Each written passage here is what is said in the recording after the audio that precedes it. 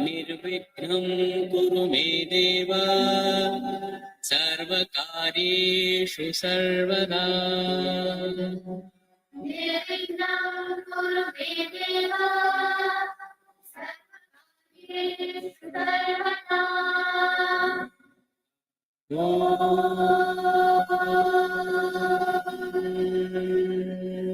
वक्रतुण्ड महाकाय सूर्यकोटि समप्रभा निर्विघ्नं कुरु मे देव सर्वकार्येषु सर्वदा।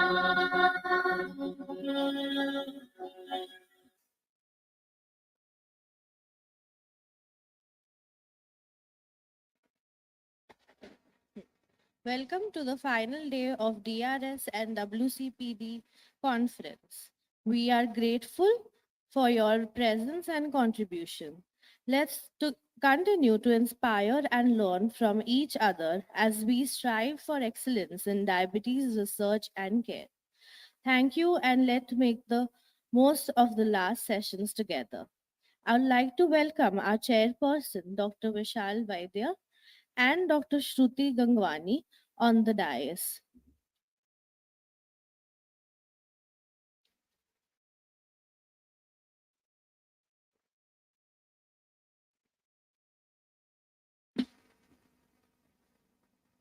So very good morning, all of you. Another fine Sunday morning. To start off this session, we have the opening batsman in the form of an absolute legendary speaker, and I would request Dr. Shruti to introduce the speaker for today's first session.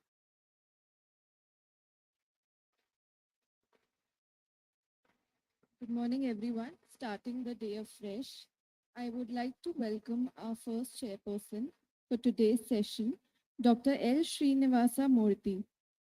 He is a senior consultant physician and diabetologist, principal investigator, medical director, Life Care Hospital, Bengaluru, Vice President, National RSSDI, Vice Chairman, Karnataka API, Executive Committee Member, National API, Executive Committee Member, CCDSI, Organizing Secretary of ACP India National Conference 2021 and 2022.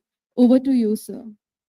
Thank you. Thank you for the kind introduction. I think happy Sunday morning to everybody. We're going to talk about the triple combination of metformin, dapagliflozin. We're going to talk about the sustaining glycemic and non-glycemic pleiotropic benefits of this combination and what are the burden of this and what are the advantages of a FDC in our routine clinical practice. And these are my disclosures to begin with. And we know the diabetic patients in our country reaching the therapeutic goal of 7 and below, which most of us tend to aim in our routine clinical practice, only 70% do not achieve this target. That is the disheartening one to show that the treatment with most of our diabetic patients is as only about 20 to 30% of them achieve the goal, and the onus is completely on us as a treating physicians. And this is what is another data to show that the time until intervention, which if you divide into 7.5 to 8 and beyond 8, you can see the 38, 31 and 28% is the respective control to achieve this. That means literally about 70-80% of the patients do not achieve the A1C goal of 7 and below. Now, what are the results for delaying in this A1C control is, of course, micro and macrovascular complications, and I'm sure everybody are aware about this micro and macrovascular, and of course, eventually the poor A1C control in the first year, if you do that, you are increasing the CV risk in the long term. So the legacy effect, what we all contemplate, and the cardiovascular disease, 8 out of 10 diabetics would end up eventually with CVD. 2 to 4-fold increase in the cardiovascular mortality and stroke is seen, and of course the neuropathy, which is most commonest, and the second commonest is a nephropathy or a CKD, which many of us neglect again in our routine clinical practice to pick up this CKD in the early life of their diabetic journey. So we need obviously the 360-degree approach to address this omnious state. I'm sure all of us are aware about this at literally every level. So the therapeutic approach should be maximum targeting the 8 or 9, the pathophysiological defects. And that is where we need to look at the early combination of the drugs so that we cater all the defects in this basic pathophysiological defect of diabetes. So these are the drugs which are contemplated or proven efficacy when you see at the level of the beta cell, at the level of the alpha cells, now the GLP-1s and also GIPs are coming into picture, and increasing hepatic glucose output, that is TZDs, metformin, insulin, and of course GLP-1s. And at the level of the brain, the GLP-1 and also the GIPs have got now the combinations. Increased lipolysis is again metformin and insulin. That's one of the reasons. Prevents lipolysis, the insulin, and gives you weight gain, and metformin will be a good drug to negate that effect. And of course, reabsorption at the level of the kidneys, the only SGLT2s so far. So this is all the contemplated drug therapies. Now, when do you introduce these drug therapies is the question, because we know that about 30% of the diabetics need the triple drug therapy, and there is a significant percentage of patients who require this to control in our routine clinical practice, and we have this inertia of uptitrating very slowly. There have been enough evidence to show that maintaining glycemic targets with monotherapy can be difficult for a period of time, as you can see 3, 6, and 9 years when they are in metformin alone. And similarly with the sulfonylurea, as you can see the drastic fall of the control of A1C over a period of time. And what are the consequences of this delayed intervention? So this is what happens with 5.3 years, significantly increased risk of MI by 67%, stroke by 51%, heart failure by 64%. This is what you will end up if somebody who don't intensify the treatment when first 1 year when the A1C is above 7. So if you delay just by 1 year, that right side you can see at the end of 5.3 years, that is the amount of complications you will induce to the patients. So it's like you can call it as a iatrogenic effect because of our clinical inertia to uptitrate the drugs. And what are the benefits of controlling this? Way back advance has clearly shown us, UKPD has clearly shown us that with just 1% reduction, the mortality morbidity benefits. I'm sure if you are aware about this slides, but this is what we get. The glycemic control is definitely the key to reduce the burden of complications to the patients. And the UKPDS has got now 30 years legacy effect. As you can see, the effect of the good legacy period continues even after 30 years. That's something which is very, very convincing for us to know that. And so in diabetic patients, improved glycemic control in the initial stages will eventually reduce the complications. Now, a key strategy to reduce micro and macrovascular complications, obviously, this is something very important, very schematically shown here, individuals with diabetes, early glucose lowering therapy, regular assessment, treatment intensification to achieve maintain goal, and this, the middle one, slide. Okay, this area clearly shows about how early you should intensify, which is, okay, this is also not working. Okay, now we need to incorporate the drugs at the earliest, especially the SGLT2s, GLP-1s over and above your metformin or the background therapy, and your goal should be to reduce the micro and macrovascular complications. So it's very, very important that we need to achieve the affordable therapy to our patients at the earliest during the course of the disease. So we definitely need combination agents that act on multiple pathophysiological defects, which we saw in that omnious actate slide. Now, what are the benefits of the combination therapy? Definitely, it addresses the various pathophysiological defects in diabetes, and there are multiple benefits of the FDCs like complementary action, benefit efficacy than monotherapy, better efficacy, enhanced glycemic control, and eventually, because of FDCs, the compliance and the adherence rate will improve. So why do we should consider in routine clinical practice the early FDCs?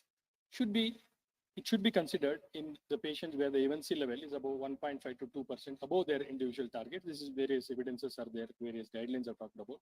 High glycemic efficacy for CV and renal risk reduction, that SGLT2 should be initiated at the earliest. All of may allow for waning of the current regimen, particularly of agent that may increase the risk of hypoglycemia that you need to look at whenever you are trying to do these FDCs combinations. Treatment intensification may not necessarily follow a pure sequential addition, which is the classical approach, which most of us are doing, and instead reflect a tailoring of the regimen in alignment with the patient-centered treatment goals. So if the A1C is above 7.5%, in general, early combination with the two agents may be needed. And for those who have the initial A1C beyond 9% or above 1.5% the goal, then 2 or 3 anti-hyperglycemic agents should be initiated concomitantly. Now, the triple drug combination and its role in our routine real world life is a combination approach is to address multiple pathophysiological mechanisms.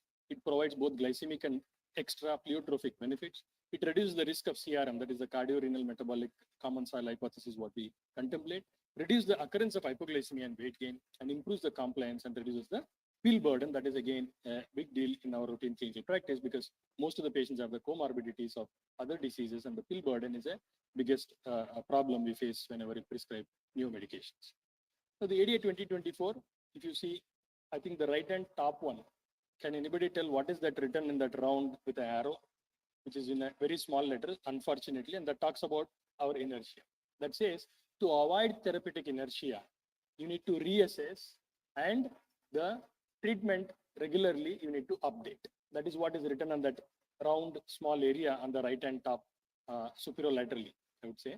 That is what it is written, and most of us do not do that. Unfortunately, that is written in a small letters. That is what most of us should do, that you reassess regularly, up titrate the dosage, come out of the clinical inertia. That's the meaning of that. Now, if you see here in the right hand side, the glycemic management, the choose approaches that provide the efficacy to achieve goals. Metformin are agents including combination therapy that provide efficacy and to achieve maintained treatment goals, where the SUs and SGLT2s and of course DPP4s do reflect. And when there is a ASCVD, now we know that the SGLT2s with CVD benefits are SGLT2 with proven heart failure benefits. When it comes to the CKD, again, SGLT2 with a primary evidence of having the reducing the CKD progression are the drugs classes which we should include in our armamentarium whenever we tackle. And this is one of our own RSSD wheel. And the person who invented this is also sitting. I'm privileged to have Rajiv Savla sir here. He is one of the authors of the wheel, and the wheel is still going, running very fast, including in the international guidelines are adopted now. Again, we talk about the first line therapy and the combination therapy very clearly in this RSSDA wheel. Connecting mechanisms into clinical evidence. Now, when we talked about what is the necessity, so let us look at, is there any evidence for the metformin dapalina combination, about their efficacy, all that. This is a 18-week multicentral randomized double-blind active control parallel group phase 3 study involving about 200 odd patients. This is basically for the DCGA approvals, what we do. Group A, Group B, you can see the baseline characteristics are well matched, and the male female BMI A1C is about 9+, and the FBS PPB, as you can see there. And what are the results? Clearly, the combination therapy has shown the efficacy with respect to the PPG, the FBS at the end of 16 weeks. That's the best part. You see at the end of 3 months, these are the values we get, and which are all statistically significant numbers when it comes to the tolerability or the body weight reduction or the FBS PPBS. That is the efficacy you have in the group A, which is there in the blue color dark. So the combination therapy end of the day resulted the clinically significant improvements in the glycemic control with a greater tolerability and safety. Now there is another study, phase 3, FDC dapalina over linagliptin monotherapy. This is another comparison which has been seen, test group and the reference group, and the primary outcome and the secondary outcomes are A1C and FBS PPBS body weight respectively. And you can see the baseline characteristic again well matched. This is the primary outcome. The reduction of A1C is -1.3 with the dapalina metformin combination, and that's something which is there. And this is the secondary outcomes in the form of reduction in the FBS PPBS and the body weight. So incorporating dapa and lina with metformin provides clinically significant changes in patients with diabetes, as evidenced by the parameters of A1C and of course the body weight. So these are all the significant numbers. So adding SGLT2 DPP4 to metformin can result in early and durable glycemic goal. That's the gist of this triple combination. And of course, the series safety of metformin, dapa, and lina have been proven. UKPDS have clearly shown about the metformin, the UKPDS substudy 91. And the dapa CVOT trials, we know the declaratini, heart failure, the deliver study, all these are clearly shown. So adding lina to dapa and metformin gives additional cardioprotection with robust glycemic control. And there is a synergism which has been shown with this combination drugs as well. And of course, the linagliptin, the camelina and carolina, only DPP4 with both the CVOT trials, and clearly showed that there is a comparable or a better efficacy with the placebo and the glimepiride, which was the other arm. So the meta-analysis of this combination again gives us a lower risk of GTI compared to SGLT2s alone. That's another one which you negate the so-called the calmness side effects, what most of us are worried, because there is the DPP4 enzyme in some of these bacteria and fungi, and this inhibitor also inhibits the enzyme, and thus the UTI, the GTA is a compound. So this is another better safety outcome evidence to show that the comparison of SGLT2 when you initiate versus you add SGLT2 to DPP4, it is a better one if you start with the combination to bring down the GTAs and the UTAs. And of course, the DPP4 inhibitors, you can see the Savertime, Ticos, and the Camelina. The Camelina is the only one which has got the renal outcomes and the 3-point MACE advantages, vis-a-vis the Savertime, which triggered the heart failure signals, and the Ticos was a CV neutral. Of course, so will the gliptin and teneligliptin no CVOT so far. So the holistic approach for diabetes patients with CKD, we can continue this triple combination until the EGFR of 30. This is the KDIGO guideline, which talks about the metformin, SGLT2, RAS blockade, statins as the first line. And then additionally, we can use the GLP-1s, antiplatelets, and of course now the MRA, non-steroidal MRA is being used. And SGLT2 inhibitors with evidence of reducing disease progression is preferred. And that is what clearly mentioned in various guidelines that it is going to be the DAPA. So is it a DAPA a suitable choice to add on to metformin in the background of CKD? That's what is something we need to look at. And this is the evidence we have with the DAPA CKD, declitimi, DAPA heart failure, which reduces the progression of heart failure and kidney disease in diabetic patients with reduced eGFR, and is important to improve the quality of life, CV and renal outcomes. That's been clearly shown in all these major trials with a huge number of combinations. So combining the LINA-DAPA with metformin diabetic patients, we can extend the cardiorenal safety along with the glycemic efficacy, and that's the crux of this talk. And additionally, linagliptin, we know that do not require any monitoring of UACR, and no dose adjustment is required across the segments of the eGFR. Just to show, a lot of evidences are there with this triple combinations as well. In the bottom, the gray area, which has been RCTs, and the systemic review is pink shaded, and the review is one which is there, our observational study on the first one. So the triple combination, there are enough RCTs to show that they are beneficial when you start early in the course of the disease, and that is something we should remember. Again, the long-term safety of Carmelina study, which I think we should again emphasize and look at when we initiate this choice in the triple drug. And of course, the reassuring long-term kidney safety profile is there with the linagliptin alone, not with any other DPP4s. So the early intensive therapeutic control of the FDC of the SGLT2 DPP4 metformin gives us the betterment of glycemia, reduces the adiposity, reduction of metabolic and vascular risk, simplicity for sustainable compliance and safety is definitely there. And so by this early combination, we can ensure early and better glycemic control, which can be durable with low risk of hypoglycemia and no weight gain, and improves the patient's adherence to treatment, and possibly reduces the clinical inertia, where we have that inertia to uptitrate in a timely manner, and it can offer more opportunities to address individual patient needs. To summarize, diabetes is a multifactorial disease with a cardiorenal complications, and appropriate OADs that act on the multiple pathophysiological defects should be considered whenever you initiate the drug therapy.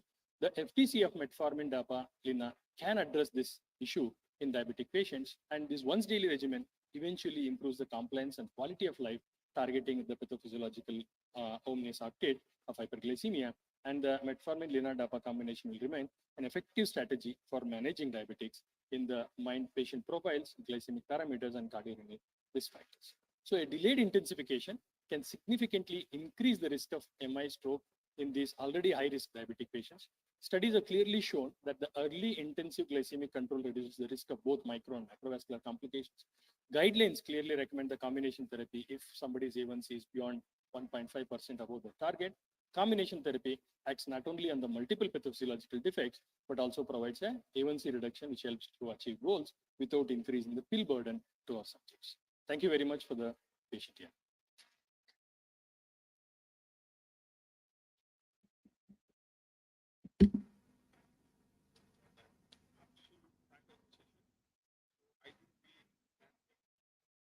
Questions?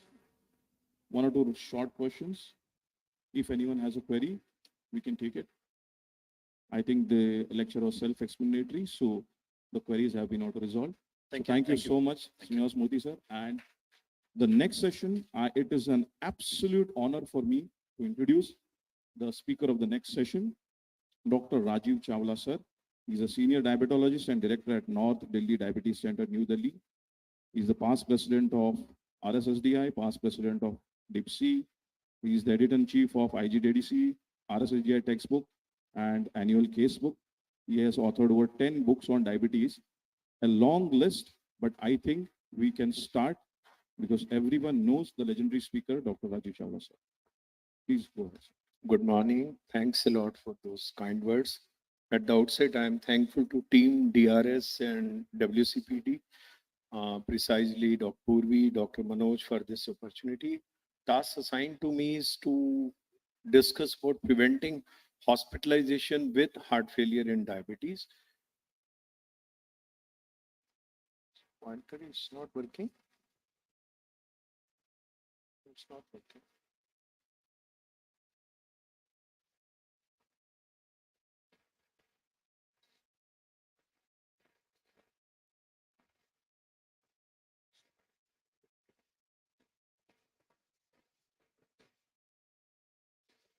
So let me start with a brief case. A 54-year-old woman presented with shortness of breath for 4 months, and shortness of breath has progressed over last few days to almost daily activities. And even while sleeping, she uses 3 pillows to be comfortable because moment she's lying flat, she gets breathless. There is a history of hypertension, dyslipidemia, type 2 diabetes, and of course, history of CAD in the past. 4 years ago, she had CABG.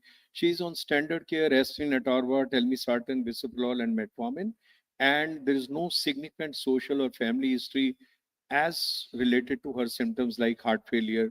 So this patient was investigated. She had bilateral diffuse crackles in the lungs on examination. JVP was up. A anti-pro BNP level was 874. Troponin level was normal, and an echo revealed that ejection fraction is less than 33%. So this is typically what is a reduced ejection fraction heart failure. Another situation, 60-year-old female, she's a non-alcoholic and non-smoker. She has diabetes for 10 years and hypertension for 20 years. And on probing, she again comes out with history of breathlessness, progressive over last 6 months. And she's again on standard treatment for diabetes and hypertension and on statins. Again, XHS has revealed a cardiomegaly. Anti-proBNP is mid-range. It's not very high, not more than 750 or 800. And echocardiography has shown an ejection fraction 46%. This is what is typical a mid-range ejection fraction heart failure. And the third situation is an old 82 years old woman with long-standing hypertension, obesity, type 2 diabetes, presents again with history of exertion, dyspnea, which has increased over last several months. She has bilateral pedal edema, and again she's on standard care. And this is how three different forms of heart failure, more so in the setting of type 2 diabetes, they can be independent also. I'll be discussing those situations can present. So let me take you through how heart failure, it comes as a comorbidity, one of the most common comorbidities in setting of type 2 diabetes, and accounts for a significant morbidity and mortality despite advances in treatment. What has happened over last 20 years or so, paradigm heart failure said that CV death and hospitalization heart failure are very high despite optimal therapy, and rate could be as high as 22% at 27 months. That means within 2.5 years mortality may be very high. Even the rate of CV death was 13.3%. So it has been said that heart failure probably may be as bad as any other malignancy, where prognosis we assess over 5 years time, because all cancers, they carry a very poor prognosis over 5 years, close to having survival rate less than 50%. So is heart failure. So it is probably having a situation almost similar like having any other malignancy. So heart failure and diabetes, unfortunately, is one of the most common cardiovascular complication. It is most disabling also, and deadly complication of diabetes. And many times there is a subclinical heart failure which may manifest over 5 years time. And then the effect of glucose lowering drugs are different absolutely when it comes to management of heart failure with type 2 diabetes as a comorbidity. Of late, heart failure staging has been revised. Earlier days, in our college days, we were talking on NYHA class 1, 2, and 3, and 4. Now it is graded as someone having a structured disease or not having a structured disease, as A, if there is only clustering of the risk factor. B is when there is a structural heart disease, but no signs, symptoms, or presence of heart failure. C is when there is a structural heart disease with prior or current heart failure in situ. And D is when there is a refractory heart failure requiring specialized intervention. And this is what we earlier used to talk about NYHA class 1, 2, 3, and 4. 4 means there is a refractory and stage heart failure, more so in the setting of type 2 diabetes, classically presenting with type 2 diabetes.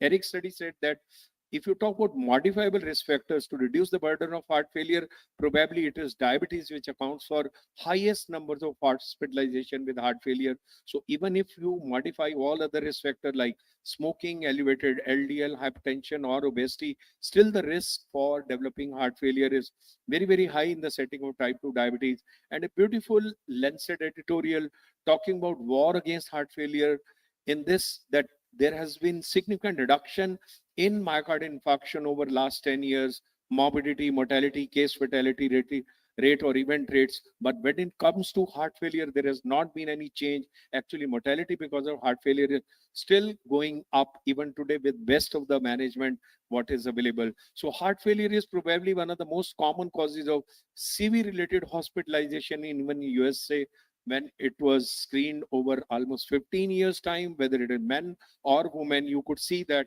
heart failure is on the top of all other diseases, even if it is versus acute coronary syndrome, cardiac arrhythmias, ischemic stroke, or hemorrhagic stroke. Heart failure hospitalization accounts for highest numbers of admission. Even the Caliber program said that heart failure and peripheral artery disease are probably one of the most common initial manifestation.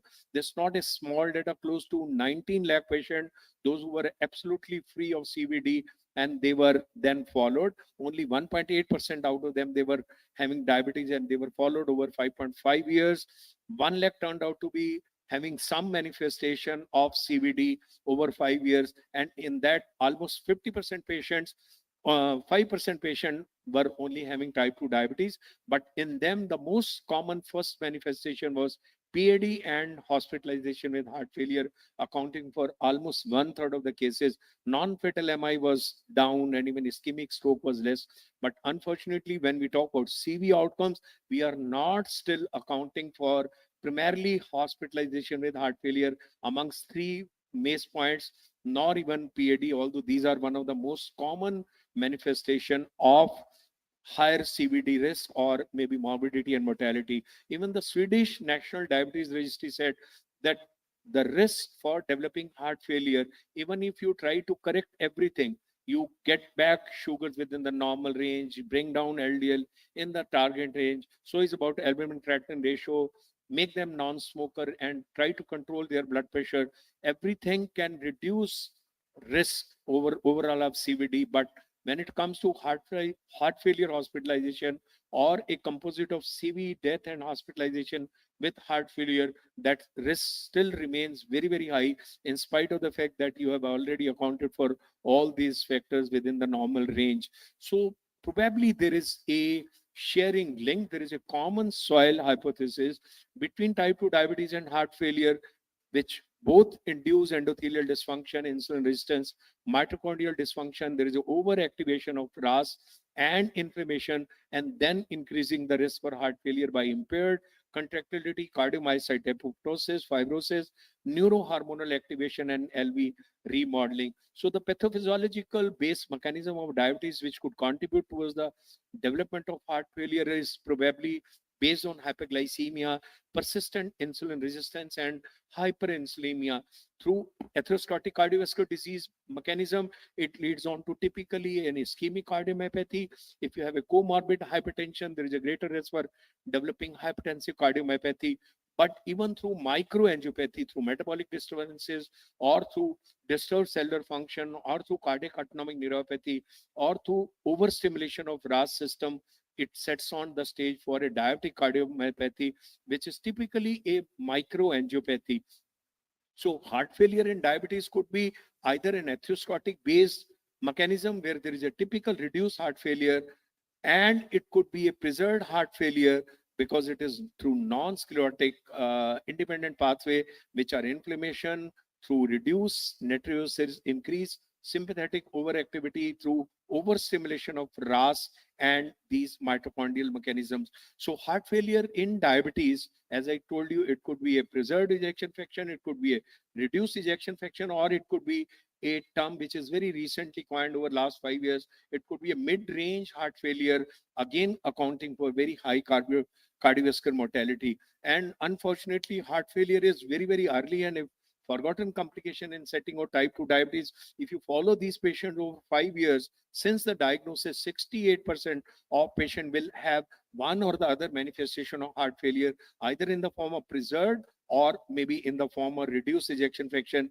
Not only that, if you screen patients with any typical cardiac screening program, 28% of these patients you will find they already have undiagnosed heart failure because their symptoms are not much, so it could be missed. So when it comes to adverse heart failure prognosis or outcomes, probably diabetes at almost at the high risk for developing morbidity and mortality because of heart failure after age and sex, which obviously you cannot modify. So it comes much higher than even having a higher creatinine or presence of diabetic nephropathy or smoking or hypertension. And again, it has been seen that mortality improvement, as I said earlier, also over last decade or two has not improved in spite of the fact of standard care, although it has significantly come down with major cardiovascular disease with intervention or even with stroke. But once it comes to heart failure, hospitalization or arrhythmia, mortality still remains very, very high. So let's talk about how we can reduce hospitalization with heart failure. The new backbone of heart failure today probably is we start with RAS inhibition, beta blockers, MRAs, which are now available, and SGLT2 inhibitor. And let's see the evidence whether adding an SGLT2 will do some benefits in these patients. So a potential framework for identifying patient without baseline heart failure or atherosclerotic cardiovascular disease who may benefit from SGLT2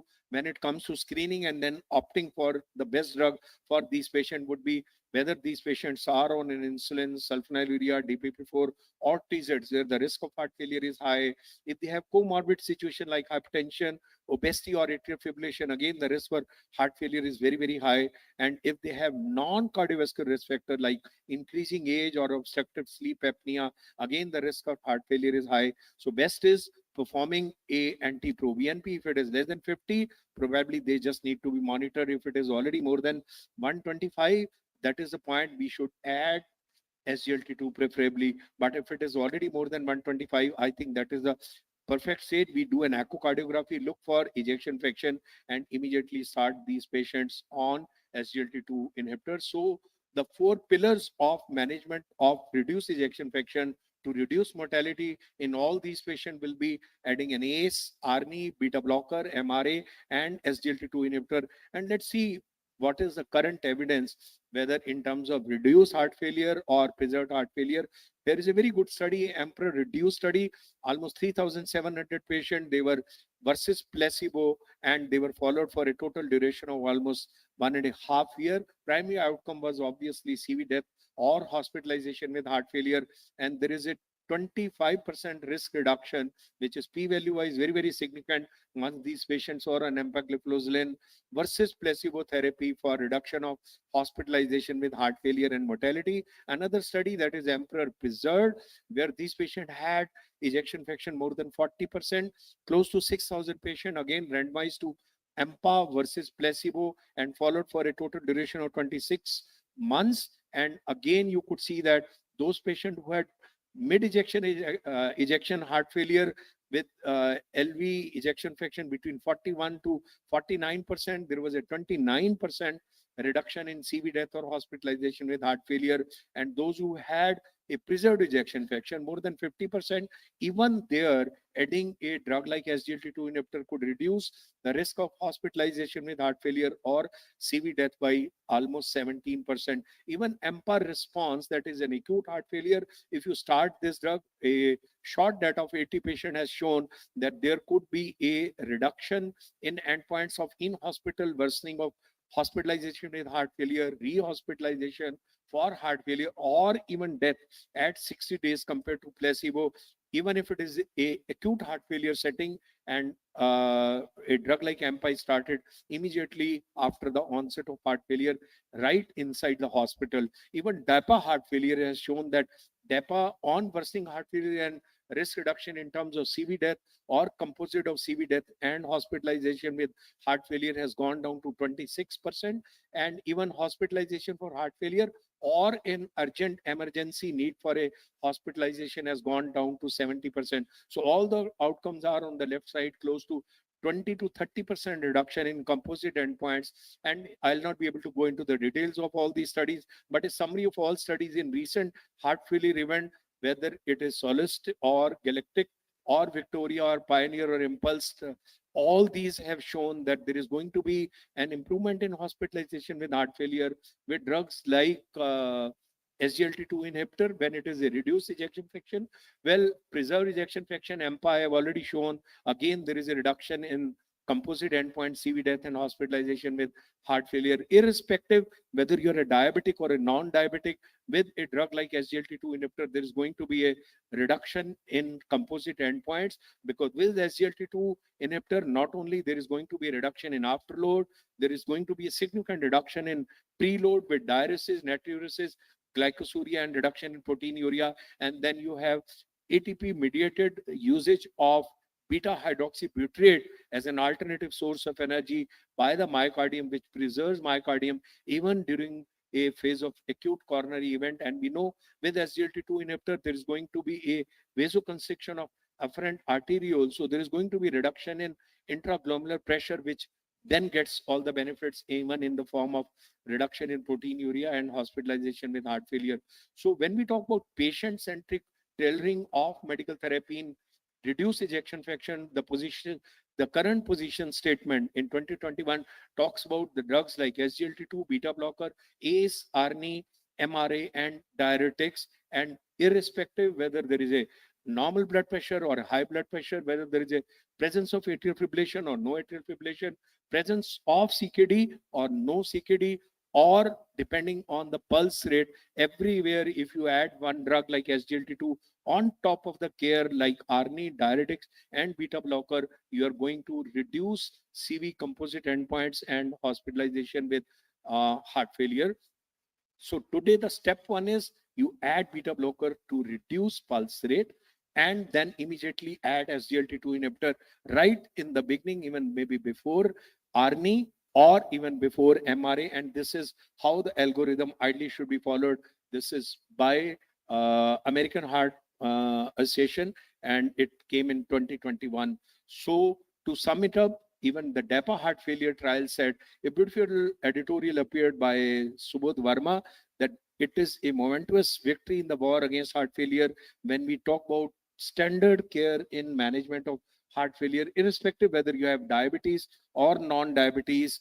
The pillars are ACE, ARB, beta blocker, MRAs, ARNI, and of course, there it was dapagliflozin, because it was inspired based on the evidence from DAPA heart failure. I've already shown you EMPEROR reduced and preserved and acute heart failure with empagliflozin, and results are exceedingly very overwhelming, almost close to 30 to 35% reduction with any class, with any drug in the class of SGLT2 inhibitor. So to sum it up, heart failure today should be reviewed or should be considered a syndrome rather than a disease, because it is sum of so many things. The condition means the heart is unable to pump enough blood to meet the needs of the body.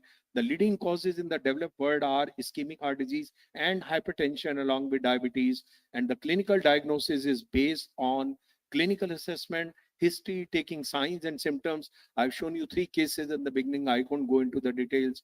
Laboratory, depending on NT-proBNP today, and of course, proving it with 2D echocardiography. And today, SGLT2 is approved for all patients with symptomatic heart failure, irrespective how much is the ejection fraction, whether it is mid-range, reduced, or preserved ejection fraction. It significantly reduces the risk of CV death and composite of hospitalization with heart failure, irrespective whether you have diabetes or you don't have diabetes. And what are the background drug? On top of that, adding SGLT2 will further reduce risk by close to 30%. It will improve quality of life. And fortunately, drugs like SGLT2 inhibitor these days are very, very competitively priced, and these are very well tolerated. Thank you very much for your patience listening. You have any questions? I'll be more than happy to answer that. Yes. Any questions?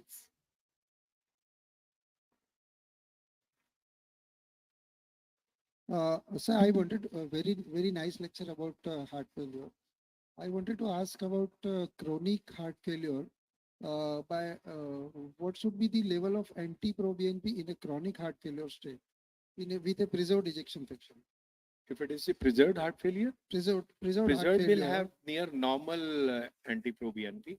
It will be ideally it will be less than 125, anything between 50 to 125. But even preserves are known to go into acute heart failure where anti-proBNP may go up transiently, but that might be because of accelerated hypertension, any stress, any risk of sepsis, or any acute worsening that can put even preserved heart failure into acute heart failure, and they come back to again with a ejection fraction. So there is no difference between acute and chronic heart failure anti-proBNP value. See, anti-proBNP in a chronic heart failure will stay on the higher side. If it is an acute heart failure, it will go up. This is what we see every day in hospital. We repeat after 7 days with diuretic, beta blocker, SGLT2 inhibitor, and couple of other standard care, and it immediately settles down with the normal range. But then anti-proBNP are huge ranges.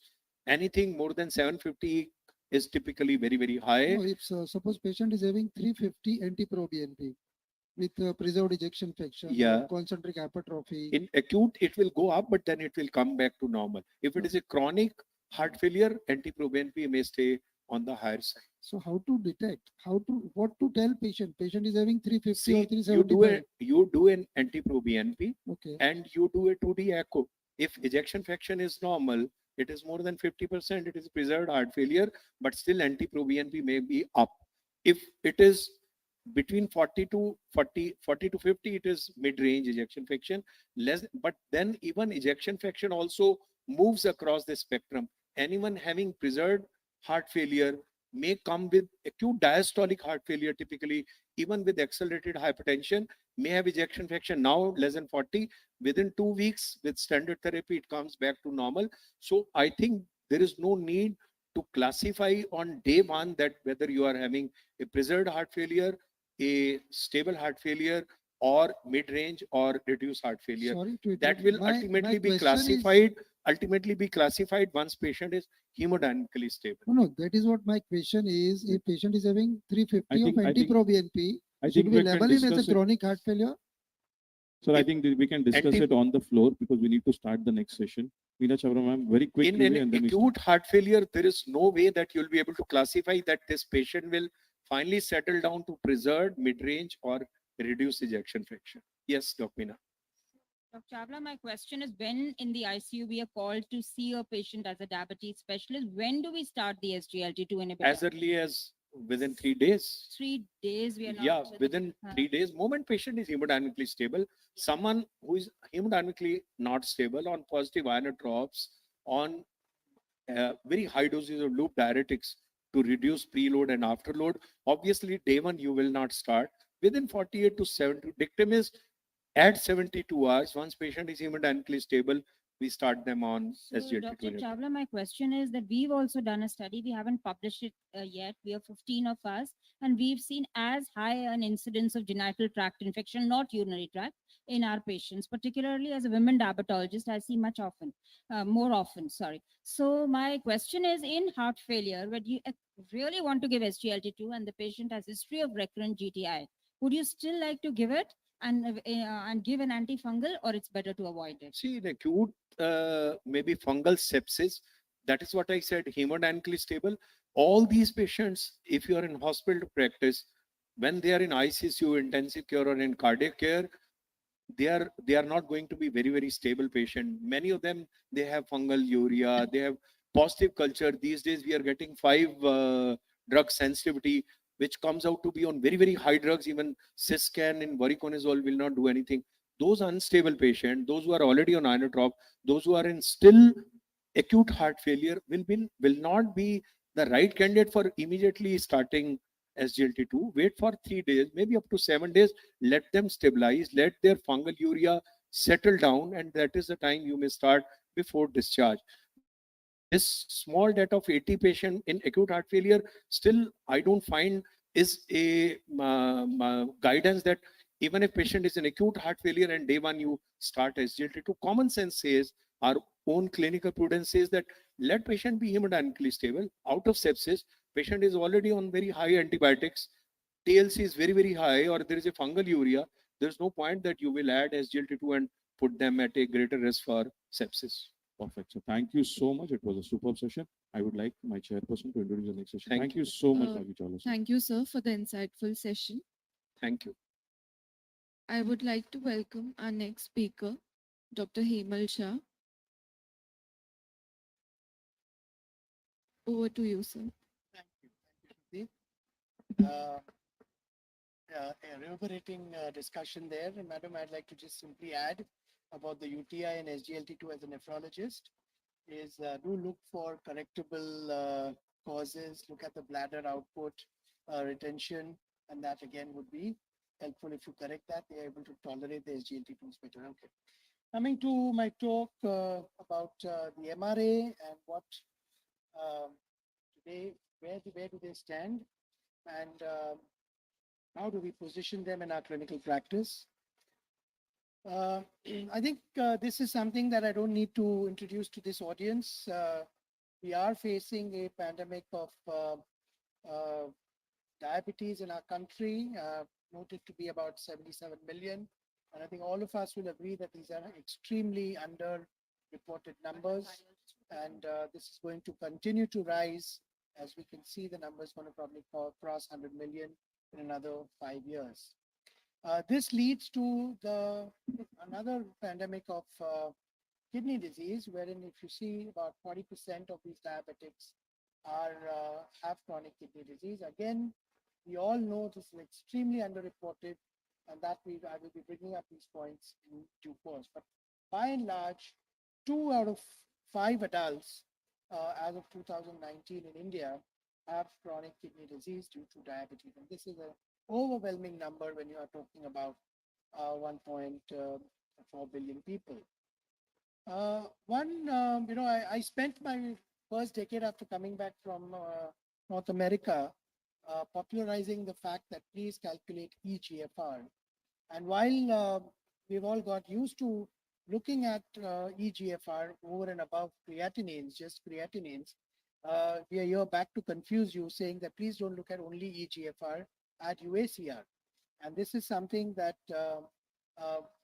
it's being urged at all levels, and particularly primary care. I'm sure I see a lot of diabetologists obviously doing this very regularly. But because diabetes, there are multiple primary care also handling these patients. It becomes very important to today recommend that add UACR at least once a year. We see big files of sugars done over years, and then suddenly they are referred to us and we start diagnosing them with A3 as far as the proteinuria is concerned, and we talk about GFR urine 3A, and then the patients are asking us, how come doctor, never, when my 50% of my kidney is gone, how come nobody even looked at it? And that's when it's embarrassing. So I urge you to at least do it once a year to document the fact that the kidneys were normal. And then, of course, when they're abnormal, you can go back to that. So very important that your diabetics stay in the green zone. This is something that I think I use very often. I actually plot the patient's condition in this, like we show them that where they are. So we make sure that they know that they are somewhere in, which zone they are in. And if they are moving towards from the green zone, that is the top left-hand corner towards the bottom right-hand corner, this makes them far more, they respond far better to all the therapies and the interventions that we are talking about. And therefore, EGFR calculated either the lab, many labs are giving it, and UACR, or you calculate the EGFR with your smartphone. This is where we need to put these patients. Now you have a person till now, as I said, we were doing only EGFR. Now this guy, if he was having a proteinuria which was less than 30, a UACR less than 30, he was in the green zone. But now if you do his UACR and it's more than 300, he suddenly shifts into an orange zone. So this is the importance of this heat map. And I think this needs to be used in every patient. Probably we can, in fact, make sure that the patients themselves place them on that continuously. Now, the timeline is very important because as a diabetologist, you get enough opportunity to prevent kidney disease. So you have, the whole diabetes problem starting up front, and then you have the preclinical stage where the GFRs are actually normal and the proteinuria starts climbing at that stage, and then subsequently the albuminuria will go on increasing, the GFR will start falling, and this is all related when proven very well that this is the point where the fibrosis starts occurring in the kidney. And at this point, we are still able to control this. Is there a pointer which I can use? So this is the point where there's enough opportunity of almost 25 years we are getting to prevent kidney disease. Now, because this, and so that is the reason why all these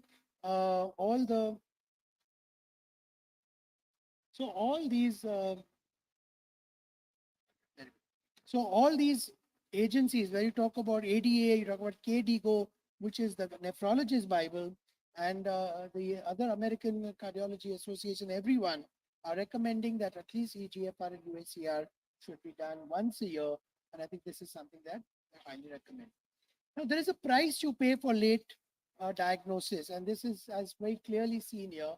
That when a diabetic patient starts deteriorating in terms of albuminuria and GFR, the MI cases are 2x, the heart failure increases by 5x. There is a higher chance of 5 to 6 times higher hospitalization that occurs, and of course, all this leading to a 3 times higher cardiac death. Similarly, when you have higher ER admissions, inpatient admissions, and dialysis, of course, will go up by 4 to 40% depending upon the trajectory of those the heat map that we talked about. Now, how can this be stopped? So we do have enough data now and enough ammunition in our armamentarium to help these patients. So we do know it's common. We do know it's preventable. We do know that they give us enough time to intervene and do something about it. Now, what exactly do we do is what we are looking at. I think historically, low protein diet and ACE inhibitor ARB, we know for the last 30 years and plus. So that is the first interventions which we know since, low protein diet since 1980s and ACE inhibitor ARB since the 90s. We know that they take care of the hemodynamic intervention which prevents kidneys, and they reduce kidney disease by 50%. So this was huge interventions. Then unfortunately, there was a drought between, for 30 years, we had no new intervention available. And it is in the dark ages of COVID that data started pouring in from the SGLT group. I think Dr. Chawla has mentioned about the heart, but I cannot undermine the benefits that the kidney also derives from the SGLT2 group. I think all of us know that, and thankfully now, very rarely do we see a patient coming to the nephrologist without an SGLT2 already there. From, of course, the endocrine and diabetology community are very well versed with this, but even primary care, I'm seeing that they are also using this drug quite aggressively. So that again is helping not only with the hemodynamic because of the afferent arteriolar action of the drug, but also helps with the metabolic. The metabolic, we all know, we need to keep the sugars down to prevent hammering of the kidneys. And of course, SGLT2 adds significantly to that as well. But the third aspect was relatively though known, but we did not have an effective drug available for this, and that is where the new available medicines are helping, and that is the inflammatory changes that occur because of this, the damage that the sugar is doing. And we do know, we knew for decades that the mineralocorticoid action is responsible for this fibrosis, and therefore I, for one, have been using spironolactone early on, and eplerenone in the last decade. And of course, now there are some other benefits that we are seeing. So how exactly finrenone kind of helps us with this is that it kind of overcomes certain shortcomings of the previous generations of the MRAs. Of course, we knew that the MRA blockade is going to help prevent inflammation and fibrosis. It also benefits with the hemodynamic effect, and there are some metabolic benefits as well. And the benefit of the drug is equal for the heart and kidney. That is literally you're killing one arrow with two targets, there. Now, how is this drug different from what is available till now? The biggest two differences that I will point out is the half-life of the drug. Spironolactone more than 20 hours, eplerenone 4 to 6 hours, and finrenone is about 2 to 4 hours. And this action of the drug latching onto the receptor and then even releasing is the one that reduces the hypokalemia that we normally associate with spironolactone. Spironolactone was a brilliant heart failure drug, but I remember when I was in Canada, my own emergency room department had published a paper about the increased number of visits of patients coming to the ER because of hypokalemia, and that is where spironolactone lost out. And the benefit that the drug does give to the heart and kidney could not be translated into clinical practice for the same reason. So therefore, the newer drug is helping us do that, and this is primarily because we are able to continue the drug without hypokalemic responses. To point out some important differences here, again, spironolactone does cause gynecomastia, and most men will not complain about it, but the ones that you actually go down looking, if they've been on it for a long time, you will see that it definitely is there, and that becomes a big problem. So hyperkalemia, again, I have told you, let us not forget that we are a predominantly vegetarian country, and therefore controlling fruits and vegetables which are high in potassium is challenging to keep them well nourished. And on the other hand, and therefore any drug which is causing hypokalemia in a scenario where you're talking about already the patient having a compromised kidney function, which again is going to cause increase in potassium, becomes challenging. Therefore, a drug, and also do not forget that these patients must be on ACE inhibitor or ARB for the best results. Therefore, you're adding a drug which can cause hypokalemia, it becomes important to choose something less. Let me move on to some of the clinical data that is available to us. Now, based on what is currently current data, there are three, just as doctor talked about the pillars of heart failure, we are talking about the pillars of preventing progression of kidney disease. You have the RAS blockade, as I mentioned, from the 90s. You have the SGLT2, which has become a blockbuster in the last 4 or 5 years. And now you have the mRNA blocker, mineralocorticoid receptor antagonist, which is again in the form of finrenone being added to that, forming a respectable triad. Now, among all the drugs that have been researched, the most robust data comes from finrenone, and that is one of the reasons why we are so confident of trying to recommend this. As you can see, the number of patients studied here literally doubles that of all the other major studies that have been conducted in the milieu of chronic kidney disease. Now, the big advantage, the Fidelio trial, was for 5,700 patients, which looked at the yellow and the orange zone predominantly as far as the heat map is concerned. And therefore, any patient who is in this zone, it's sitting in front of you, then this drug, the results of this trial will be valid on them. The Figaro, in addition, looked at little lesser involved as far as the renal parameters were concerned. And therefore, the combination of these two will tell you that almost all your patients with any albuminuria or any compromised GFR, that the study data is going to be easily generalizable onto them. And this is what the Fidelity trial gives us. It is a pooled data of these two trials. And this is the entire population of patients who should be on this drug based on that, like stages CKD stage 1, 2, 4. And this is where, if you talk about a typical patient, like the one I started off with, who has significant albuminuria, with almost beginning to start having a fallen GFR, also qualifies for this. So Fidelity looked at type 2 CKD patients, primary pooled, and all of them had a serum potassium less than 4.8. And in addition, they looked at as well as the composite endpoints are concerned. One was cardiac ones and the kidney, to not only going on dialysis, but reaching advanced kidney disease. Now, so all of them, 99.8% of them were on ACE inhibitor or ARB. It's a very important fact that that is still the number one drug that needs to be added.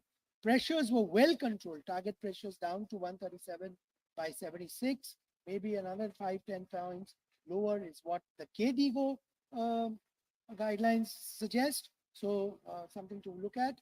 But interestingly, here, if you look at the data, the middle column, the SGLT2, only 6.7% of the patients were there, because do not forget that this was data which is published before the SGLT2 data came out. The trials did not include these or did not make it mandatory.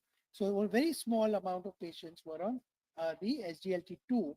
If they were to do the trial today, all of them would be on SGLT2. So this is the little difference here. Now, despite that, despite SGLT2 not being there, so in a way it's good, because this gives you pure the action of finerenone on these patients. So there's a 23% reduction in the kidney outcomes and 20% reduction in the reaching of end-stage kidney disease. And this would be robust. When you talk about this, you're actually postponing dialysis. If you're getting this kind of a reduction, you're almost giving them 4 or 5 years of dialysis, giving their kidneys a longer life. So this is what is a very significant intervention. And this translated into a CV morbidity mortality reduction of 14% and heart failure improvement by 22%, which has already been alluded to. This is on basis of the UACR dropping by 32%. And this tells me that very early intervention in patients who are proteinuric, albuminuric needs to be done so that they stay stable on that heat map, or even move towards the left upper end corner, maybe even from the yellow and orange zone into the green zone, where still the GFRs are not compromised. As I mentioned, the SGLT2 was not there, but when he looked at the patients who had both, there was an even further robust reduction. There was a 31% reduction in the UACR, and with the without the SGLT2, which moved to about 37% with SGLT2, so suggesting that these drugs synergistically move forward. This studies also looked at the biomarkers, which could now very well be the troponin I's as far as the kidney disease are concerned in the years to come. And this was the WNTA9A, a very significant biomarker, which tells you about the fibrosis occurring at the kidney level. This was used in Figaro. And the other one, which was NPY, which was used in the trial where they looked at and this was specifically for the aldosterone secretion. So these, again, in the future, I think will come up as clinical use parameters, which we can help look at actually the fibrosis, which is such a difficult thing to judge without any parameter like this. Now, combination of this, when you look at the clinical data, translates into, when you give SGLT2 and MRA together, you're going to add a significant number of years from kidney failure and mortality.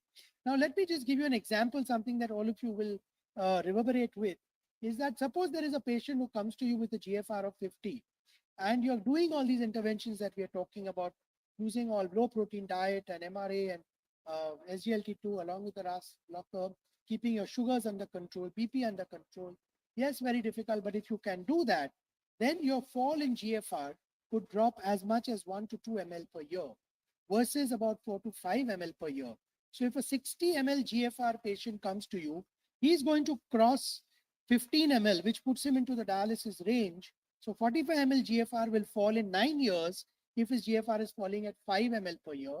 But with all these interventions, if it goes down to 2, that 9 years can be extended to 22 years. So if you're talking about a 60-year-old in this scenario, if you're going to give him 22 years of dialysis and reaches 80, 82, at that point of time, he can decide whether he really wants dialysis or he's lived his life.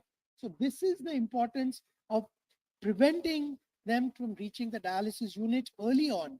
Otherwise, at 69, he will not only have a few years left, he will go on dialysis, land up with a lot of morbidity, but also financial change losses there. Now, again, when we talk about the last pillar that we still talk about is the GLP-1 RA. Again, that is something that you know more than me. But again, that bringing down the HbA1c will be another important intervention as far as the kidney parameters are concerned. Now, let us see whether the patients can tolerate all this. You know, when you keep adding it, Madam already discussed about UTIs, but what about the hyperkalemia that we talked about? But here, as you can see, that most of them, the significant side effects were noted in only a minuscule number of patients. And in fact, any hyperkalemia was about 14% versus 6.9. And this will happen. Potassiums will change because the mango seasons will come. And despite giving them warnings, despite giving them diet consults, there will be indiscretions, which, the things will go up and down. But main is whether we are able to control it. Is it significant enough for them to visit a hospital? And all those were significantly lower with Finridone, actually suggesting that this drug can be seamlessly continued over a long period of time. So when we talk about the final, condensing the data, 22% of reduction in heart failure, 17% of death, and 32% of new onset heart failure, something already been discussed. And as a result of this, as I mentioned, various clinical guidelines, Finridone has made its way up very rapidly within a couple of years of its launch. So definitely something that we need to look for. Looking forward, there is more data to come out, and you have the Thunderbolt and the Moonraker for kidney and heart respectively. And today, I believe at 2:30, there's more data coming out as far as chronic kidney disease is concerned, multiple trials going on, and we look forward validating what we're seeing scientifically already here. Now, I myself did a 20-patient study, and here again, this was just a prototype. This patient was in the yellow zone, as you can see, with a GFR of 53 and 105 proteinuria, albuminuria. And again, this patient, well, similarly, I will just quickly, this patient seen after 3 months, there was a 49% reduction in the UACR without any real change in the potassium. This is again part of the series, 20 patients, again, age between 52 and 68, about 10 to 22 years of diabetes. 10 of them had history of cardiovascular disease in various forms, 18 of them hypertensive, HbA1cs were still not ideal, blood pressures were good, the eGFR was significantly compromised in 50% of them, and again UACR, there was a wide range from moderate to severe. And So I think these patients will, if you look at it, 18 of them were on SGLT2 and the other standard medications. And as you can see, the UACR chart, each of them showed a very significant reduction within the first 3 months without any change in potassium, suggesting that they tolerated it well. Now here again, very quickly to summarize, that I personally look at their potassium, start them on 10 milligrams if the kidney GFRs are compromised significantly, that is 3A, 3B. If it's stage 2, very rapidly move them to 20, and the others within 3 months, I will try to push them to 20 milligrams. Again, there are 5 Fs. So just make sure that the potassium doesn't cross 5. Make sure you give the dietary advice along with that. When GFR is below 25, be careful. Then, and as I said, we start at 10 and increase it to 25. I think with that, I'll be happy to take any questions if there are any. In interest of time, we are running 15 minutes late. So we'll be discussing everything, but on the floor so that we hand over the sessions for the next. Thank you, Thank sir, you for so the much. illuminating session. Thank you. So we conclude this session with Rajiv Chawla sir and Abel Shah sir. The fire in the kidney that we talked about, I think sir has concluded it. So we start with the next session. Over to the organizers for the next session. Thank you so much, Rajiv Chawla sir. Please collect your memento. Thank you so much. It was a pleasure. You all I can take one request, picture with all Rajiv the. Chawla sir and Abel Shah sir to be on stage for the formal photograph. And the next session, the speakers and the chairpersons, please be ready. I think Srinivasan Murthy sir is outside.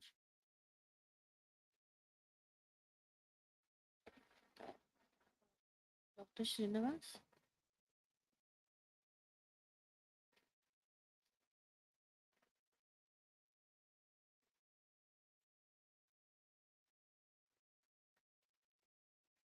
Thank you, chairpersons and our honorable speakers. We now move on to our next session, special situations in clinical practices.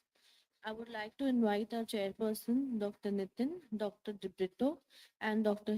Hansa.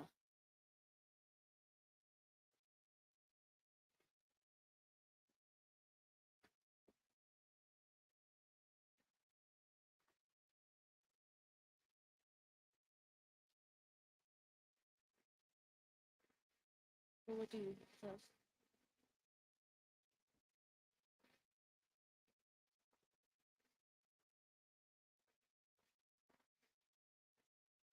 Good morning, all.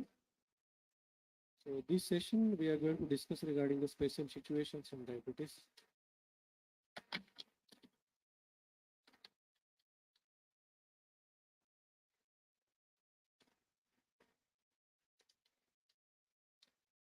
So regarding diabetes management and hypertension in diabetes, most of the time we think of ARBs, dipins, and then diuretics, and at the end we are think of beta blockers. But now we have a speaker, Dr. Ketan Mehta. He is going to speak on regarding the role of beta blockers across the CV continuum in diabetes. So Dr. Ketan Mehta is the president IMA Mumbai West and honorary secretary of IC. So vice president of IMA, organizing secretary of ACCON, and so many things. Postgraduate teacher he is. So he's a well-known speaker in all the conferences. So over to you, sir. Thank you. Very good morning to one and all. A respected chairperson, thanks for those kind words. And of course, my special thanks to DRS team, my dear friend Manoj Purvi, and the entire team for inviting me over here. The topic given to me is role of beta blockers across CV continuum in diabetes. And then as rightly pointed out by chairperson, that, you know, when it comes to beta blockers, everybody thinks we know everything about it. And that reminds me the beautiful quote from Sir Isaac Newton, who states that what we know is a drop, what we don't know is an ocean. And that is so much true when it comes to talking about the beta blockers also. Now, you know the CV continuum. CVD is prevalent in a large, rampant way across the globe. And experts have hypothesized that there are various risk factors which will lead finally to end-stage heart disease. So this series of events, if you see over here, which is seen even starting with just a simple risk factor like hypertension, and then you will have the plaques, you have got a ischemia, you can have an infarction, then you have a heart failure, and then the end stage heart conditions which is there. And that is one which can be the detrimental, which we know it. So we know that death is inevitable, but premature death is not, as said by Sir Richard Dole. And that's what we are all here. How can we prevent the premature deaths of? Now, if you look at in diabetics population, diabetics per se does not kill a person. What are the common causes of death? So again, number one cause is coronary heart disease. So that is one thing which is the main thing and how we can prevent it. The previous speaker has already spoken about kidney failure, hypertensive disease, which are the other causes which are there. Now, talking about the beta blockers, there are various actions of beta blockers which are there and which are a positive effect on a person, especially with diabetics. So it has a negative chronotropic effect, it has a negative dromotropic effect, anti-arrhythmic effect, negative inotropic. Now here this thing, it may be a not always detrimental, it will have a positive impact and also anti-ischemic effects also. Now, we know how the beta blockers have evolved over a period of time. If you look into the various classifications, if which now we know that we are always looking at the newer and newer generations of beta blockers. Gone are the days where the first generation non-selective beta blockers which were used like propranolol. So you have a second generation beta 1 selective blockers like atenolol, bisoprolol, metoprolol used. And then now you've got even a third generation vasodilatory beta blockers. Again, in that non-selective like carvedilol and labetalol, and beta 1 selective specifically in that nebivolol. So you have got the basket where you can choose the which beta blockers which you will be interested in using. So now, this is a very important point talking about the heart rate. You know, you talk about any gadgets also. If you have your BP instrument, digital one, you have besides BP, what is there? Your heart rate. If you talk about the pulse oximeter, so besides oxygen saturation, what is there? Heart rate. Now, heart rate has got an important point because increased heart rate is a long-term predictor of cardiovascular events in a patients with hypertension.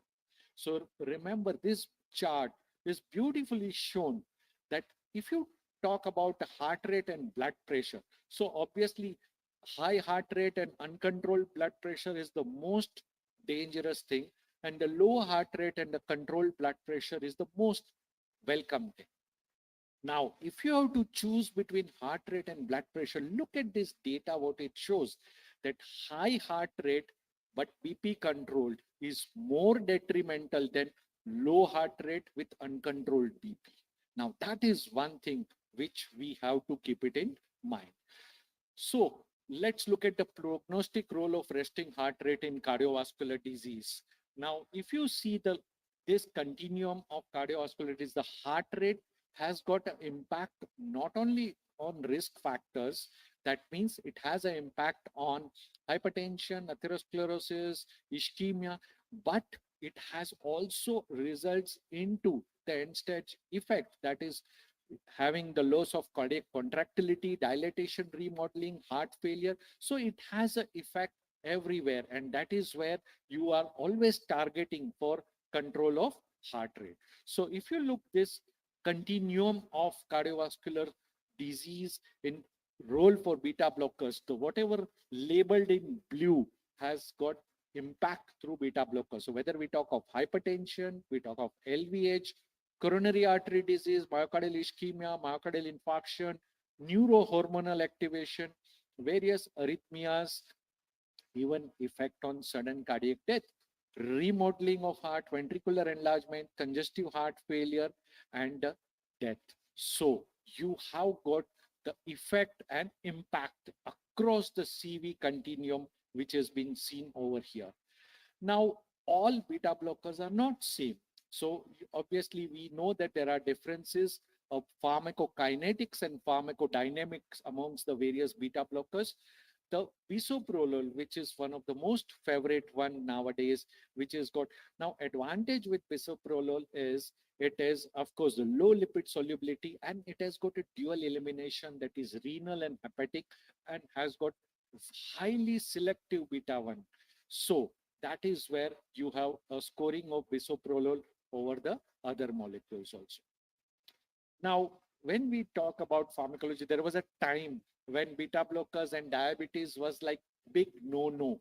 And UKPDS 39 had shown that there was no differences in the rate of minor or any major hypoglycemic episodes, even in patients treated with atenolol. That was the molecule which was studied amongst beta blocker. And even that has shown no significant difference even when compared with the captopril. So you know that it is whatever was that, this is predominantly a myth. Carvedilol, which we know is less likely than other traditional beta blockers to worsen insulin sensitivity in a patients with diabetes. So that is what again it shows that there are differences between various beta blockers also. So beta blockers are not all equal members of one family of drugs. Carvedilol causes vasodilatation, we know, via inhibition of sympathetic alpha receptors, and nebivolol causes NO-derived, nitric oxide-derived vasodilatation. So you have a difference in each and every molecule amongst the class of beta blockers. Now let's look at in various indications where it is used. So beta blockers in the management of hypertension. Now, there was a decade where beta blockers were taken a back seat.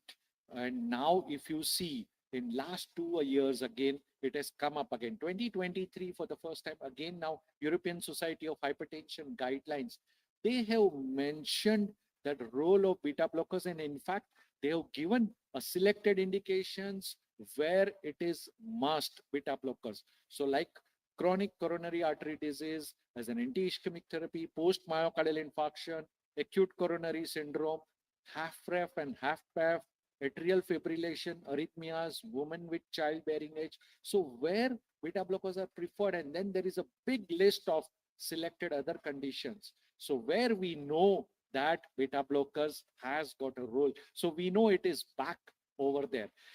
Now, beta blockers and the incidence of major cardiovascular events when you compared with the placebo, and what it has shown from this chart that you have got beta blockers as a BP lowering agent resulted in a significant reduction in incidence of major CV events compared to placebo.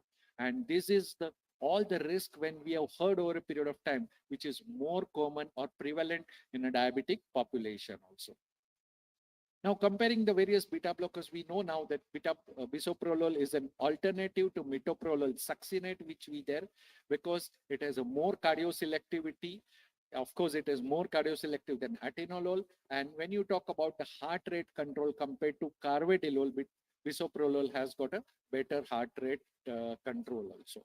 So in hypertension management, we know the various societies, be it European Society of Hypertension, be it European Society of Cardiology, and all have been mentioning that beta blockers has come up in a big way.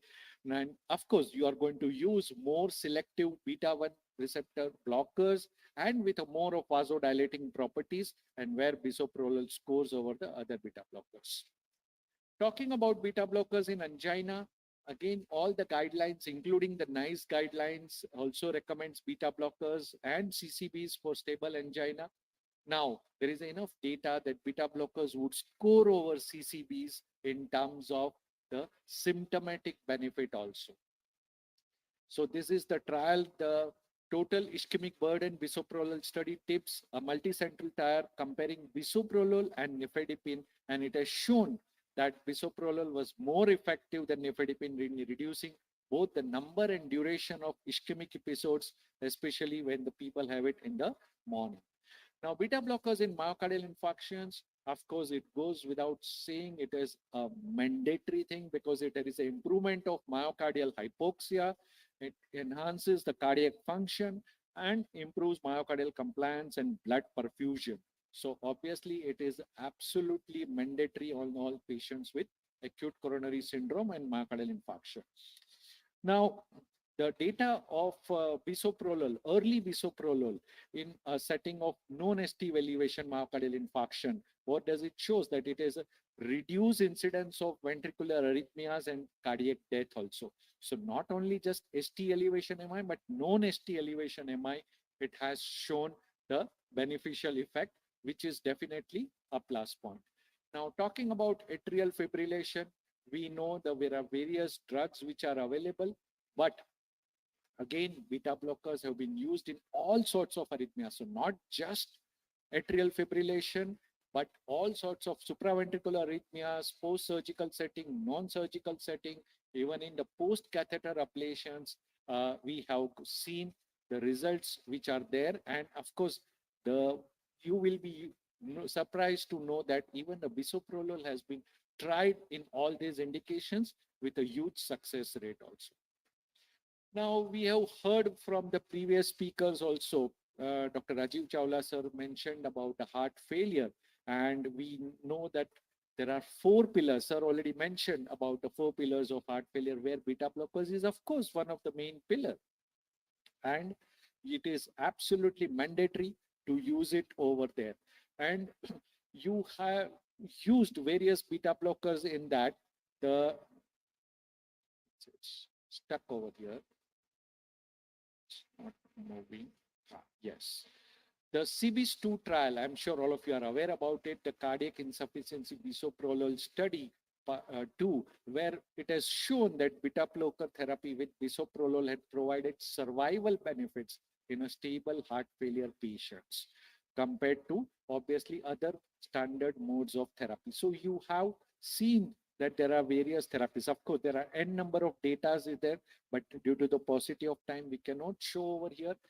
Now, this is one trial where bisoprolol has been compared with carvedilol and metoprolol succinate in the treatment of chronic heart failure. This is head-to-head trial. And again, it has shown that bisoprolol has slightly better mortality rate compared to carvedilol and metoprolol in CHF patients also. So there's again a beautiful study where it has shown that beta blockers can reduce the mortality in overweight, obese, high-risk hypertensive patients with type 2 diabetes. So there is a 23% reduction in death from any cause in patients receiving a beta blocker. So you know this in a diabetic population, the benefits which are there. Remember, what are the goals of diabetes care as given by ADA 2024 and EASD 23? That prevent complications and optimize quality of life. And here you are to prevent the complications. So what are the guidelines and clinical recommendations for beta blocker use? Starting from uncomplicated hypertension, it can go up to complicated hypertension with arrhythmias, coronary artery disease, patients with increased sympathetic activity, congestive heart failure, or with other comorbidities like CKD, smokers, COPD, diabetes, young hypertensive with LVH, obesity, and resistant hypertension. So various potential cardiac benefits of beta blocker in patients with diabetes: anti-atherogenic, anti-arrhythmic, anti-ischemic, and reversing the cardiac remodeling. So it has in a CV continuum for primary prevention, secondary prevention, and heart failure management. So I would end with the quote from William Osler that the good physician treats the disease, the great physician treats the patient who has the disease. And you are there not to just treat a diabetic patient, you need to look across the continuum. So to summarize, sympathetic overdrive leads to elevated heart rate and development of multiple CV risk factors. Underlying mechanism of hypertension can be different in different population. Beta blockers are good as other classes in younger patients also, can be safely be used at any times hypertension. It helps to prevent sympathetic overdrive. And of course, cardioselective and highly selective beta-1 blockers play an important role in the management of hypertension and diabetes. Thank you for your patient hearing and would be happy to take up the questions if there are any. Thank you, sir. Thank you for this lucid presentation, and I hope everybody will be it will be easy for them to choose beta blocker in our diabetic patient management. Thank you, sir. One or two questions? So bisoprolol, how to start in and how to titrate it in a So, early heart failure or correct. So, hypertensive patient? correct. If you are using in patients for hypertension, you can definitely start with 5 milligram. If you are using for a heart failure with hemodynamic compromise, you will start as low as even 1.25 milligram also. But if the hemodynamics permit, you can even start with 2.5. So you have a choice starting right from 1.25 to 5. You never start with 10 milligram at upfront. in heart failure cases also. We have The to use 1.25, yes, which you can start with, but you need to go whatever maximum tolerated dose you can reach, where you will have a maximum benefits by adding on that. Thank you. And definitely it is better than metoprolol in case of COPD and slightly asthmatic. Yeah, mild that is asthma. because of higher beta 1 selectivity. Thank you. Thank you. Thank you. Thank you, sir. Thank you. So next speaker is Dr. Yam Shanmugavelu. He is a consultant physician diabetologist from Tamil Nadu. He is the chairman academic RSSDI and past secretary RSSDI Tamil Nadu chapter. Yes, respected chairperson, senior doctors, my doctor friends, I feel happy to make a presentation on ethical considerations and management of metabolic condition with a particular focus on evidence-based findings. I thank the chairperson for his nice introduction. So thank Dr. Manoj Chavala for his kind invitations. My disclosures, what I'm going to do for another 13 minutes. The contents of my talk line includes introduction, ethical consideration, achieving optimal glycemic goals, addressing the metabolic dysfunction associated steatotic liver disease, and conclusions. So defining responsibility of a practicing physician is to make decisions on patient care in different settings. These decisions involve more than selecting the appropriate treatment or intervention. Ethics is an inherent and inseparable part of clinical medicine, as a physician has ethical obligation to benefit the patient, to avoid or minimize harm, and to respect the values and preferences of the patient. Ethics is a broad term that covers the study of the nature of morals and the specific moral choices to be made. Four principles that constitute ethics are beneficence, non-maleficence, autonomy, and justice. Beneficence and non-maleficence can be traced back to the time of Hippocrates to help do no harm, while autonomy and justice evolved later. With the passage of time, both autonomy and justice gain acceptance as important principles of ethics. The principles of beneficence, obligation of the physician to act for the benefit of the patient, and supports a number of moral rules to protect, defend the right of others, prevent harm, remove condition that will cause harm. So it calls for not just avoiding harm, to benefit the patient and also to promote their welfare. Non-maleficence, that is the obligation of a physician not to harm the patient. Do not kill, do not cause pain or suffering, do not incapacitate, do not cause offense. That is, the patient should weigh, physician should weigh the benefits against the burden of all interventions and treatment to eschew those that are inappropriately burdensome, to choose the best course of action for the patients. So ethical principle is that all persons have intrinsic and unconditional worth, should have the power to make rational decisions and moral choices, and should be allowed to exercise his or capacity for self-determination. So justice, that is interpreted as fair, equitable, and appropriate treatment of persons, and the distributive justice refers to the same healthcare resources determined by justified norms that structure the terms of social cooperation. So the goals of ethics education. One is to appreciate the ethical dimension of patient care, ethical principles of medical profession, ethical behavioral skills like obtaining informed consent, assessing the decision-making capacity, advancing care planning, effective communication, to know the commonly encountered ethical issues in general, to have the competence in analyzing and resolving the ethical problems, to appreciate the cultural diversity and its impact on ethics. So let us move on to ethical considerations. This ICMR in-depth study conducted from rural as well as urban areas of several states that assess the metabolic disease prevalence in India, like diabetes, hypertension, dyslipidemia, and obesity. And the prevalence of diabetes and other metabolic NCDs in India is considerably higher than previously estimated. So achieving optimal glycemic goals, the START study conducted to assess the total and complex carbohydrate contents in the daily diet. This cross-sectional study also provided a good opportunity to assess the glycemic control in patients with the type 2 diabetes. So the glycemic control, if you look into data from START study showed nearly 67% of the patients do not achieve their glycemic targets in India. Kindly focus your attention on fasting, post-meal, as well as A1C. Only 33.1% of the diabetic population had A1C less than 7%. So the ethical dilemma in diabetes management, balancing the therapy intensification to achieve glycemic goals, to minimize the diabetes-related risk of complications, and also to avoid over-treatment in terms of the risk of hypoglycemia as well as body weight. So ineffective diabetes management results in suboptimal glycemic control and adverse health-related outcomes attributed to medication non-adherence as well as therapeutic inertia. So the treating physician, they have ethical dilemma between averting the risk from over-treatment and preventing harm from raised blood glucose levels. So the ethical dilemma in diabetes management, balancing the desire for beneficence as well as avoiding harm. So the ethical challenge of balancing desire for beneficence, that is improvement with reference to glycemic control to minimize diabetes-related micro as well as macrovascular complications while avoiding harm, that is inadequate therapy induced hypoglycemic episodes as well as weight gain to patients, is well established. Next is intensive glucose control. Data from DCCT has shown highly effective in reducing the risk of developing microvascular diabetes complications. Next is the 30-year follow-up EDIC study showed 30% risk reduction for any cardiovascular disease endpoints.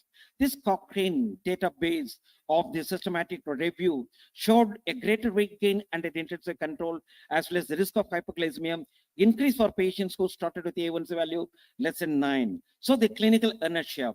Type 2 diabetes is a progressive disease. Multiple intervention will need to be used while managing diabetes as the duration advances. So the timely treatment of patient with the diabetes has a beneficial effect on outcomes. So the conventional conservative line of approach, the treatment to failure versus the proactive management. So there's a delay in the intensification of treatment in the treatment to failure approach may have a negative impact on the long-term outcomes for patients. On the other hand, the proactive approach, earlier and more aggressive intervention approach, it provides rapid glycemic control, improves patient glycemic profile without significantly increasing the incidence of side effects. So the consequence of delayed intervention, patient with the A1C greater than 7, less than 1 year, and more than 7, the clinical inertia results in prolonged periods of uncontrolled hyperglycemia and increase the risk of diabetes-related complications and reduces the life expectancy. So the causes for clinical inertia and therapeutic inertia are multifactorial, may be related to healthcare system related barriers,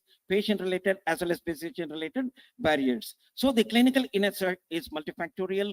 Addressing one factor alone is likely to have limited success. So the deliberate decision, therapeutic inertia in a poorly controlled diabetic may aggravate an early onset of diabetic complication, endangering the physician's ethical compliance with non-maleficence principles. Next is medication adherence across all conditions. More frequent dosing was associated with a lower compliance rate, and simpler, less frequent dosing resulted in better compliance. So if you look into the poor adherence with reference to all-cause mortality, increases the risk of all-cause mortality due to poor adherence by 39%. So patient may have poor glycemic control related to medication non-adherence, and the assessment of non-adherence should be incorporated into routine clinical practice. CGM is great, but should every patient with the diabetes have a CGM? However, the accessibility and utility depends on 3 questions. Will my patient be able to afford it? Is my patient willing to bear it? Is my office ready to take full advantage? Right. So identifying the right person for CGM. Insulin-treated individuals, pregnant women, type 2 on intensive therapy, and poorly managed diabetics from understanding the influence of diet, activity, and medications. Next is with reference to ethical consideration in the treatment of childhood obesity. We have 3 pillars: family-based therapy, pharmacotherapy, and bariatric surgery. And the pharmacological agents to treat obesity in patients. That is, we have the orlistat, liraglutide, and semaglutide. So lifestyle, diet, and exercise should all be implemented in conjunction with the medication, and families are encouraged to be involved. Better increase the chances of sustainable weight loss in obese adolescents. And next is A1C goals must be individualized, less than 7, less stringent, less than 7.5, or A1C goals less than 8%. Next is bariatric surgery versus intensive medical therapy. 5-year outcome data showed patients with type 2 and a body mass index of 27 to 43, bariatric surgery plus intensive therapy was more effective. ADA 2024 consider metabolic surgery as a weight and glycemic management approach in patients with the diabetes with the body mass index more than 30. So treating older adults, optimal glycemic target, still a debate. ADA consensus statement, AACA guidelines as well as our own RSSD clinical practice recommendations. So is it stringent A1C target always? In older diabetic patients, frailty or at risk of hypo, a target of more than 20% TIR with less than 1% TBR is now recommended. Addressing MASLD, so renaming, so steatotic liver disease, more than 5% fat in the liver, cardiometabolic risk factors. That is diagnosing a condition for which there is no effective treatment. Potential harms of diagnosing the disease in health.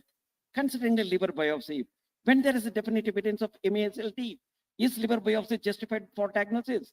Biopsies taken for research and clinical trials raise ethical questions. The general consensus is that it is reserved in cases where with uncertain diagnosis or to confirm advanced liver fibrosis. Next is lifestyle modification, gold standard, remain first choice in the management of obesity and obesity-related comorbidities. Weight loss of greater than 5 to 10% that is associated with improvement in liver function and histological features of NASH. Next is FDA approves resmetirom, 80 milligram, 100 milligram, but superior to placebo. But what could be the cost? Availability, 90,000 rupees. That is one box, one bottle contains.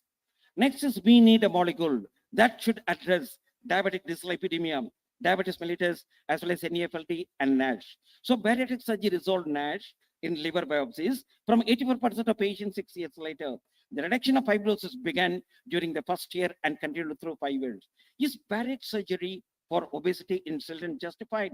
Bariatric surgery performed on children with obesity highlights the moral dilemma even more clearly. 120% of the 95th percentile or 150% of the 95th percentile or BMI more than 35 kg with type 2 diabetes, obstructive sleep apnea or patient present with non-alcoholic fatty liver disease.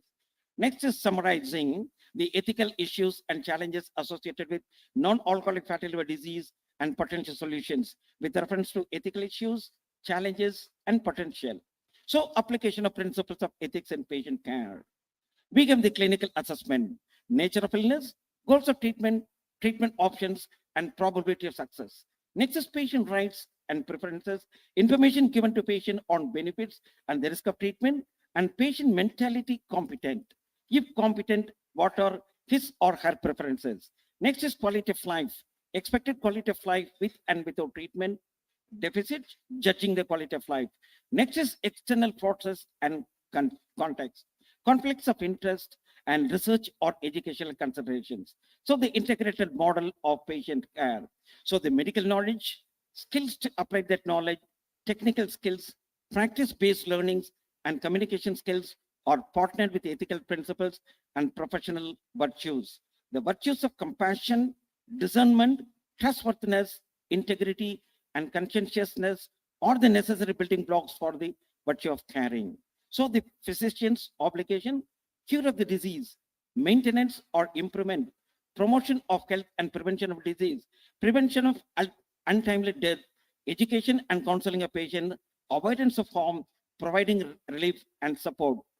Conclusion. In all interaction with the patients, besides the technical expertise of a physician, the human element of caring is needed. Gentle touch, especially when conveying bad news, firmer touch or grip to convey reassurance to patients facing a difficult treatment choice, hold the hand of a patient dying alone. So the secret of the care of the patient is caring for the patient. So before I conclude, I invite our delegates to register for this conference, Tamil Nadu chapter RSSD annual conference, going to be held on 28th and 29th September in Chennai. And next is RSSD annual conference, Delhi, between 14th to 17th November. And we have the 4th RSSD research retreat that is going to be conducted in Madurai, Tamil Nadu on 1st and 2nd March. Please attend and make this, all the three, a memorable and a successful event. Thank you very much. Thank you, sir. Thank you for this lucid presentation. Definitely, diabetes is a management, and management always consists of overall things. So ethics plays very important role in diabetes management. We have to think as a whole, not as only a disease, or not as just a treatment part. Thank you, sir. Thank you so much. Thanks a lot. So next, we have Dr. S.V. Kulkarni. He's a senior physician from Mumbai. And as you all know, he is like technology guy and he is famous in medical fraternity as a technology guy only. So over to you, sir. Thank you. Thank you. Thank you, organizers. Can I have the slides, please? It's a very unusual topic, a bit out of the way, but that is, the smartphone is something which is common between all of us. Everybody of us is having not only one smartphone, but two smartphones and 4 or 5 SIM cards, different for different persons. Okay. So I appreciated the mission and vision of Manoj and Purvi and all the group. It's something absolutely fantastic and proud to be part of the project.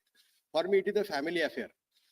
Ketan was 2005 API organized secretary, Narayan and others who are going to be the future RSSDI and API presidents. I'm just a part of everything and really excited. This is me in brief, and actually it is my battle with technology against all the physicians. Manoj, you recall when API, when we used to take a workshop, public used to call me only one thing, that he's crazy, and some other different Hindi or Marathi words. Okay, but I think the things are really true. Why we are talking about the apps? It is said that there is an app for everything in this world. And what are apps? They are the miniature programs. They occupy less space on your RAM. They have got fantastic speed, and yet they mention the functionality. They are easy to share, sometimes in a text form, simple uploading, upgradation, uninstallation. There are many free apps. Don't buy for that. They are infested with advertisements, but always buy a paid version. There is nothing like a free lunch in this world. Don't buy the most advanced one, buy the just beginning stage. Then where is the money? Money is in your smartphone. Money is in your patience. Look, the way in which what is predicted, huge up, almost 15 to 20 times. There is no other investment which is going to give this amount of CAGR in the field of medicine. And this was the picture last year when there were a lot of apps which are come. Now I'm going to do something very simple. Do you know what is the EGFR of applications? The EGFR stands for evaluation parameters, downloads. How many people have downloaded the app, reflecting the popularity? What is the Google rating? This is on Google Play. There is something called as Play Protect. What do you do in Play Protect? It tells you that whether this application is safe or not. What are the features? And most important, don't forget the R. What is the real life experience and what is the utility? So what are the types of app where we can use 4 groups? Patient care and monitoring, health apps for the lay persons. There are apps for communication, research and educational purpose. And most important, physician and student reference app. So let us go one by one. This is my favorite, and it should be part of your smartphone. Please don't take any pictures because I'm going to share this presentation with you. If you try to concentrate on this, it will help you. Improves clinical decision making. There are hundreds of tools governing the specialties. It uses the latest medical evidence and it determines more accurate diagnosis. And imagine 3 million people are using it. 3 million. There are certain apps which are single point apps. BMI calculator, HbA1c converter from millimoles to the current conventional values. But QXMD has everything. Now, please download this, not for yourself. Do it for your staff. I'm very happy that my colleague, Dr. Rahul is here. And my staff also knows how to calculate BMI from QXMD.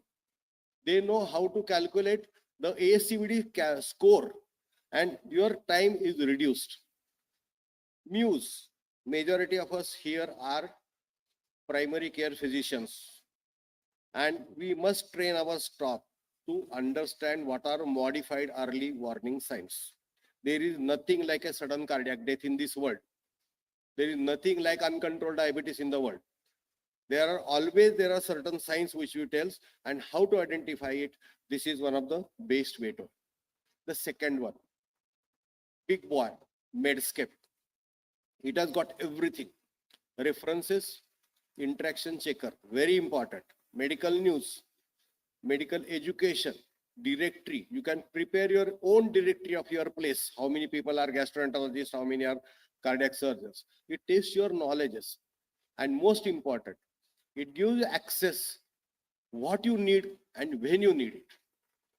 That is most important. And these are the different screenshots. You can get news, you can get references, education, but I will ask everybody of you to concentrate on the drug interaction checker. Please check drug interaction checker and remember this two alphabets, QTC. You must have lost till today not 100 of patients in your hospital of sudden cardiac death. They are all because of the combination of the drugs which increase the QTC. Azithromycin, deriphylline, domperidone, pantoprazole, beta blockers. If given in combination, they go on increasing the QTC interval and you find the patient dead in the bed. My third player and fourth player are combinations. Which are they? Dynamate Plus and Up to Date. Definitely, they are a bit costly. But in this world, there is always some cost which you have to pay for quality. It is said that there is nothing like peanuts in this world. These are the important clinical decision support tools. How I look at this? Content and coverage. All the C. Who has created it? What are the contents coverage? What is the user interface and accessibility? Very important. User friendliness is very important. What are the strengths and weaknesses? How many times it has been corrected? How many times it has been criticized? I don't want the goody language that Suhas Erande, your app is very good. I am very happy. Jaipur app is very good. No, correct it. Find the flaws and correct it. Pricing and subscription, pay something. Everybody has to run his family. This is a fantastic YouTube video. I will share you the link. So they are not fighters to each other. They are complementary apps. And how? It depends upon your work setting. What is your kind of setting? Dynamate Plus, which is a part of American College of Physicians, it is ideal for clinicians who need quick, concise, and actionable information at the point of care with a focus on latest evidence and guidelines. And Up to Date is no doubt it is fantastic one, but Up to Date there is a lot of overlap. Suppose if you just take one topic of GBS and how it is going to approach and how it is going to treat it, it is better suited for those require comprehensive detailed information and willing to spend some more time navigating the contents. It is also preferred in academic settings and by specialists needing depth analysis and discussion. So friends, don't worry. रोज का 100 rupees guru dakshana Up to Date को देने का. That guru will never fail you in life. 100 rupees per day, some 37,000 rupees. Go for this. Dynamate Plus, very easy to become member of American College of Physicians. The access is free. This is something out of the way which I talked. So we talked about apps on one side, conventional apps. Is there anything which is powered with AI? Because Ketan is smiling in his face, say that how he has not come out with AI. And sir, last meeting, I will tell you, I was in ACP. Somebody introduced me as not SV Kulkarni, but AI Kulkarni. That was something really funny thing about it. So this is an app called as a Medic. Now please download it. Why to download it? It is a personal app. It is an AI-driven health assistant which has got accurate medical insights. It leverages extensive medical data. This is the unparalleled accuracy in analyzing complex medical reports and finding detailed analysis information. Suppose if you want to know synovial fluid comparison parameters in comparison with the serum. If I got a synovial fluid protein of 5.8 and if I got a simultaneously blood serum protein as 5.2, what is the implication? It has got a built-in medical dictionary. You will never be left in the dark about the different kind of medical jargons which you. We get a lot of patients of COPD, asthma, even diabetes has got a lot of distress. And we tell them to do some simple exercises. So this is a very simple app called as a Better Breathe. It is only in disease as well as wellness. Actually, I would have talked about 101 good apps in clinical medicine, but I have to cone down only on Satya Pe Satta. That is, Better Breathe is spreading awareness about the effect of guided breathing. It harnesses the transformative power of breath, and there are curated selection of breathing exercise which the patient can do. Means you can put on your earphone, the phone is in front of you, and you can follow the instructions. It will make a lot of difference. All the hypertensives, diabetic distress patients. Last, breathing, yoga, everything is over. Exercise, most important, which we disregard. Open your Google, there is an app called as a Fit. And aim from, not from tomorrow, today, that I'm going to walk 10,000 steps. I'll tell you, your HbA1c will never touch cross 6. But only thing they do it religiously. Every mobile has Google, tells about the time duration, step counts, map, kidhar ghuma hai, approximate calorie consumption, encourages messages, positive messages. It can talk with digital watch. After all, what is technology? Technology is man to machine talk, and machine to man talk. Suppose if you are in a habit of walking early in the morning, you will get an alarm that it is a time to walk. There is an app called as the Calorie Mama. This is a westernized mama. So I request all the organizations in India to come forward to have a South Indian mama, Punjabi mama, and Maharashtrian mama, so that you snap the food and you will come to know what are the calorie counts. Snap and eat with signal color codes. So friends, I'm just now going in a very fast way because only 4 minutes are left. Don't forget, this mobile phone is a big weapon. There are so many things which we don't know. It can detect a fall in an elderly person. The face of mobile phone is going to change like this. You will be wearing like a ring, or you can be there in your spectacle. You will not have anything in your body, but you can do all the functions of it. It will be on your hand. These are the medical equipments which are going to be replaced. They are going to be part of your mobile connected attachment. Don't believe a cricket team of it. Thermometer, pulse oximeter. Now I have got a pulse oximeter which detects even the respiratory rate. And perfusion index, most important, those who are managing malaria, typhoid, dengue. If perfusion index goes low, then the person is at risk. A stethoscope, ophthalmoscope, otoscope, portable ECG. Ketan has got an article and research on this. A microscope, glucometer, dermatoscope, very easy. Just take a picture and find out. This is banned in India. Only at ICU you can do a focus. There are a lot many good and new things. There is a video laryngoscope, a boon for patients where at the time of crisis, anesthetist, intubation, the blood pressure measurements, no tube, no bulb, no cough, only cough and the reading on your smartphone. Spirometer predicts the episode of impending exacerbation of COPD. There can be a brain scanner, a spectrometer, a concept. Don't forget this word, lab on a chip. Put a drop of blood. Within 15 seconds, you get a QR code, scan it, you get antiproben. And I'm not talking science fiction. These are all going to come in the near future. Calorimetric smartphone capnography for obstructive sleep apnea. You will be having docs like this, a thermodoc, glucodoc, and cardiodoc. And there will be multiple combinations of phones like this. The phone interior structure is really very friendly for all of us, and we can modify. The branch next to clinical medicine is anesthesia. They also do have a lot of good apps, and the future of medical app phones will be like modular phones. These are the things which will go on extending your things. The future sensors are called as the microelectronic medical systems, MEMS sensors. They will be really fantastic. Don't forget, AI is going to be helpful for the healthcare apps. You will be having a smart bot.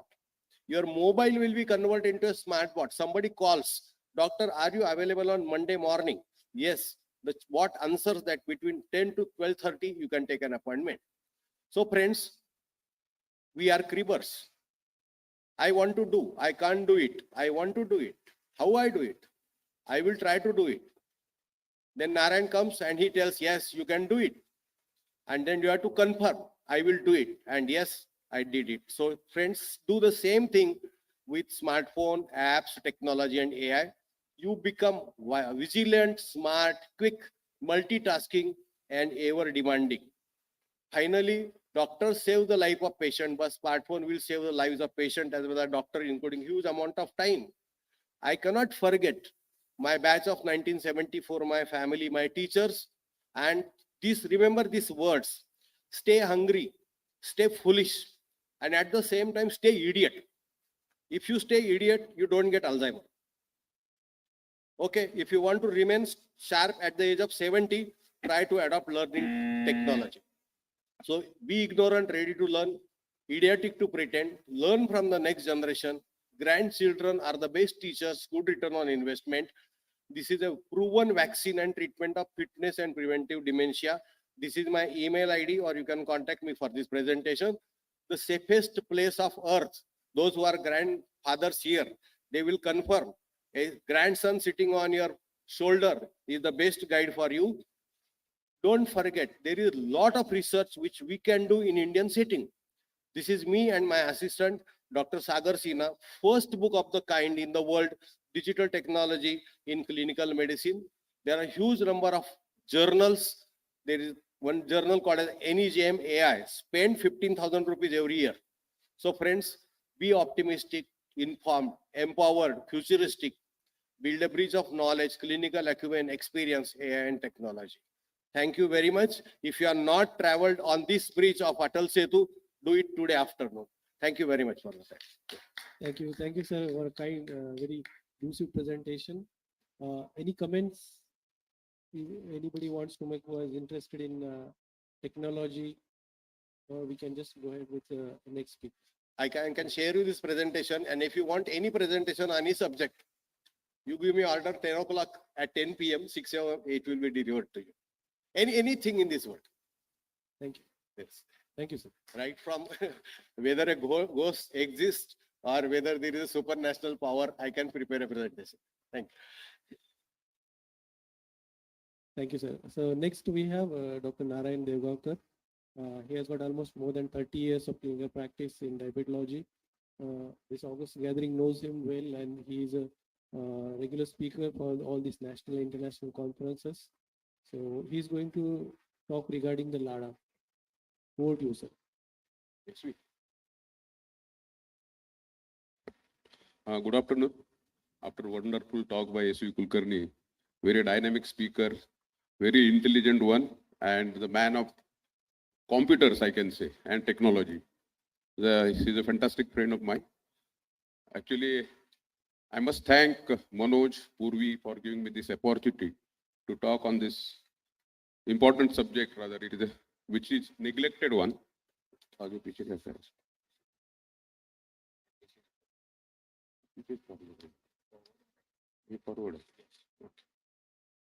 So actually, this is a topic which has been neglected so many times. How many of you diagnose the patients of LADA? Actually, we think very rarely. So many times when the patient of type 2 diabetes comes to your clinic and his age is in between 30-35 years, we have to give a thought that this patient may have LADA, because considering his build, considering his other metabolic syndrome parameters like hyperlipidemia, hypertension, all these, they are not there and still patient is diabetic. So I think you must give a thought on this LADA as such. And in UK, in London, there was a study which has been published, and it is said that almost 10 to 15% of the patients of type 2 diabetes were diagnosed to have a LADA. So it is mainly in patients of young onset diabetes. Diabetes is basically a specialty. Either it can be a type 1 diabetes or LADA, because type 1 diabetes and LADA, age of the type 1 diabetes is a little bit less, it is less than 30 years, and when the patient has got a diabetes and there is autoimmunity, we think of labeling them as a LADA. Then in patients who are early onset type 2 diabetes in children, that also we have to give thought on the LADA, and you have to do antibodies. And third important criteria is MODI, maturity onset diabetes of young. So LADA is a latent autoimmune diabetes in adults, is a form of autoimmune disorder which is diagnosed in individuals who are older than the usual age of onset of type 1 diabetes. And the alternative terms used is, as all of us know, is whether it is a type 1.5 diabetes, which is very commonly used nowadays. And often patients with LADA are mistakenly thought to have patients of type 2 diabetes. So what is the pathophysiology? The LADA patients share genetic features with both type 1 and type 2 diabetes. Antibody positivity and clustering is very commonly seen in LADA. Because it is in between type 1 and type 2 diabetes, it is called as type 1.5 diabetes. So what are the diagnostic features and what are the how you can label these patients are having a LADA? LADA positive for autoantibodies and C peptide levels, which we are not doing very commonly. But if you do it in this type of patient, we find that C peptide levels are low in patients of LADA. On the contrary, if the patient has got type 1 diabetes, there are no C peptide levels, almost very low. And type 2 diabetes, we see normal C peptide levels.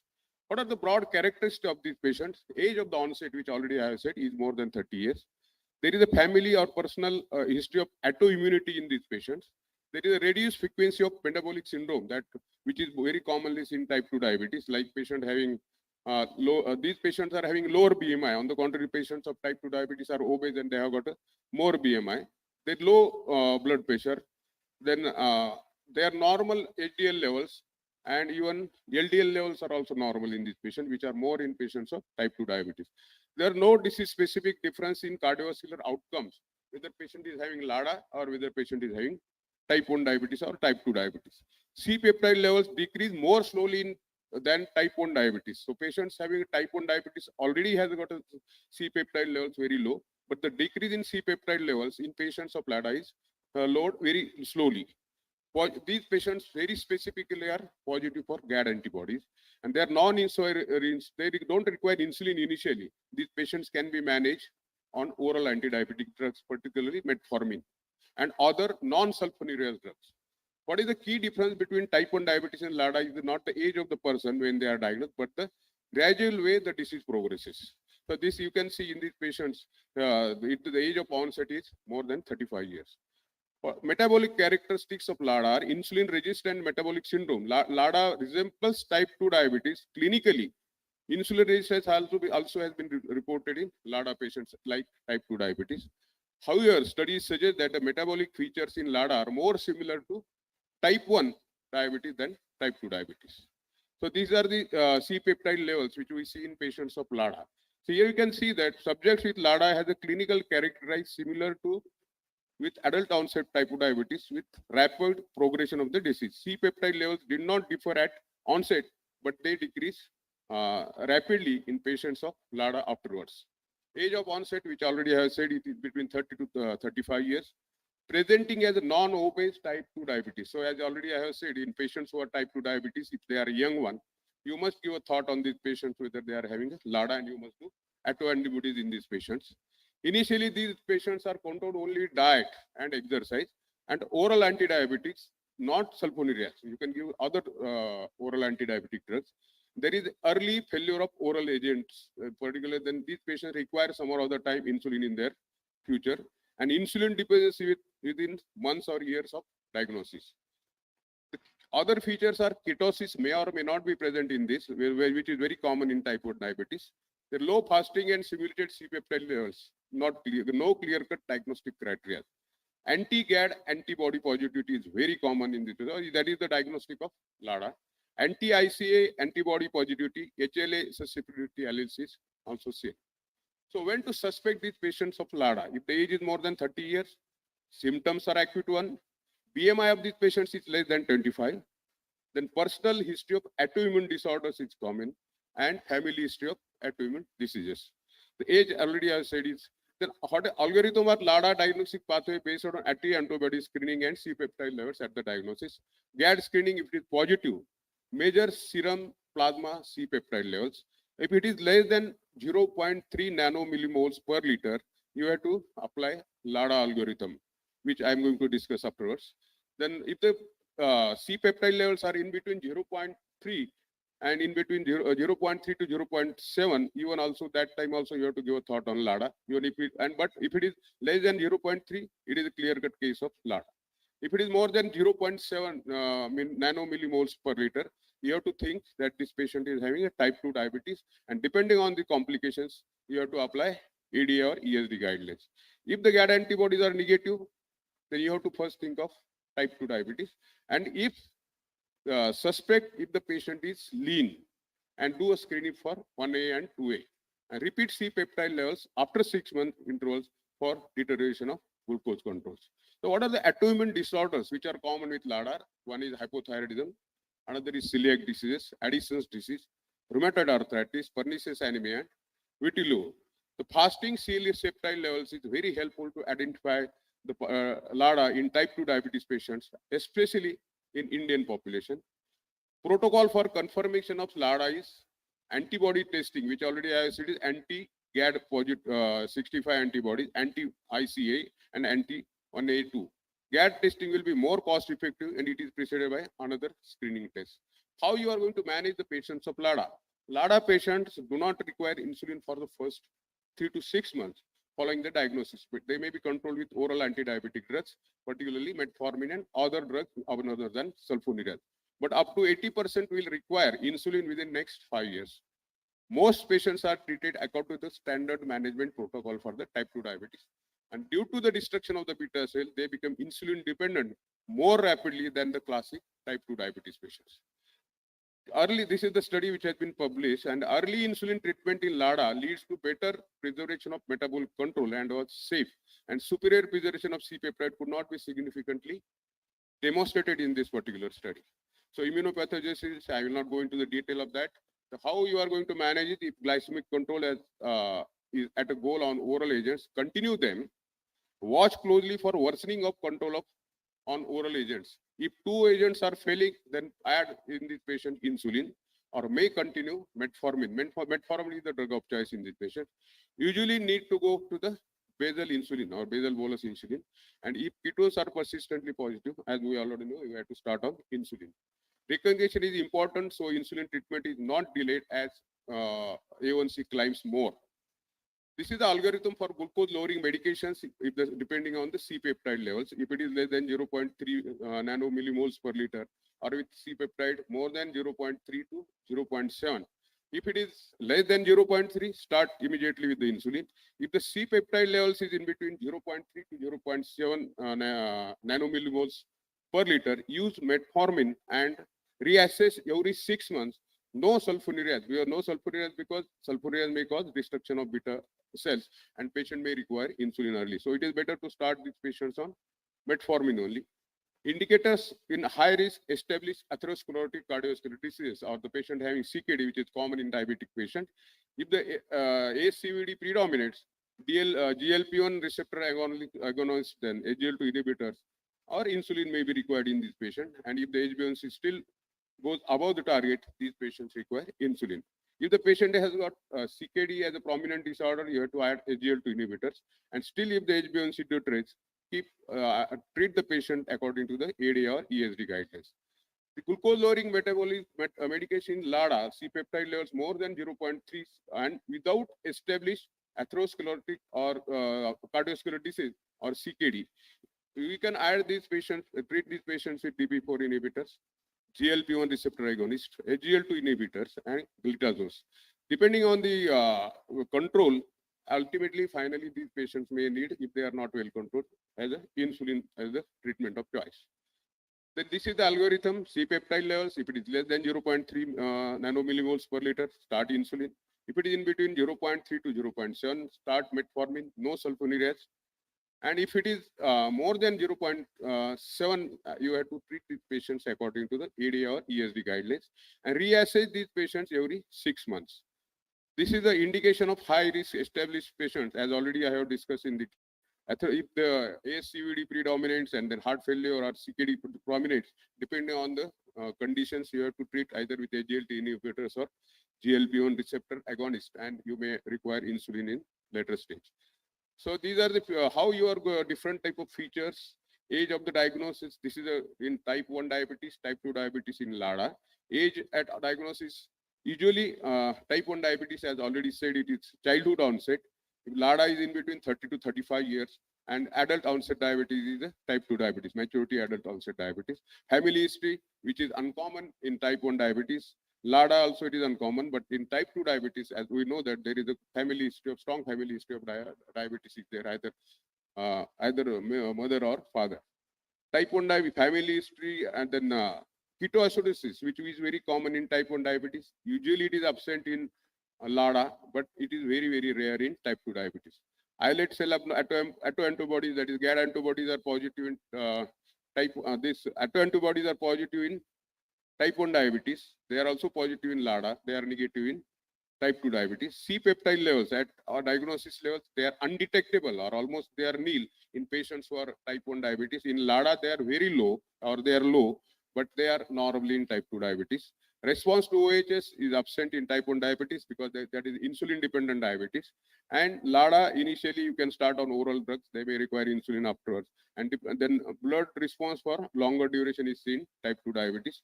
And treatment with insulin required at the diagnosis itself in type 1 diabetes. On the contrary, in LADA, you may require insulin after 3 to 6 months. But in type 2 diabetes, you have to manage as per the EDA and ESD guidelines. Tendency to develop, as we know that it is very common, ketoacidosis is in type 1 diabetes. Then it is in LADA, and type 2 diabetes is very rare. What are the similarities in type 1 diabetes and LADA? Insulin requirement, low C-peptide, lack of obesity, no metabolic syndrome, insulinitis, anti-GAD and ICA positive, similar to HLA associated endocrinology. What are the differences? As age is already I have discussed, insulin resistance, subnormal insulin secretion, and IA2 antibodies. What are the similarities between type 1 diabetes and LADA? Age, insulin resistance, and initial response to OHH. What are the differences? There is no family history. Phenotype, low C-peptide level, need for insulin, autoantibodies are positive in LADA. Insulitis it can be seen. High rates of retinopathy, which are also seen, and long-term effects are related with hyperglycemia. Then what is the difference between LADA and MODI? It's age, phenotype, initially response to OHS, differences, absence of family history, need for insulin, and genetic defects. LADA is a form, in summary, LADA is a form of diabetes mellitus with features standard to both type 1 type 2 diabetes. Early diagnosis is of paramount importance. Initiating appropriate treatment to prevent the complication is important, and clinicians should consider screening for LADA in patients with type 2 diabetes, particularly when the patient develops at the younger age and the patient don't have any signs of metabolic syndrome. This is particularly true if they are not obese and lack of the features of metabolic syndrome. New insights into LADA's pathophysiology explain beta cell destruction as a slow progression. A C-peptide test basal or after mixed meal may be used as an initial or cost-effective treatment. The LADA is identified which patients need confirmatory testing by islet cell autoantibodies. Insulin and DP4 inhibitors alone and combined with insulin or glitazones or GLP-1 receptor agonists have shown a promising results. Thank you. Thank you very much. Thank you. Thank you, sir. Nice presentation, and you have simplified the LADA very much. So in the interest of time, we are running late around 15 minutes, so we're just closing the session. Thank you. Thank you.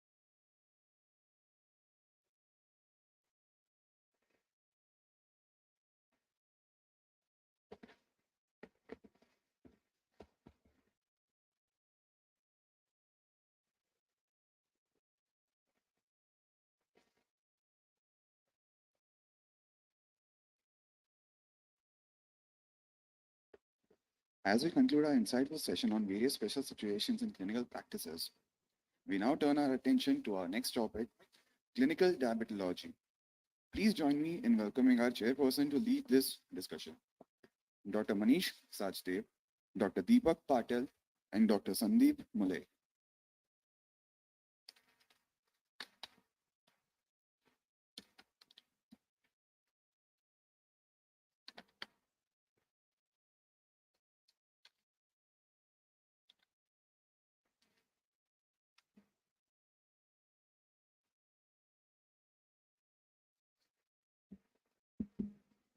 Good morning, all. After a wonderful session on technologies in diabetes, now we move forward to the clinical sciences again. I welcome Dr. K.N. Marohar, who is a triple FRCP fellow, American College of Physicians, and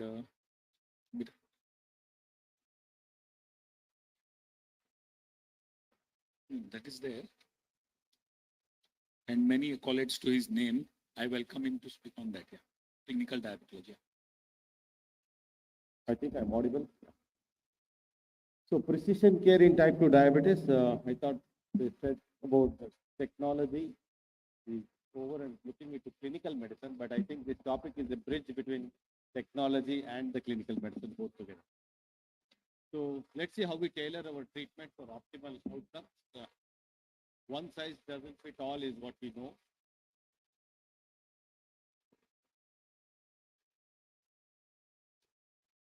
What do we do? Move the slide.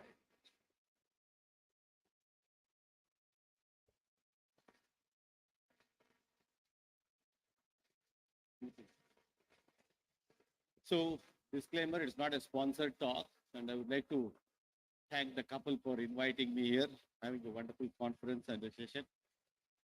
And we all enjoyed yesterday's gala party, and then we'll see what is happening now. So precision care, what exactly is precision care? Most medical treatments have been designed with an average patient in mind. So we may be different from each other. We all have seen that in clinical practice, one medicine may work wonderfully well with someone, but it may not do the same with others. And as we are all unique, precision health takes account of differences in people's genetics, environment, and also the lifestyle. This will help us to optimize the diagnosis, prediction, prevention, or treatment of diabetes by integrating multidimensional data, big data, what we call it as now. And this accounts for individual differences and uses technology for better outcomes. So if we can predict this drug helps you better than the drug B, then we could usually use that. And genetic monitoring can also tell how much is the risk of having a set complications in the future, and we can choose. Now, even AD algorithm says if hypoglycemia is a risk, choose these drugs. ACVD is a risk, choose these drugs. So that is where they are getting to precision medicine, even by the guidelines. So are there any examples of precision diabetes care? Yes, the best example for precision care in diabetes is at monogenic diabetes. So if you genetic mapping can detect your monogenic diabetic, then the treatment approaches and outcomes could be totally different, because many times, as the previous speaker was alluding, like the LADA, many times the monogenic diabetics are missed. And we all know the types of MODI. Some are sulfonylurea responders, some don't respond. So even that prediction can be done by genetic analysis, and the precision care pays path for it. And yesterday there was a debate about pre-diabetes. This is what I was mentioning. So pre-diabetes may not be cost effective in everyone is what the precision care medicine says.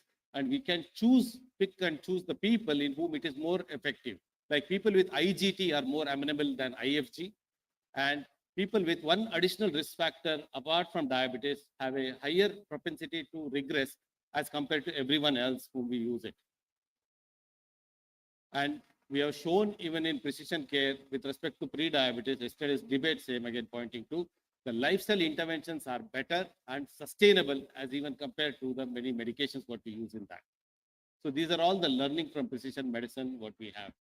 So it was a consensus and it was established at 2018-19. This is a phase-wise pathway was laid by EASD and ADA for precision care, and they want to develop guidelines and translate this into clinical practice. So we are on the pathway of it. Soon, like the AD algorithms, we may get into a time where genetic mapping and lifestyle precision can take forward, and we know what intervention suits our patients best. It's not one size fits all for everyone. So what does it in short say? Right patient, right treatment, and at the right time. So precision treatment encompasses all of this. Studies focusing on treatment heterogeneity. We have seen some people respond beautifully to SGLT inhibitor, some people don't respond. Some people lose weight, but they don't get glycemic control, and vice versa also. So why is this difference happening? The answer lies in precision care. discovery and synthesis of biological drivers, addressing social determinants of health, and of course, learning health system. These are the four important ingredients of precision care on going forward. So what are the pros and cons? Benefit will be definitely improved treatment efficacy. We don't have to do a trial and error. Some people don't respond to certain medications, so we don't have to waste time on that. And reduce adverse effects, even predicting what drug could cause what adverse effect in what percentage of person and how is it different in the patient sitting in front of you can be mapped. And definitely it helps in better patient outcomes. But the challenges are definitely there. Data integration, cost, accessibility, and need for continuous research. We are still in the early stages of it. So I will restrict my talk because precision care can encompass everything from genetics to prediction to prevention to treatment and diagnostics. So we will look at lifestyle interventions in which I have done some work. And lifestyle is not just what we eat and what we do exercise. It is about sleep, stress, behavioral changes, and also the environment in which we live. Staying in a metro city itself is a high risk factor for ASCVD, as we all found out when our travel for me from Bangalore to airport and then from airport to here in Mumbai. So lifestyle prescriptions, generally, even I used to do this. What do we do? Diet and exercise is what we say. Definitely, there are very, very few takers of lifestyle as the sole prescription. So whenever a patient comes to me with 7.5 or 8 A1C, I usually avoid giving medicines. The moment we write medicines, the emphasis on lifestyle comes down dramatically. So call them early, but try and avoid in case it is could be avoidable. So we used to write like this: diet and exercise, but does it suit all? This diet and exercise prescription is as good as this prescription, what you would have seen on our WhatsApp forward, antibiotic and painkiller. So what should we do? I always tell people to meet our life coaches and understand where the patient stands with respect to diet and exercise and work on it.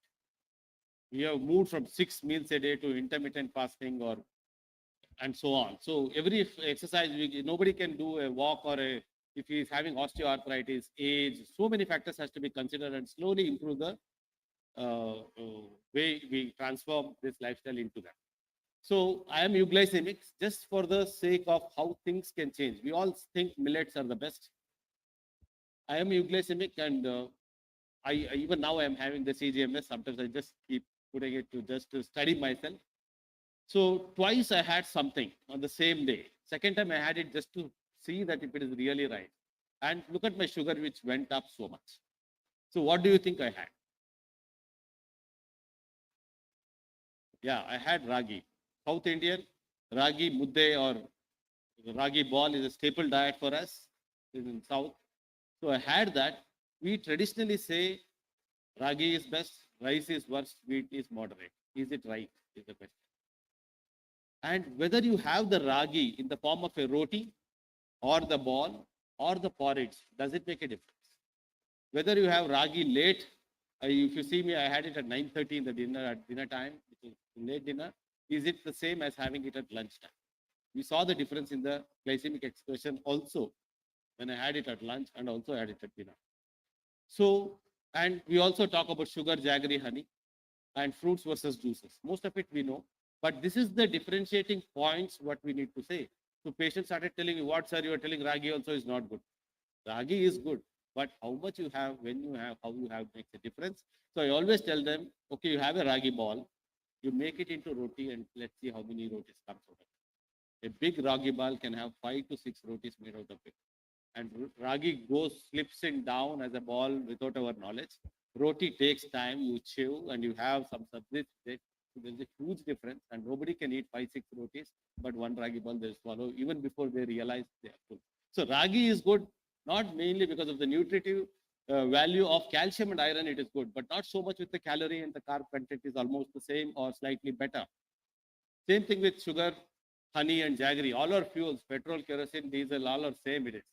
So only where we talk good about honey is vitamins and minerals, what it has in extra. So these are the things what we need to emphasize to our patient. Otherwise, we say 2 rotis to 1 ragi ball is not going to help us in any. And exercise is very, very important. I have special interest in that. And always we doing exercise showing my medals, that was the showing off or showing the medals in my chamber. It was actually a suggestion by a patient, why don't you put your medals? And everyone sees and they get inspired by looking at us. And when we walk around or do the run in our neighborhood also is a big, I have stories to tell that it may be some other time because we have only 5 minutes left. So again, if you look at the meta-analysis of all the data, if you just say exercise, it has never benefited much. Only a structured advice is only going to benefit. So, and also the mixture. We all know about the WHO guidelines. You should have resistance training, flexibility also incorporated in our exercise regimen, not just say exercise. Even yoga, meditation, flexibility, and strength training should be a part of your exercise curriculum. 5 days a week at least, with not more than 2 days gap. Even the American College of Sports Medicine, what do they say? You need to prescribe exercise the way you prescribe the drugs. If you're telling Oglibos after the first morsel of food and so much description we give it, similarly, we need to give the description about the exercise and show them and assess them. Each person is different. That's how all these things can't be done by you sitting alone. So you need the help of a team which can focus on this. And I think the previous speaker, Dr. Kulkarni, showed us that digital health is the way forward. We have everything smart, including the water bottle, which tells us when to drink. You are due to drink your water. You are due to get up and move. I don't know whether we all moved after sitting here. If you want, you can just get up and sit at least. Or you can also do the soleus push-up sitting here. So that is one thing which you can do. So what I did is, this is the study I presented in American Diabetes Association last year. So effectiveness of AI-enabled digital precision care and remote monitoring in improving glycemic and cardiometabolic parameters in type 2 diabetes. So as I said, it can't be done alone. I have a team and called Credo, or the group of people whom I engage, not in all patients who are very willing. So that could be the bias that people are already willing to do the lifestyle changes. Secondly, that Hawthorne effect happens. So someone is monitoring you, you get better, isn't it? So even that effect itself is good. We are using that to our advantage to bring healthy lifestyle changes in our patients. Again, I won't run into the methodology. Again, willing patients, it is a paid subscription for about, it doesn't cost much. Each, of course, the twin and other things are much more expensive. And setting personalized goal for nutrition, fitness, and lifestyle modification is the key to it. And most importantly, the compliance with the medication also improves with that. Once someone is seeing and asking, did you take all your medications? So those people who are not taking also take. And I'm sure we all know in practice that half the time or 20-30% of the time, definitely the patients miss the medication itself. And that itself can worsen their outcomes with respect to glycemia or CV outcome. So all these small bits adds up and gives a definite good result to the people. So this is the member app again regarding the exercise, diet, medication, what they, I'm sure all of you know it. You need to just add and click photo and send it and so on happens. And also a doctor's dashboard, they alert only if there is a problem. Gestational diabetic patients are the one who religiously follow all of this. After that, they forget about it. But again, the doctor's dashboard also is very crucial. If someone is having sudden high or low or nocturnal hypoglycemia gets picked up. And when we see a post-hypoglycemic hyperglycemia, many times we may increase the dose rather than reduce or modify the dose. So all these factors are very, very useful in our day-to-day clinical practice. So what are the results? If you look at the results, the gender distribution, 60% of my patients were male. And very interestingly, I don't know if it is the Bangalore effect, above 60, also 21% of the people were there. So that is one heartening thing. Technological stuff, generally, people with age will not accept it, but maybe because of the tech or their kith and kin who will motivate them to do it or do that on their behalf, many of them were willing to take even the elderly age or beyond 50 years also. We had a good number of patients. And new onset of diabetics, they are very interested in all these things. I want to reverse it off and so on. And more than 10 years diabetics also were, there were about 28%. And another set of people is gestational diabetes and people whom you're contemplating insulin use. They said no. To avoid that, they take it as a defense mechanism. So all the results, I put it up in one slide. The weight difference after 30 days on an average were almost nearly 3.8 kg difference. And A1C reduction was 1.7. And among the lipid parameters, triglycerides showed a statistically significant reduction in the parameters, what we generally expect with better control of diabetes and weight loss. So I think I'll not go into this. This is just the split of all this because of the want of time.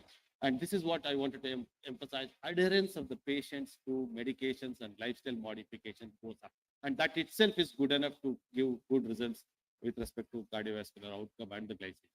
So friends, to conclude, treatment, patients' involvement is important. They have to be their stakeholders and take responsibility. So the treatment continuum happens when we do this. Technology is always there to bridge this and help us out. AI-enabled digital precision care and remote monitoring is the way forward. Most instances, we should be able to do it, at least in the metro cities and there. And I think there are better ways of getting it done, and it gets cheaper with time. And definitely, we always need a long-term studies to know how effective they are. In the one aspect I would like to say is 3 months they renew. After that, the renewal will be much lesser. Only about 20-25% of the people will renew it. I tell it's fine. When you use this up, not only the patient, but also the whole family benefits.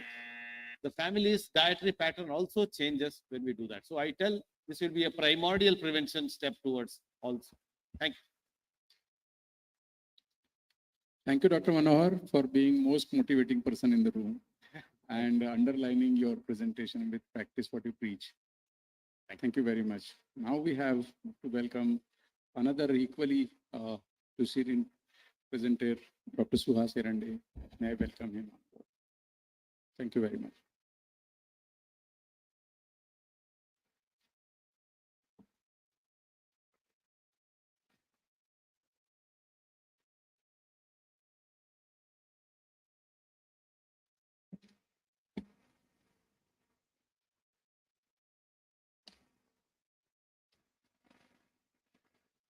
A very excellent practical talk by Manohar.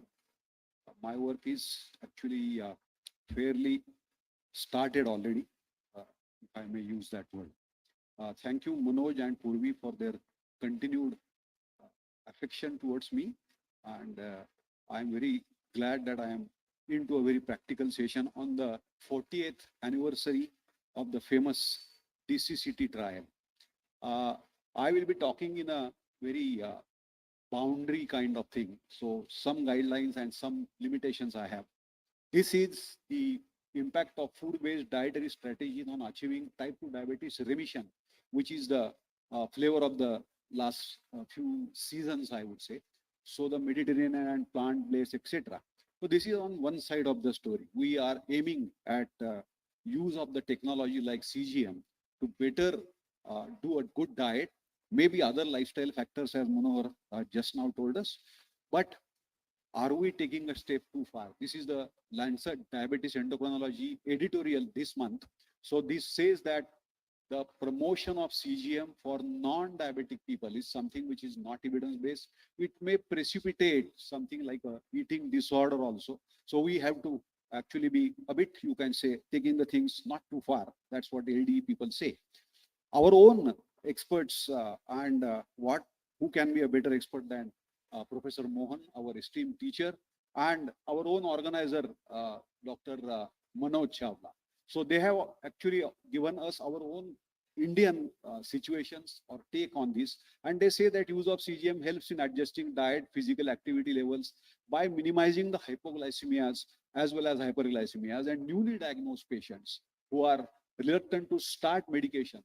This can certainly be of great help so that at least the diet therapy can be very, you can say, robust in these kind of situations. I always explain to the patients because they are always going to claim that, okay, my diet is very good, I am very disciplined, etc. But still the sugars are high. And none other than Manohar himself has actually showed his own record right now. So there are very many things. And what we are actually not mentioning even in this exhaustive list is the microbiota, which also these days are going in extreme details to show the similar responses in age, sex matched people, similar A1C, similar duration of diabetes people. Same food can give you different kind of glycemic repercussions in their CGM records. So some hidden things are microbiota, and some could be even probably the dietitians may not reach this area. So food additive emulsifier. This is a very huge study, and there are very many food emulsifiers though this may not really apply to the home cooked food in a strict sense, but commercial and industrialized food, ultra processed food, this certainly applied, and that also needs to be brought to the notice of our patients. I have brought a very ancient slide. This was a assessment of 7 countries. Of course, this was from CV protection point of view, 1950s. And you will see that the vegetarian and non-vegetarian, different kinds of intakes from different European and especially US also. And we actually learned from all this. So we have to have a biological feedback to alter or improve the health related behavior. There in the CGM really is helpful. So providing individuals their own biological data, either directly through Holter monitor, CABP or a CGM, or indirectly through the health coaches, lifestyle advisors, or we also, that is something which is to be done. Aim is to support the health behavior change implicitly and to improve the health related outcomes explicitly. Biofeedback gives feedback only on one's autonomic nervous system to treat the health condition. So biological feedback is very, very important. And then there are very many groups. Actually, this this slide I have specifically brought here to show us that these days we not only use CGM on dietary guidance for diabetics, but GDM, pre-diabetics, even the OBs and all those, and of course different types of diabetics. But I have already told you that for non-diabetics, it's not really very many advisable. And then there is a method of CGM binding, modes of operation, channels, etc. The essence is to navigate the patient through their dietary therapy for control of their hyperglycemia. And this is the ADA guidance on using diabetes technology. They insist on use of real-time CGM for all this.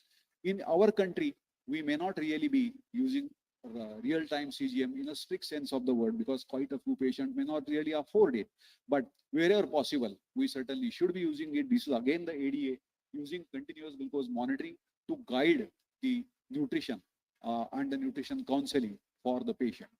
And there is a published study also here that CGM is an attractive alternative to systematic blood glucose monitoring because the frequency can be uncomparable. CGM reduces the frequency of finger pricks, and very importantly, the glycemic excursion minimization. That's the GEM trial, and that has been actually very successful. So teaching people on which cues, only the CGM cue or even the eat according to appetite. That is another way of treating and teaching the patients. And then there are approaches used in different sets of people. So for example, type 1 on insulin pump also can be taught on these CGM guided nutrition.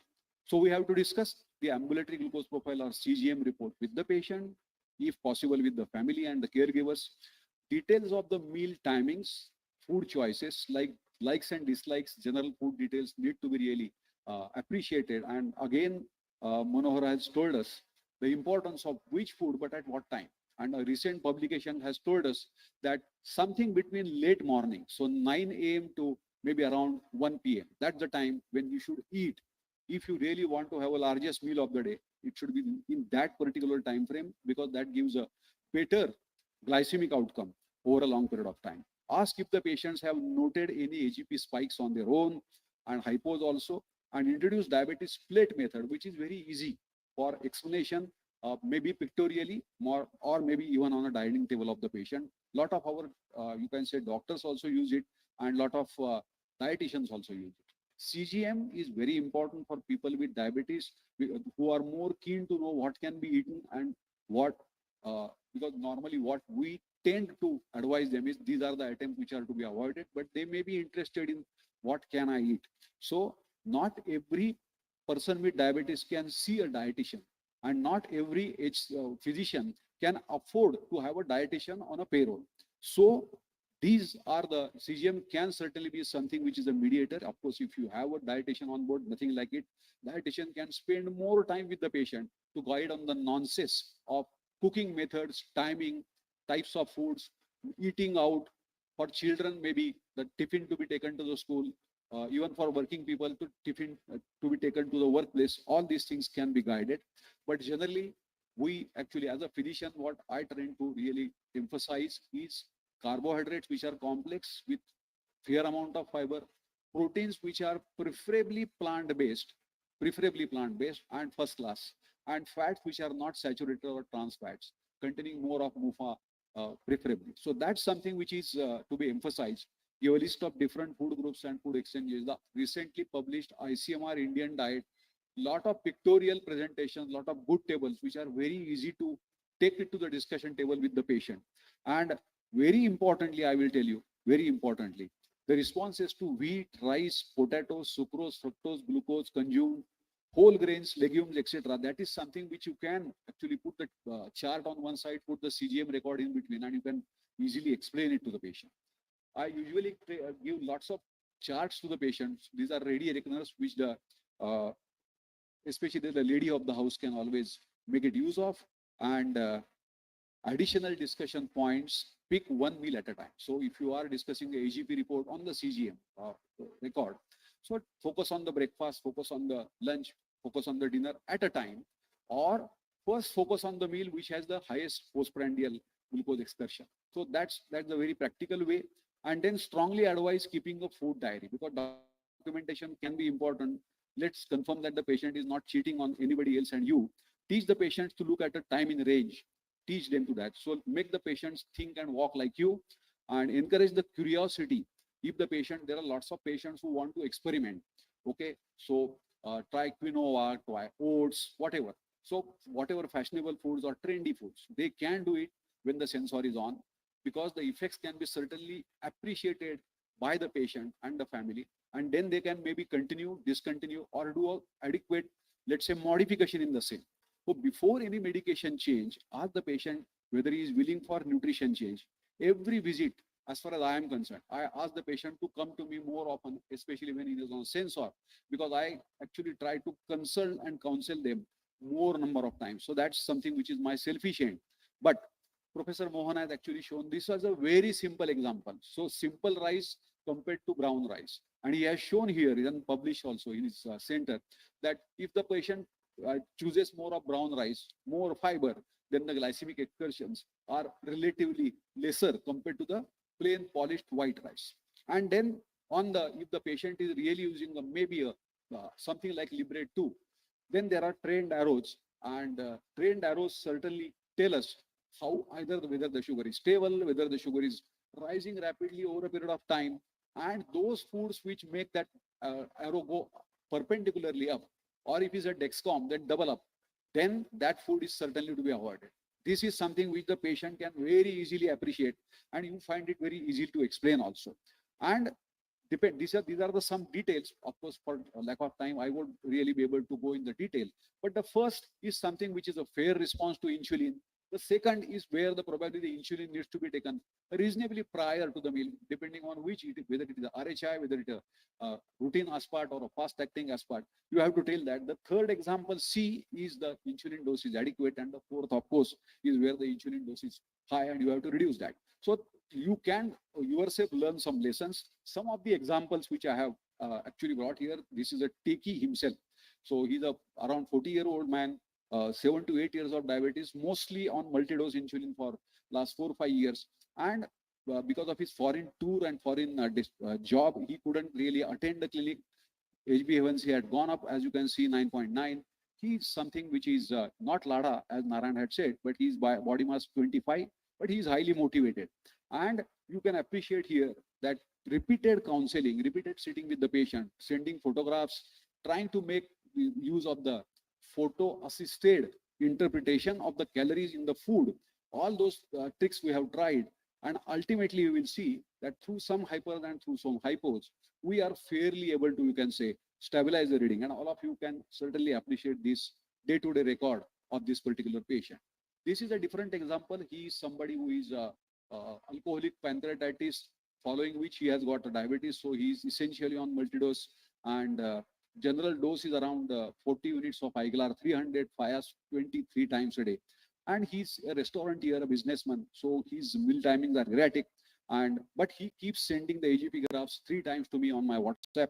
We tried to modify his insulin dose, and we also have tried to, you can say, regularize the timing of the meals, the coordination or synchrony between the insulin dose and the meal. And then probably over a period of some time, you can see here that we are able to fairly, you can say, normalize his glycemic excursions. So very, very important. Now, this is another example, fairly newly diagnosed lady, averse to allopathic medications, but she is ready for diet and exercise, etc. She visited on day number 369, consulted with our dietitian also.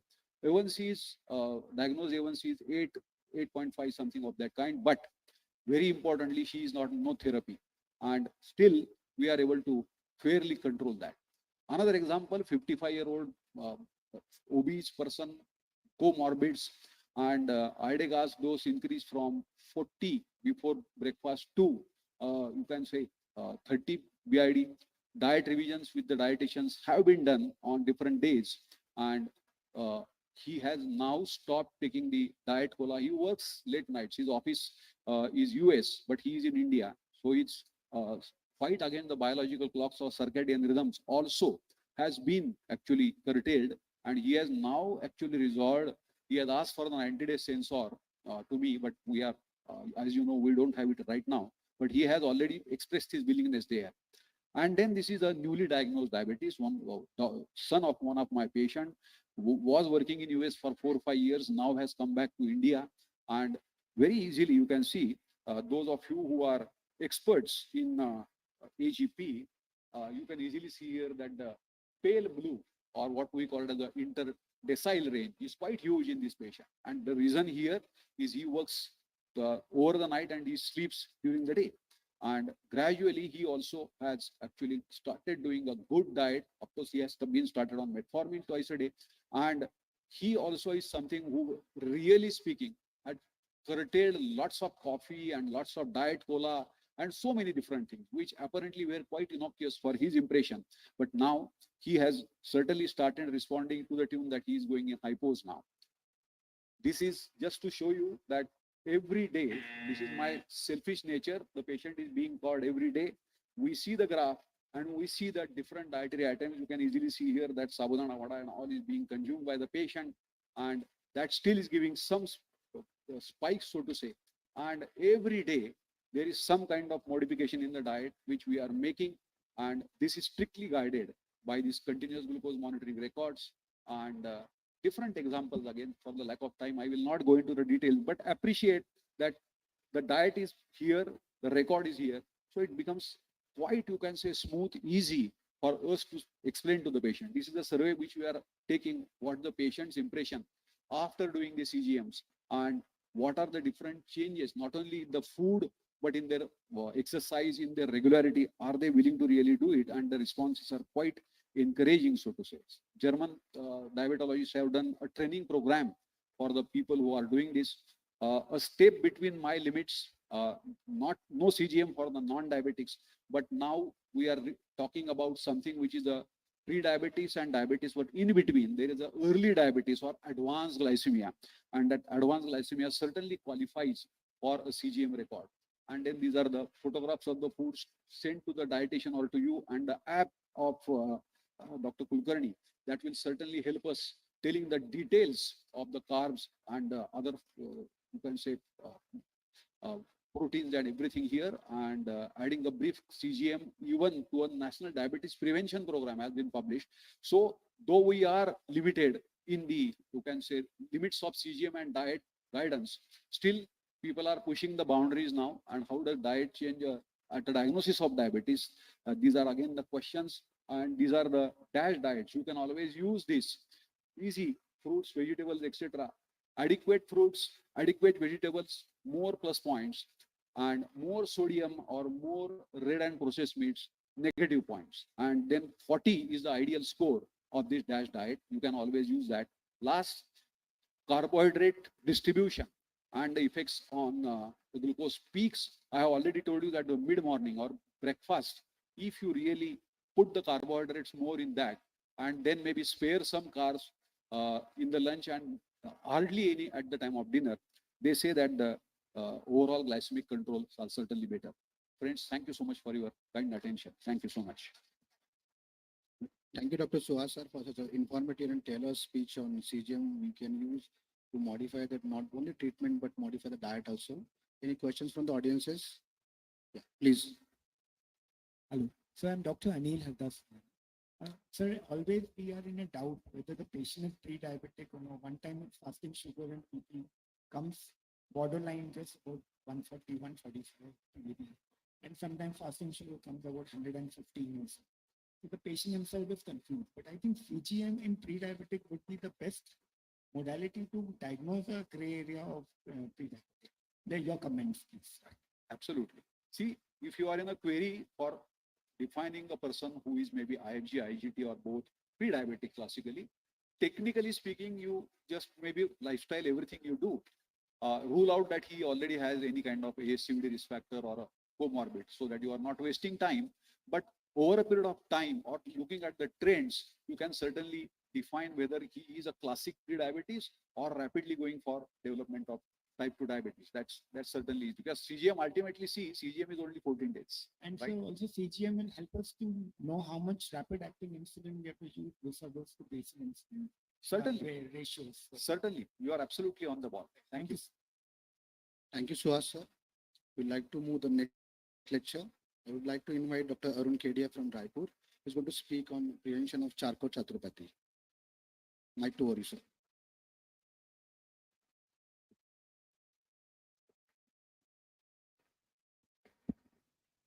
Good morning, everyone. So as we move towards the end of this 3-day extravaganza, I would take you to a serious topic, that is prevention of Charcot's arthropathy. It's always pleasure to be in Mumbai, my alma mater, and I can see my professor, Dr. Andy Maulik, ma'am, just entering into the hall to listen to my lecture, and that's my privilege.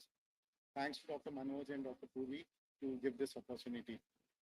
So Charcot's arthropathy, I say it's a serious matter, not because the disease is serious, but it's because the attitude of the doctors as well as the patients towards the disease is not very serious.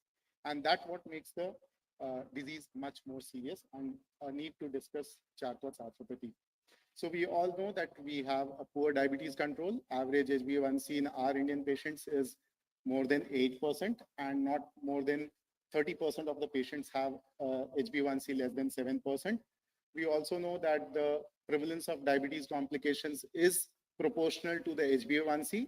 And we know that each 1% reduction in HbA1c leads to a reduction in almost 40% incidence of microvascular complications.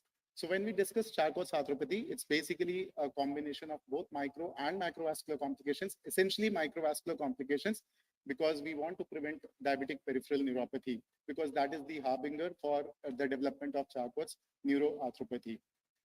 And if you see the prevalence of complications in type 2 diabetes patients, you can see that the highest complication is diabetic neuropathy, which we generally do not address very much. And we are more worried about the macrovascular complications, the cardiovascular death, but we hardly pay attention to the development of diabetic neuropathy.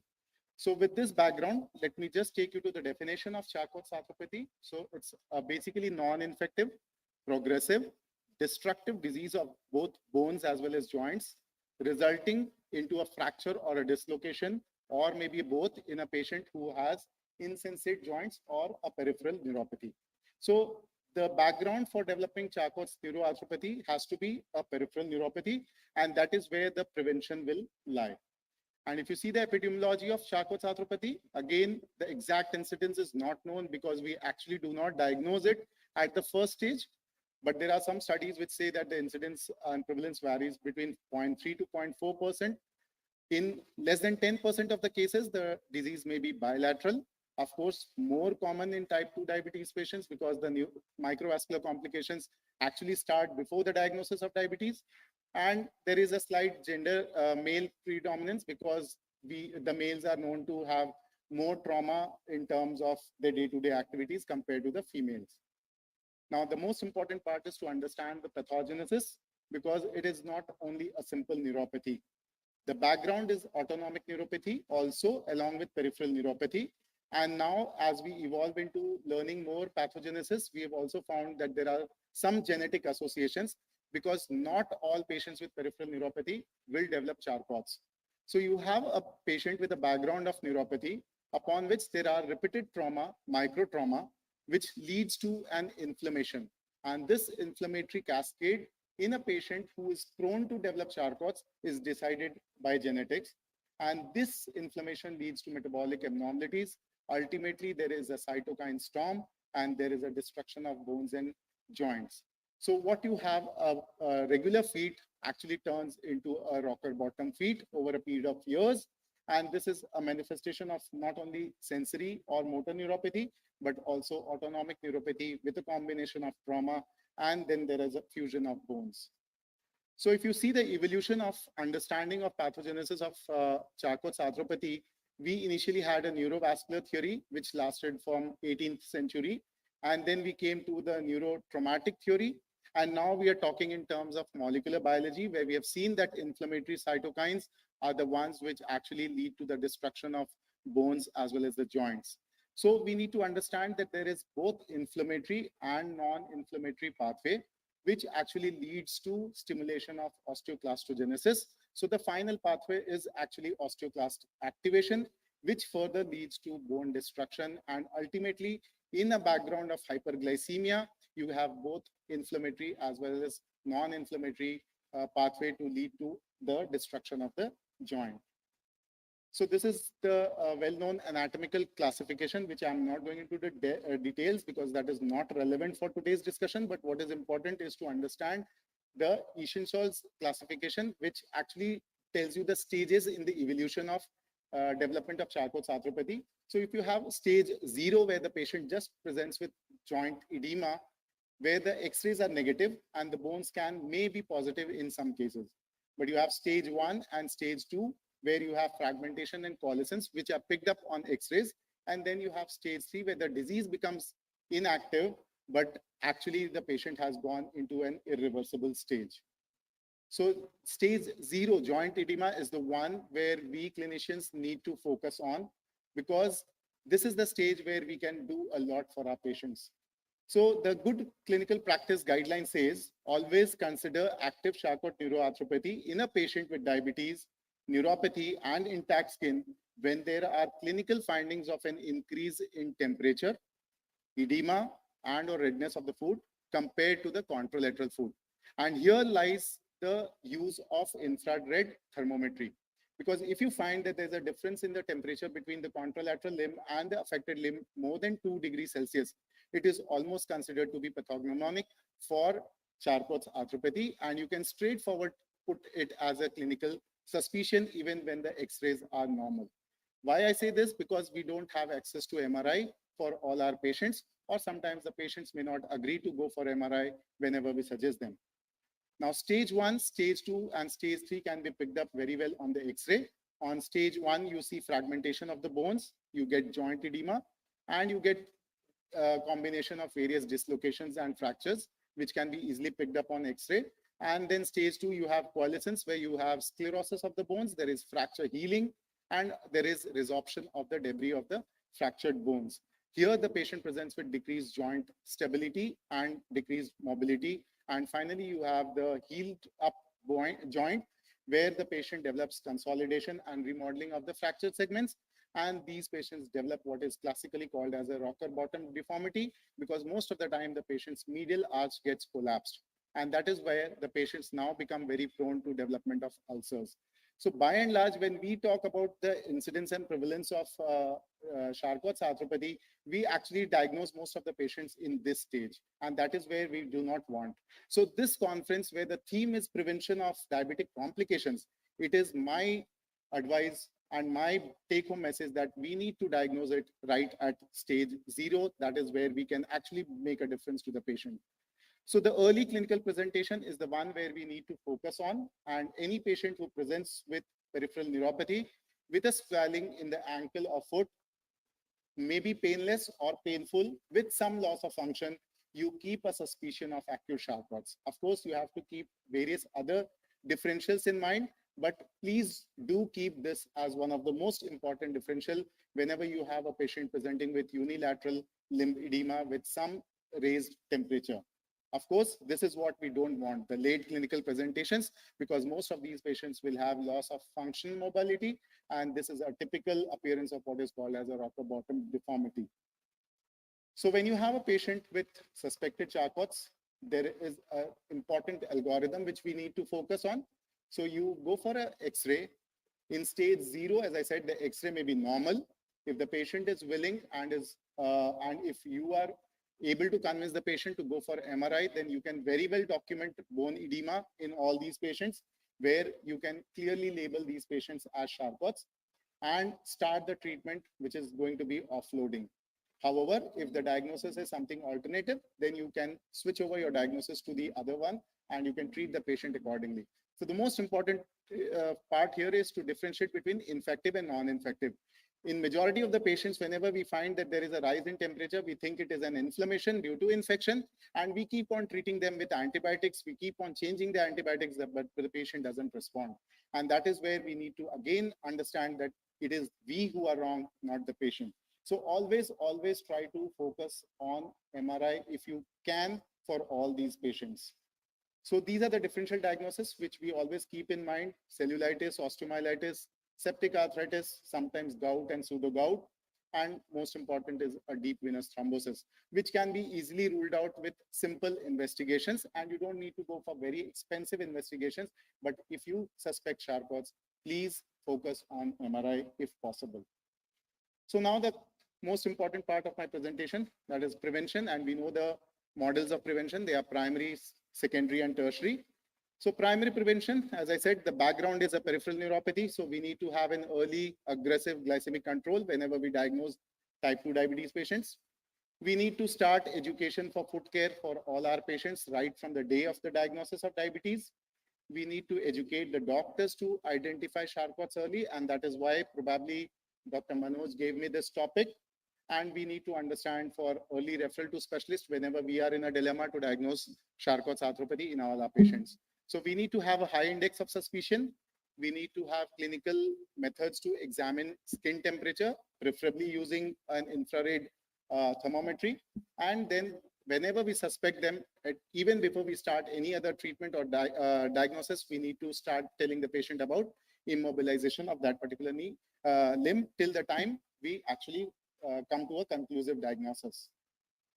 So once we have diagnosed Charcot's, we need to have secondary prevention now. Secondary prevention is basically to prevent the development of deformity. And here we need to use certain devices to immobilize the patient, and we need to offload the limb. So we have certain options. You can use a non-removable knee-high device. You can use a total skin cast or a total contact cast, what is known as, or you can use a knee-high walker, or you could use a removable knee-high device. Now here the controversy lies whether to immobilize the patient completely or give them partial mobilization, because immobilizing the patient completely may lead to muscle atrophy. It can lead to discrepancy in the use of muscles of the two limbs. So there is an option that you can give some mobility to these patients using a knee-high device with some walker facility. But we need to avoid use of below the ankle offloading, because that is not going to prevent the deformity development. And one can use also assistive device to reduce weight bearing on the affected limb. So these are some things that we need to advise to all our patients whenever we want to prevent deformity. And remember that this offloading and immobilization has to continue till the patient is in remission. And I'll talk to you what is remission. This can take 3 months to 1 year. So you have to counsel the patient again and again, because this is the part where the patient will not agree to you so easily. Any role of drugs at this stage? We have tried a lot in the research, because as I said, the background is inflammation, osteoclastogenesis. So we have had uses of methylprednisolone. People have tried denosumab. People have tried teriparatide to reduce osteoclastogenesis and improve fracture healing.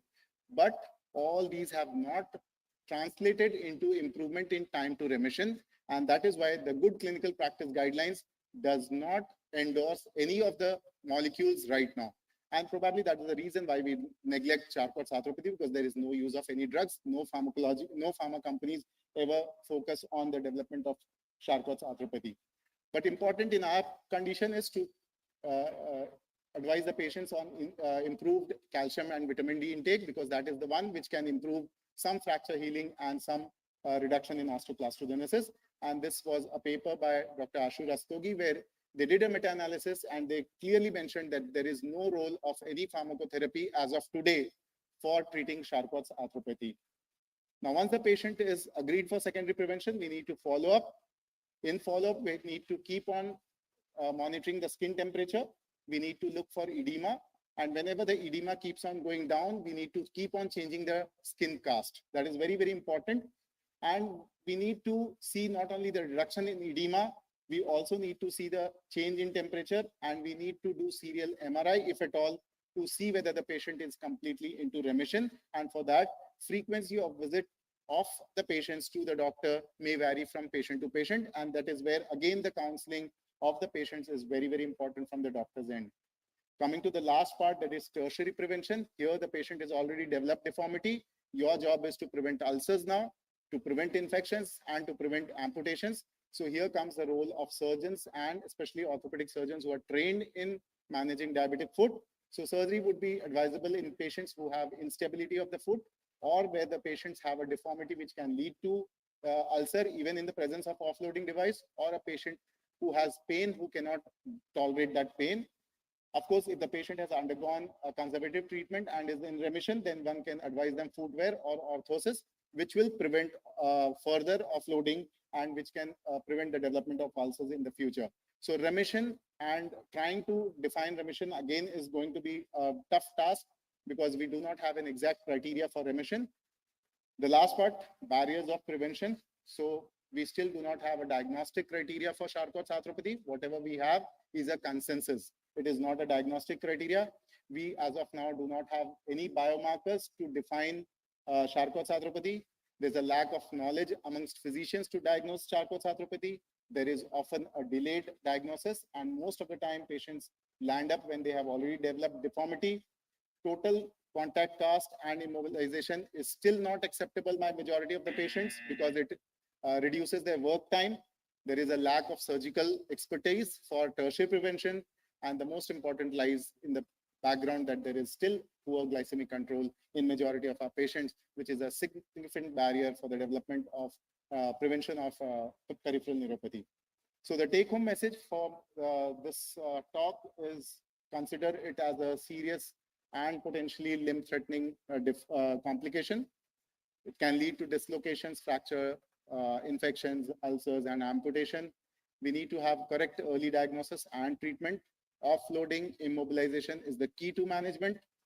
Lifetime surveillance of those patients who have recovered, because I said that once the patient is in remission, he is still at risk of developing ulcers. So we need to keep a lifetime surveillance. And the most important key would be early aggressive glycemic control and prevention of neuropathy, which will be the key to actually prevent all cases of Charcot's arthropathy. So with that, I thank you all, and I would request you all to go through this International Working Group of Diabetic Foot Guidelines. It has incorporated a separate guideline for managing and preventing Charcot's arthropathy. It's almost a 40 pages consensus statement, and it would be a good reading for all of you. Thank you for a patient listening. Thank you, Dr. Arun, for a very nice description of Charcot's arthropathy, which is diagnosed very late many a times. Thank you. Now I call upon Dr. Purvi Chawla to share her views on non-nutritive sugars. Purvi Chawla doesn't need an introduction. She is the whole and soul of the program.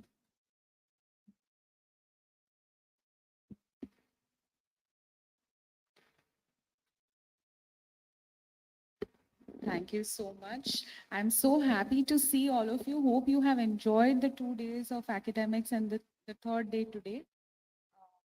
And I'm grateful to Zydus for wellness for this session, because I think it's an important one. We have been inundated with queries, right, when the WHO report came up, and it was quite difficult, or it was quite urgent that we all needed to get some facts around what was actually happening and burst the myths around the non-nutritive sweeteners or the non-sugar sweeteners, and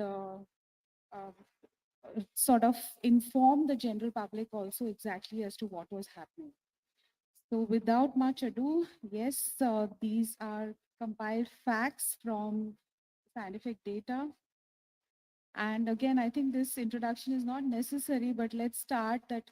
Of course, sugars, simple carbohydrates are a great source of energy, but they also increase the caloric intake and also initiate a vicious cycle where, because of the insulin and other hunger hormones, you're going to feel more hungry and seek more of that kind of food. So, sugar consumption, in fact, in India has grown massively or exponentially and is approximately 25 kilograms per person per year. And as opposed to the world per capita consumption of only 23 kilograms per year. So it's a massive, massive increase in sugar consumption in our, you know, developing nation. I don't think we can afford to have this kind of sugar consumption.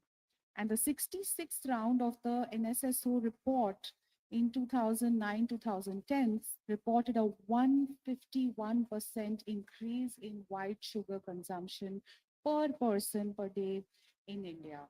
So it's, these numbers are staggering and it really it's a call to action that limits sugar, but somewhere we're required to replace it. I think non-nutritive sweeteners become a good option that we have today.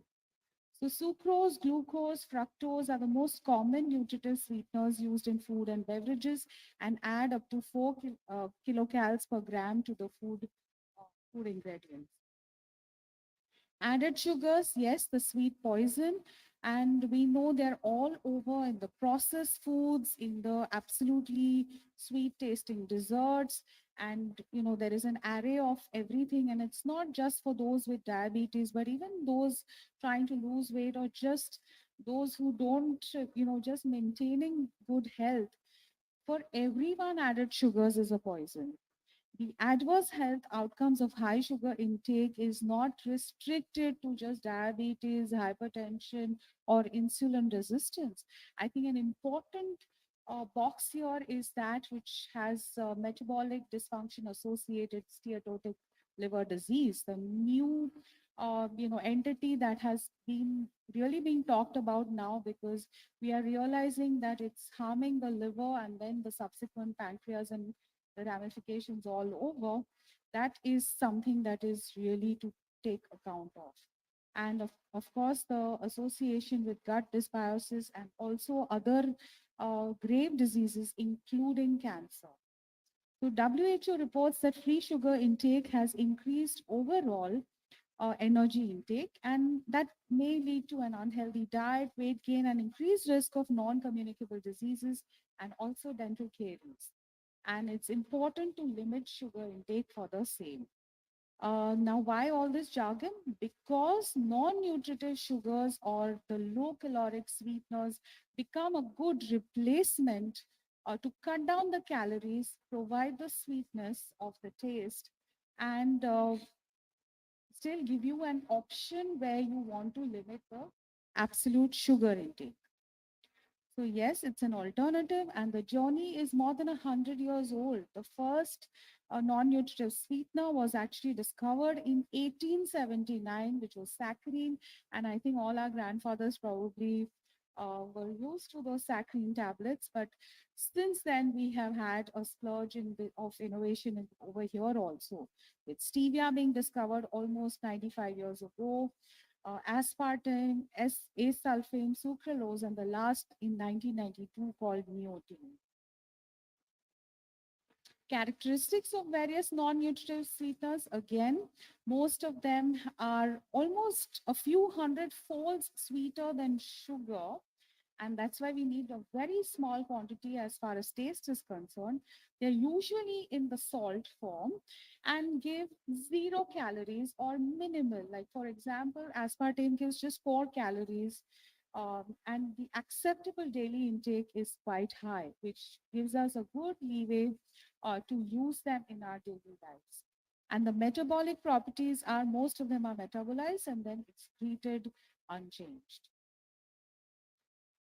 So now let's come to the crux of the talk, the myths versus the facts, the myths around the use of non-nutritive sweeteners. And to understand this better, I think there are two concepts which I want to share or remind you all of. One is the acceptable daily intake. Every time we talk about different elements of food, we must define this acceptable daily intake. It is the estimated amount of a food additive expressed per kilogram of body weight that can be ingested daily over a lifetime without any appreciable risk to the human health. So that is acceptable daily intake.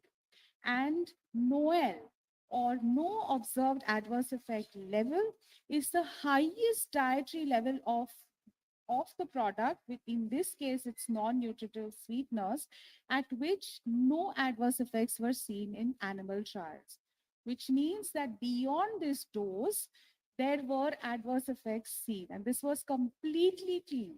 So NOEL is a very important term when we are defining what is the correct quantity to have. And the acceptable daily intake is NOEL and 1/100th of that. So you see there's a huge safety margin as far as non-nutritive sweeteners go, or for that matter, any of the food additives go. Of course, we know we don't want to overdo anything. So now, based on this acceptable daily intake, as per the joint FAO and the WHO Committee for Food Additives, stevia glycosides have the acceptable daily intake of 4 milligrams of steviol equivalents per kg body weight per day, aspartame 40 milligrams per kg body weight per day, and sucralose 5 milligram per kg body weight per day. Coming to the first myth, well, it was thought that they are going to increase the risk of cancer. And 10 years ago, the US FDA reported that generally speaking, they are safe under the conditions that have been approved for use. And this was further supported by the American Cancer Society a few years later when they gave out a statement saying all NNSs appear to be safe when consumed in moderation. So that's the key, consumed in moderation. And what they based their statement on was a earlier study which said that on examination of human data from an NIH AARP diet and health study of over 500,000 retirees, they found that increased consumption of aspartame-containing beverages was not associated with the development of lymphoma, leukemia, or brain cancer. And further systematic review has also shown us that sucralose is unlikely to be carcinogenic in humans. Keywords, consumed in moderation. Moving on, there were other further studies in preclinical species of steviol, sucralose, aspartame, and sucralose again, all leading us to understand or coming out with the same conclusion that there is possibly low genotoxic or carcinogenic activity, and they are actually not considered carcinogenic in humans from all the consumption doses that were given in these studies. The next myth, it alters gut microbiota. And I think we have heard enough in the other halls with respect to that. But the fact is that the expert consensus on NNS have suggested that human studies are actually limited to providing us with that adequate evidence that NNS influence gut health at doses that are relevant to human use. See, the wording is very, very clear. Today, sugar itself is associated with gut dysbiosis, and we know it's an absolutely well-established fact that overconsumption of sugar is going to cause gut dysbiosis and going to lead to obesity, diabetes, pre-diabetes, and a whole lot of metabolic diseases. However, with NNS, when consumed in moderation, it may have no effect on the gut microbiota. Again, this was from the fact that animal models have not shown that NNSs do alter the gut microbiota. And a recent human study reported that daily intake of pure sucralose or aspartame in doses that could be considered as high for human consumption also were not shown to have any impact on the gut microbiota. And there's further data to support that the mean Shannon diversity index, which Dr. Talukdar also referred to, and it shows how diverse the gut microbiota is. Again, there was hardly any impact with sucralose or aspartame. But let's take it with a pinch of salt. That let's understand that we actually need to really limit our consumption of all these, and in that limited quantity it may not alter anything in our system that will cause any further damage. Now the next important myth is that it's associated with chronic kidney disease, and the National Kidney Foundation's guide, planning for emergencies and a guide for people with chronic kidney disease, recommends adding artificial sweetener as a part of an emergency diet plan. So they are not endorsing that simple sugars are added to the food plate, but NNS is okay to use. And this is for patients even in CKD. So we know that meta-analysis of randomized control trials, that's probably the highest level of evidence that we can generate, because we know randomized control trial is one, and meta-analysis usually looks at everything together. Of course, a lot of conditions apply, but by and large, this is the highest level of evidence. And they looked at association between sugar or artificially sweetened beverages and the risk of CKD. And they found that actually sugar sweetened beverages, so a pure cola or whatever, would probably increase the risk of CKD, would not probably, but would increase the CKD risk by 1.6 folds. But no significant association was found between artificially sweetened beverages and CKD. Again, like I'm saying, please take it with a pinch of salt, only in moderation. So what are the health outcomes with these? First of all, in that small quantity, there's not going to be any effect on glycemia. There is also prevention of dental caries as compared to sugar, and there is some amount of weight reduction or maintenance.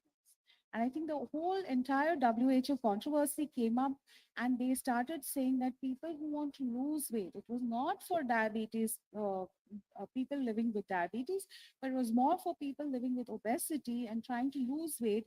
And, instead of sugar, trying to add a sweetener in everything that they eat. So that is what was being alerted against.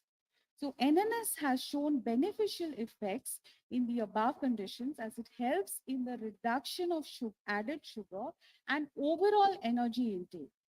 And it does help us maintaining a healthy body weight, thereby lowering the risk of conditions like metabolic diseases and cardiovascular risk as well. In weight management, yes, observational studies in fact showed that there may be promotion of weight gain, and the hunger cravings, or the sweet cravings would actually increase. And we know that that probably is a fact, but again, the consumption quantity is important to understand. But these were observational studies.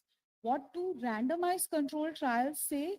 That they actually support weight loss and maintenance by reduction in the intake of sugar containing foods, and also reduction in the total energy intake.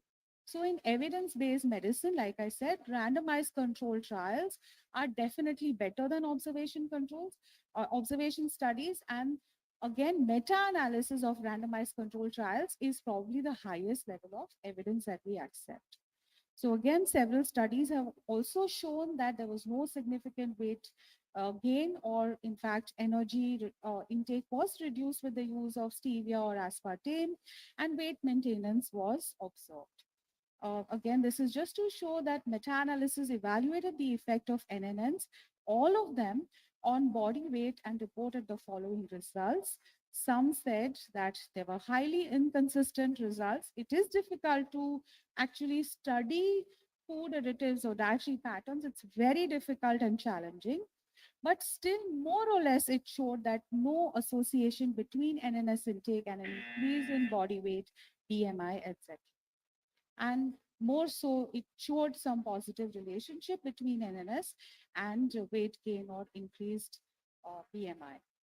So what exactly happens? Excess sugar intake on glycemia. We know that with prolonged excessive sugar intake, there is also increased fat storage around the liver and then spill over to the other internal organs, increasing the insulin resistance in the liver, in the pancreas, in the muscles. And then we know that there is progressive deterioration of beta cells that happens with that, and then development of diabetes. As I described it very simply, but it's a very complex molecular mechanism. And how do the NNSs impact it? They don't impact it if they are taken in that small moderation or small moderate quantity. Again, several studies have proven that there may be no impact at all, but anything more than that will definitely impact it in the wrong direction. Now, this particular meta-analysis suggested that blood glucose levels gradually declined over time following the NNS consumption.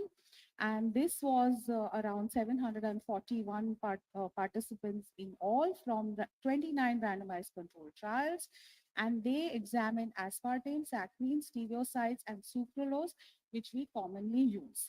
And they found that there was no increase in blood glucose level.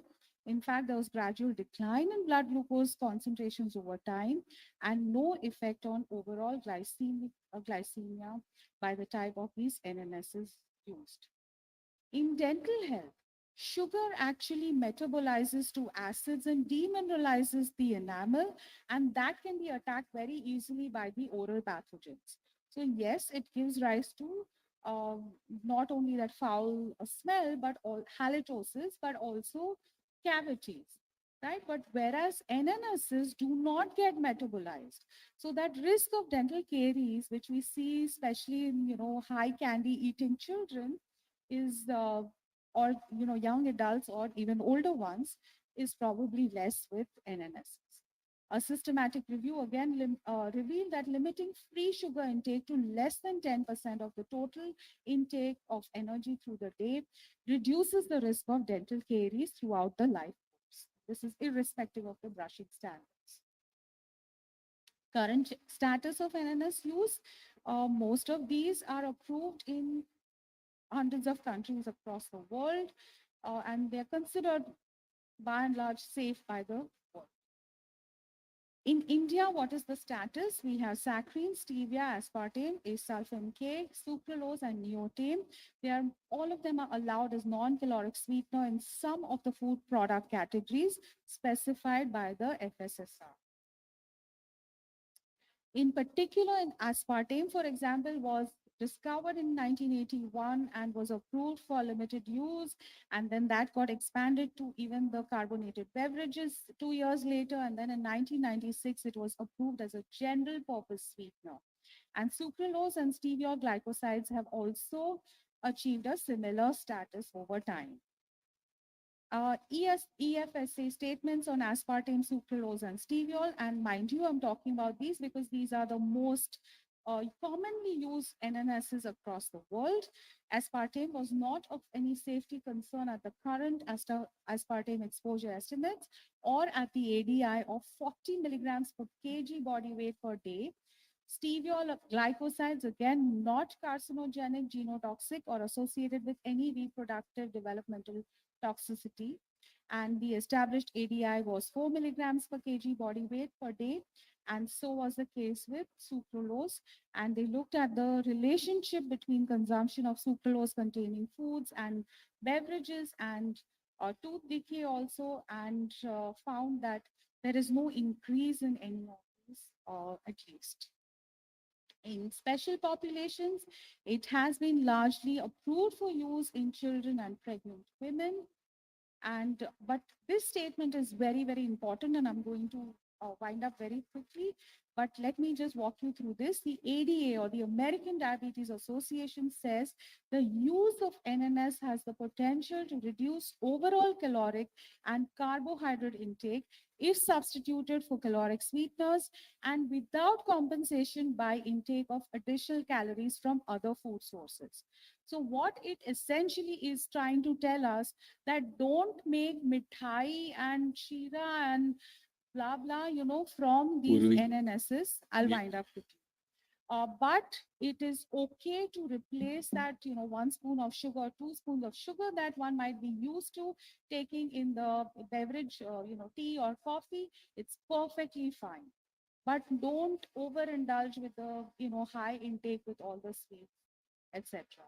And just one more minute, the WHO advised us not to use no NNSs for weight control in the newly released guideline. And this is what riled up that entire controversy. But they later on released that we do not have enough evidence because of the background characteristics of all these studies, and the population that they studied may not be the same. So you can't compare apples and oranges.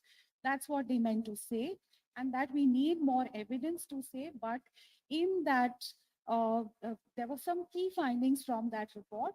One is that randomized clinical trials have shown that there's a small reduction in body weight and BMI in adults with no changes in other measures of adiposity or cardiometabolic health.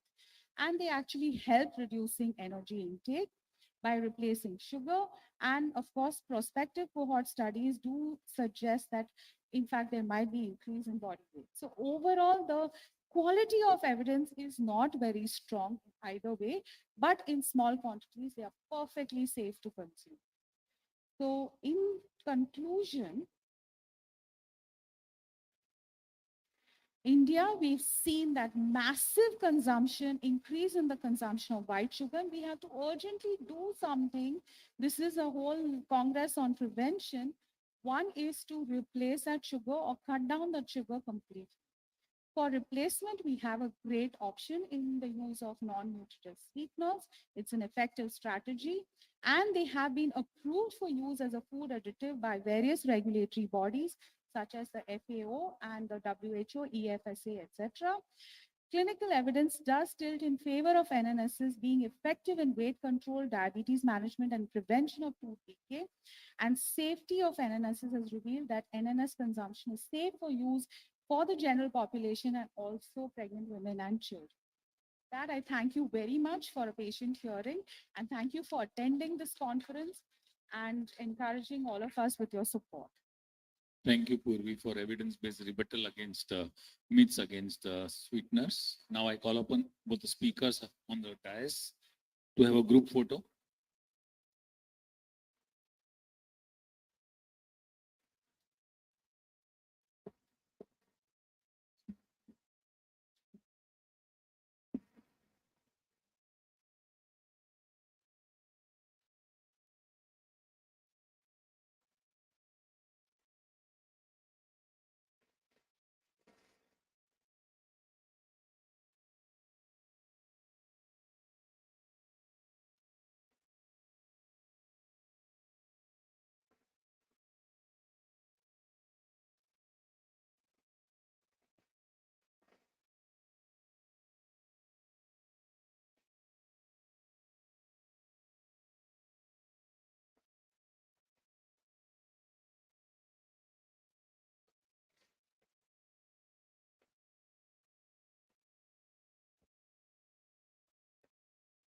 As we conclude our clinical diabetology session, I'd like to invite our next chairpersons, Dr.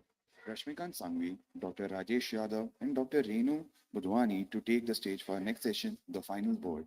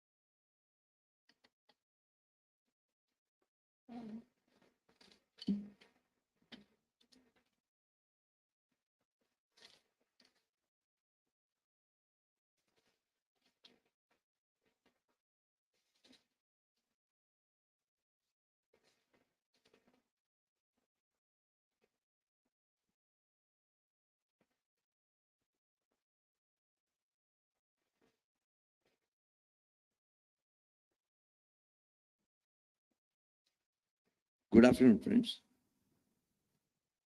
Welcome to the session. I'm not sure everybody is hungry now, pre-lunch session. The interesting topic is whether it is better to have misal pav or to have idli sambar. And for that, to guide us, we have two eminent people going to be discussing and helping us. Dr. Shailaja Kade, who has done MD, FRCP, FSC, FSCP, MD Medicine. She is a professor in internal medicine and consultant diabetes unit at KEM Hospital, Pune. Since 1994, she has a research associate at KEM Hospital for 1992 to 2009. She is also director for SKDC Diabetes and Specialty Clinics, director for Orange Diabetes Medical Foundation and Research Center, Pune. I am a past chairman. With that, I shorten my introduction. Thank you. As per the Dr. Shaila's wish, and I hand over to Dr. Renu. Our second speaker is, instead of Dr. Vijay Kumar, we have Dr. L. Srinivasa Murthy. Dr. Srinivasa Murthy is a senior consultant, physician, and diabetologist. Over to sir. Thank you so much. And Mike, yes? Yeah, that's a good idea. I'm going to involve everyone. But they will vote for idli sambar and misal pav, right? So we are talking about general idea is fixed drug combinations in type 2 diabetes when we treat. So what do you think? Idli sambar is better or misal pav? Idli sambar with chutney also, mind you. It's not only sambar. So I think let's convert this whole thing into a discussion, and I encourage everyone here to participate in this discussion why we need FDCs, like fixed drug combinations, to treat type 2 diabetes. So some FDCs are blockbuster. It's not only idli sambar. There are so many things into that, and they became blockbusters in 70s. And we know that Polycap was first introduced in India with a very good trial, very good research base for the Polycap, and still we are using it. So we need these blockbusters FDC also for type 2 diabetes. Some fixed drug combinations sound different, but they work. So they work unexpectedly, or maybe they work for some time. So we don't know. So some FDCs are unexpectedly work better or some time. And this is the combination. This is the combination which has seen a blockbuster in Mumbai. You can see that what Manoj has done. A great thing, Manoj. Congratulations for this. So combinations always take you to the good success. So But let's. all combinations may not work also. Like Yeah. marriages. So there you need some third I think, Compromise. combination. Yeah. Compromise. So the Srinivas, what is the philosophy for treating type 2 diabetes when the patient comes? Maybe newly diagnosed, maybe after 10 years. What do you think? I think the first thing is to assess and risk stratify the patient, which we fail to do many a times. What is the stage? As Dr. Shailaja said, what stage of diabetes, how many years, the duration, what is their A1C, what are the comorbidities? We should take all this into picture and decide. And the problem with most of us is that we don't initiate the drugs as required, the clinical inertia. I think that is something which we should know. And how we do is as important as what we do.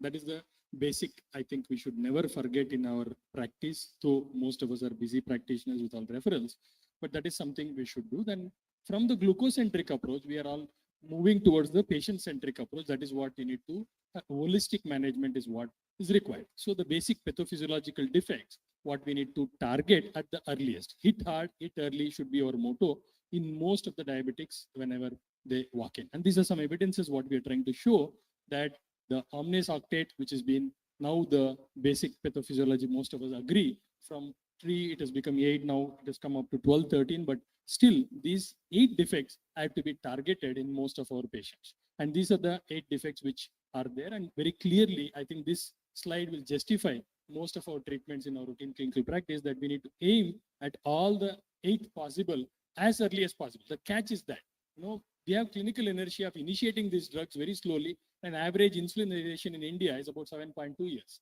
And the average insulin, the way the patient's board is about A1C of 9%. And that is something which you should come out of the clinical inertia. And the onus is completely on us, whether you choose 1, 2, 3 drugs at what stage of the diabetes. And that's something we should look at. And these drugs are all available to us. It's only the inertia what we have to initiate to slow this progression into complications. That is what we do not do. And of course, the patient-centric approach, what we talked about. And the William Osler has clearly told years back that the good physician treats the disease and a great physician treats the patient who has the disease. So that patient-centric approach was there in his words way back, 100 years back, I would say. And Dr. Shailaja, the A1C, why you need to target, though we say it's a patient-centric approach, but why should we talk about the delay? And this is what I was talking about, the classical approach. And you see the patients where the A1C is above 7 and not receiving the intensification for just 1 year. And that will translate into an MI increased risk of 67%, stroke of 51%, heart failure of 64%, and the composite CV endpoints to the tune of 62%. Just by delaying our inertia for a year and not able to optimize or intensify the treatment. That is where we end up in trouble. So the bad glycemic legacy most of our patients have, and we know the recent ICMR in-depth study also that the pre-diabetics and diabetics, the increase in the burden of the disease in our country, that is something we should keep up. So this is again very clearly talking about the benefits of early versus late glycemic, and that is what we need to compensate and look at. Now, Dr. Shailaja, we need looking at these pathophysiological defects and the clinical inertia and the delay in intensification of treatment. Do you think the aggressive A1C lowering has got evidence vis-a-vis the hypoglycemia? Because most of us are worried about the hypo, weight gain, etc., about the side effect profile. What do you think? Why do we need FDCs at the early in the course of the disease? Concept of treating is at day 1, go to 6.5 and gently, and then for that without hypoglycemia and weight gain. So that's the basis, initial first 1 or 2 kind of aims of the trial. And we have enough evidence why we need to, should not have hypoglycemia, especially in patients with like severe disease, 10 years duration of diabetes. Here the severe hypoglycemia is bad. Any hypoglycemia is bad, even a small relative one, we need to avoid, but severe is definitely bad. So we need correct FDCs to avoid the risk of hypoglycemia. So when you talk of hypo, there are some non-modifiable risk factors which we can't do, more the duration of diabetes, genetic and other things, but modifiable risk factor includes glucose lowering medications. So which combinations will definitely reduce the risk of hypoglycemia? The whole early thing aggressive started with we all know Defronzo, which was actually triple drug combination, where it was not for A1C at the end of 3 years. It was mainly what it showed that triple therapy, GLP-1 analog, metformin, and a pioglitazone actually improved insulin sensitivity and beta cell function. That was the whole basis of EDICT study, which Defronzo did. So when we say aggressive A1C lowering, one thing is we are taking care of glucotoxicity. So you will see every drug improves beta cell preservation. So which is not in actuality, but we are taking care of glucotoxicity at the very, very beginning. So we need drugs which will lower the severe hyperglycemia. So we can't just treat with metformin. That is the basis, and that also will improve beta cell preservation. So when we talk about this, the combination, of course, we cannot go further unless we talk at least 2 points about verify. Beautifully designed study, the early combination of vildagliptin and metformin right in the initial years of type 2 diabetes. See, you can see it was placed here compared to all other studies in just first 4 or 5 years of type 2 diabetes. And what it was, 2 important points, we all know it was better. So I'm not going to standard conclusion of verify, but compared to, if you see the monotherapy failure, is much higher in patients who had young onset diabetes. So those who got diabetes early, they fail early on metformin monotherapy. And we have so many patients who get to come to us 35, 38, 42, 45. So we need to be very careful. And they also benefited with combination of DPP-4 and metformin. That is one very, very important sub-analysis lesson from the VERIFY. Then Indian patients on metformin monotherapy fail much more compared to their global counterpart. We also this with Professor Ramchandran's diabetes prevention program, that metformin was not working that great as American DPP in Indian patients. So definitely metformin monotherapy in young and Indian type 2 diabetic patients is not that great. So these young onset diabetes, definitely initial failure is less with combination. So you can see it was 35% failure for young onset diabetes on early combination, but late onset is only 30. And if you look at the metformin monotherapy, almost 60% failed who got diagnosed early diabetes compared to late onset who got diagnosed after the 40 years of age. So young people, Indian type 2, we need to think of combinations right from the day one. So that was the key findings, and more true, as I said, for young onset diabetes and Indian type 2 diabetes. The very another thing in triple combination was even these combinations with SUs were launched quite late because there was so much of criticism and it was like whether it will work. Should I use a FDC with SU? Even pharmaceutical industry took some time to launch sulfonylurea. Sulfonylurea metformin, of course, we are using, but in the triple combination, it was launched a bit late. Now it is available. So what is, Srinivas, what do you think about this sulfonylurea myths? I think SUs have been part of our practice from quite some time. It is about 5 decades now SUs in the market. That itself will talk about the SUs because we say any business beyond 5 years is a successful one if it sustains. So it has been sustaining from 5 decades. In fact, you know the interesting story how SUs were discovered in World War II when the sulfur drugs were given as antibiotics. Soldiers used to have hypoglycemia. So the French physician, I've forgotten the name, apologies, he discovered it and the German physician synthesized this for the first time. Talbutamide was the first one. And this all started with the talbutamide story with ischemic precondition. So this is what the UGDP study in 1970 was the first one which signaled that there is some cardiac problems with this sulfonylurea as a bracket. So that is how this disappeared. But now we have the so-called the third generation of the newer SUs. So that is where we are in today. And especially we know the market share of a glimepiride metformin combination. We should not name the brand, but it is about 53% market share in that segment of a double drug combination. That is what we have the faith in that because we know, as we saw that in India, the baseline or the controlled group of diabetics with the A1C less than 7 is the tune of 70 plus. 70% of them are not controlled. So there is no question of that hypoglycemia, what we fear in most of our patients. So because I'm sure all of you get the referral patients, what you get, and this is what is the data now to show about the rural and the urban disparity in our country. There is a big gap, of course, and this is what I was talking about. The 53% market is covered by the SUs. And mind you, what Dr. Shailaja was showing about all the RCTs, the leader, the EMPA-REG, in the leader, 51% of the patients were on SUs. In EMPA-REG, if I remember correctly, it was 43%. In Examine, we were part of Examine also, it was 44% of them, background medications were sulfonylureas.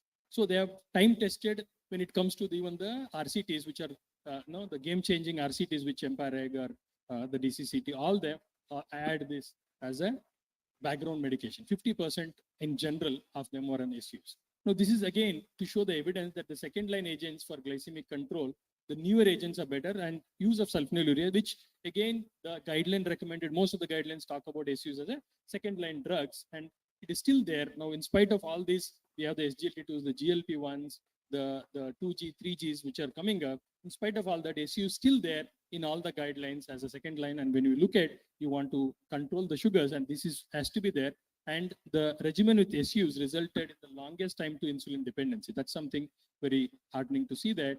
And this is the HbA1c reduction by different agents when you add on to the metformin. You can see the SUs in the tune of to 2%. And I'm sure all of you agree, whenever a walk-in patient comes with a very high A1C, the first agent we will think of, apart from metformin, will be ASU, and most of it is the modern SUs, what we call. Now, this is a paper to show the effectiveness and safety of glimepiride and DPP-4 with metformin in second-line pharmacotherapy with respect to the SAEs, that is, which includes severe hypoglycemia as well, 9% versus 11%, and that is a small absolute, is not a statistically significant number. So this is again very important for us to know. And of course, the weight gain part, which we always talk about. And this is the evidence to show that the addition of SU to metformin does not give rise to the change of weight, what we talk about. So strict glycemic control can be maintained with the SU and metformin in real life setting without relevant changes in the weight. So we almost call it as a weight neutral drug. We do not talk about that weight gain part. And this is again the advanced trial, which was with the glycoside. And that was one of the best trials so far as the SUs are concerned. And you can see the weight change in this arm with the glycoside was 0%. And of course, the cardiovascular mortality, the blame game of this, as I said, was with the UGDP trial initially in the 1970s. But later on in 99 and 2000, there are studies done, mechanistic studies done with the angiogram in place, and people were given glimepiride and glibenclamide and showed that ischemic preconditioning does not happen with glimepiride. There are enough evidences, there are meta-analysis to show that glimepiride and glycoside are the two molecules which are much safer as far as the ischemic preconditioning is concerned. So the cardiovascular mortality, the myth definitely does not exist, and it is very, very less with the glimepiride because of its mechanism of action. With the 64 delta on the receptor activity compared to the other, because the glimepiride has got a high affinity for dissociation, low affinity for the receptor. That's why even the recovery of the hypoglycemias are better with this glimepiride molecule. And this is, of course, ADA 2018, that the modern sulfonylureas, they've clearly told about the safety of cardiovascular. They've clearly told the efficacy is high, CV neutral, low cost, and renally they're neutral. This is what is the recommendation. And of course, we know the guidelines are based on the meta-analysis and the RCTs, and the idea of clinical practice recommendation for diabetes 2017, they've clearly told modern SUs are CV safe, and that is a statement which has come up after the IDF in 2017. And of course, the EQPDS again showed us that there is no literally that solid evidence of beta cell exhaustion, and diabetes itself can result in the decline in beta cell function over a period of time as aging advances. And the beta cell exhaustion, they literally question, is there any difference within the SUs? That is something to be answered. And of course, we talk about the combination, earlier the better, hit hard, hit early should be our concept whenever we see the patients with this. Now, of course, the fixed drug have got advantages, mostly little disadvantages of individual titration may not happen within the drug, but there is always a synergistic complementary action whenever we try to combine. And SGLT2 DPP4 with metformin, SGLT2 glimepiride with metformin, these are the FTCs which we look up in our routine clinical practice to have the lesser pill burden. And of course, the recommendations are the backup for that. Now, Dr. Shailaja, the heart failure component of glimepiride, do you think it is something to be worried? Yeah, I think as we were talking about sulfonylurea and cardiovascular safety, this was the paper actually published, it was presented few years back in ESC, where a group of investigators who believe in the arachidonic acid and myocardial metabolism, they used glimepiride in patients with chronic heart failure. It was a retrospective study, and what they prospective cohort study, actually not retrospective, and then they found out that glimepiride use, the survival was better. There was about 509 odd patients of type 2 diabetes and chronic heart failure, glimepiride users versus non-glimepiride users. There was a propensity score matched, and Cox regression analysis was used to match the two groups. And the survival was better in patients using glimepiride of chronic heart failure and type 2 diabetes in both hospitalization for heart failure as well as cardiovascular mortality. They also compared the different doses of glimepiride, and the higher the dose, the survival was better, hospitalizations were less. That's what the authors actually said. This is the group actually working for the arachidonic acid metabolism, and they say the glimepiride has the unique effect which it preserved EET, and that's why the survival was better. I'm not saying recommending that we start using glimepiride in heart failure cases of type 2 diabetes. We have enough good drugs, but that big kind of a cloud of question mark of glimepiride or SUs about high CV risk patient, at least it gives us some kind of a comfort that if I'm using a 0.5 mg of glimepiride in a fixed drug combination, I'm not creating a big harm to my patients. So, and Carolina, what it showed is actually the safety of glimepiride. In spite of that first 4 initial titration phase of hypoglycemia, it did not convert into the high cardiovascular risk. And even the hypoglycemia in a clinical trial setting, because you need to increase the drug as a rule, whatever is the protocol. In clinical practice, we don't do that. We have very small doses of 0.5 mg, which we can titrate in a much better way, not like in a fixed protocol, so that we can avoid those severe hypoglycemias.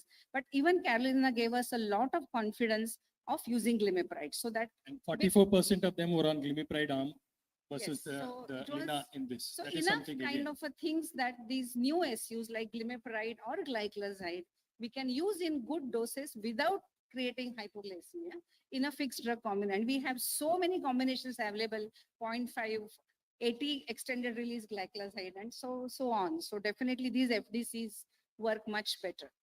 Just one word, I think, about this fixed dose combination of basal insulin and GLP-1. What do you think? We have one, the second is coming. Yeah, I think it's great. I was part of the trial as well. And these are some things which are very promising. But the problem with most of us is the clinical inertia to initiate these at the right time. That is what I think we have enough evidences now to talk about all this. And but the problem is the inertia with the physicians, with the available.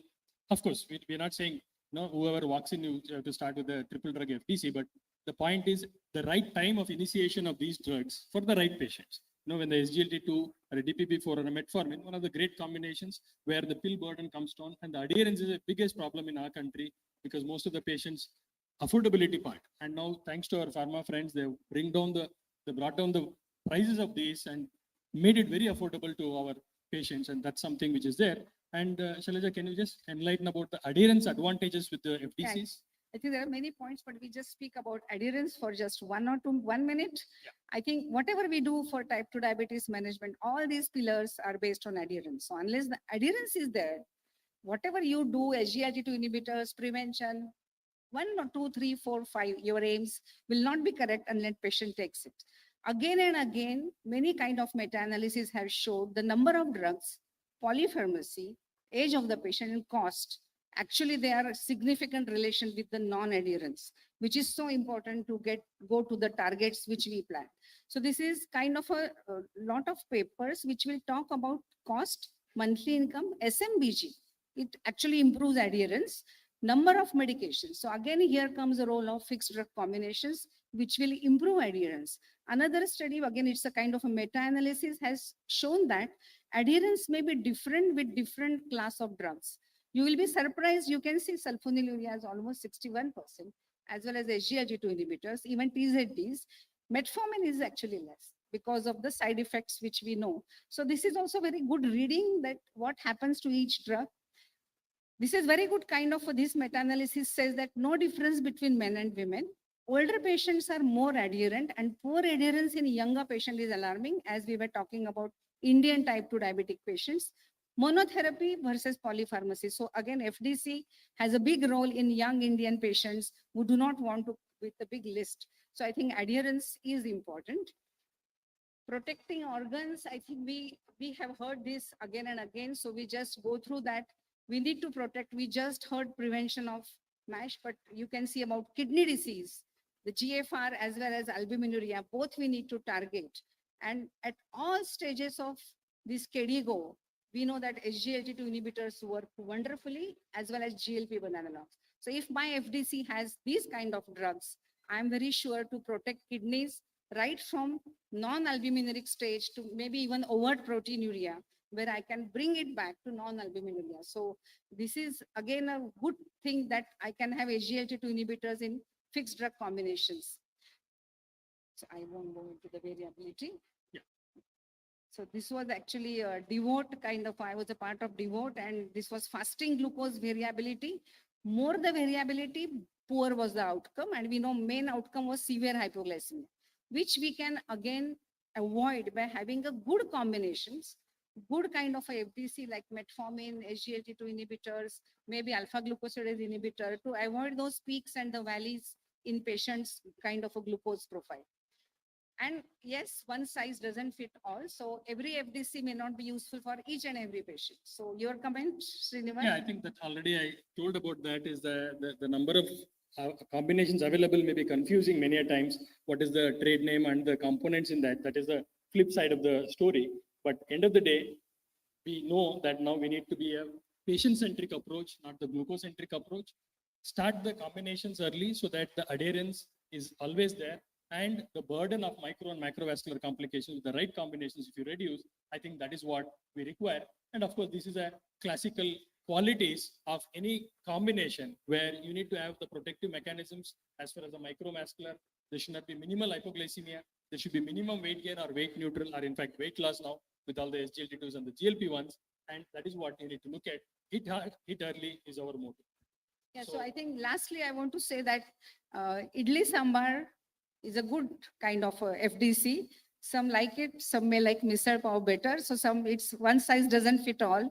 And you can combine idli, you can combine pav and sambar. So maybe sometimes it's patients may, some people may like it that also. But idli sambar is not sufficient. We need chutneys, we need vadas, and we need coffee, right? That's a Am I perfect right? The South Bangalore Indian, way? Bangalore way and South Ah. Indian way. And thanks, Manoj. And you're paying the bill for that idli sambar, which I'm going to have now. And even with misal pav, we need this kind of a special buttermilk, which we get in Pune. If only misal pav is not sufficient. We need a third drug, we need a fourth drug, and tea is always welcome. Great. So it can be a metformin in every FDC. Yes. Thank you so much. Thank you. Thank you.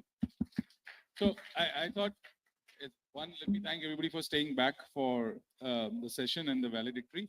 But before we really conclude this, and I've said this enough times here last year when I was speaking at EAST, and we have international faculty with us here. Does the international physician community feel jealous of us Indian physicians having the opportunity to use these triple fixed drug combinations at a very affordable rate? I would invite comments from anybody of you who wants to say, are you waiting for these kind of FDCs to be available in your country? I think that's the answer. That's Dr. Peter is welcoming that. Thank you. Thank you. Thank you. Thank you so much. Let's come to the center for a group picture of this session. Thank you, sir. It's definitely a good eye-opener for us. Only thing is, recently, some irrational combinations have been banned by the government, but rational combinations are very much appreciated. Thank you, sir.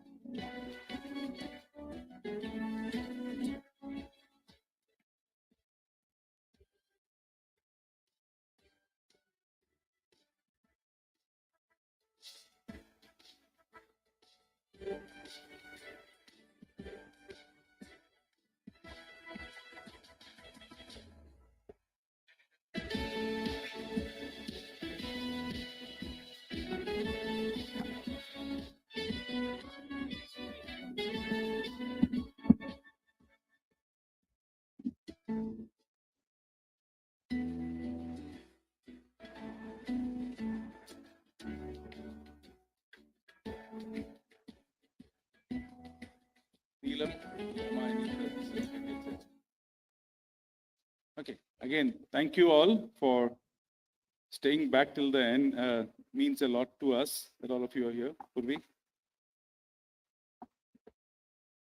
So let's begin in this valedictory function with announcing the names of the winners for the e-posters and the oral papers, right? So we received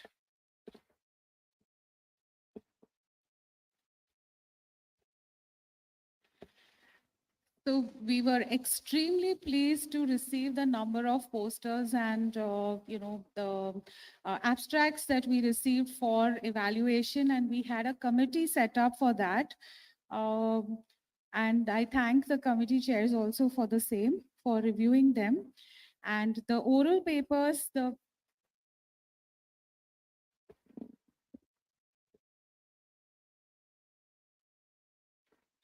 And before we begin with this, I think there are two individuals who have to be on stage for this. Professor Dr. Yako, please join us on stage. And Professor Dr. Peter Schwartz, please come up on stage. Is Professor Dr. Ramchandran here?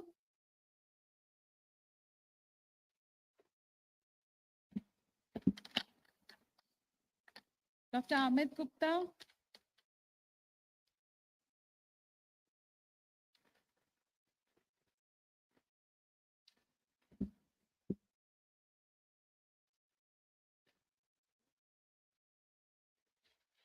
So of all the entries that we received, and among the oral papers presented, the first prize goes to Dr. Bruce Duncan. And the second prize goes to, unfortunately, he is not here. He had to leave this morning, Dr. Bharat Sabu. Co-authors from that from the presentation can also probably come here and collect it.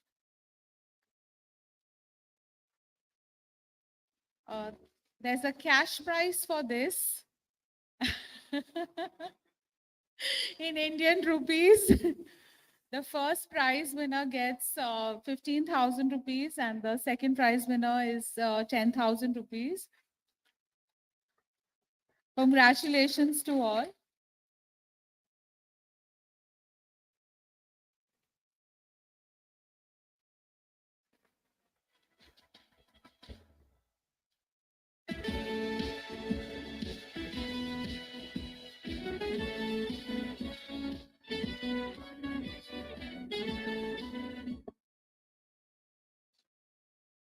Dr. Shibani is a co-author on the oral presentation that Dr. Bharat Sabu led.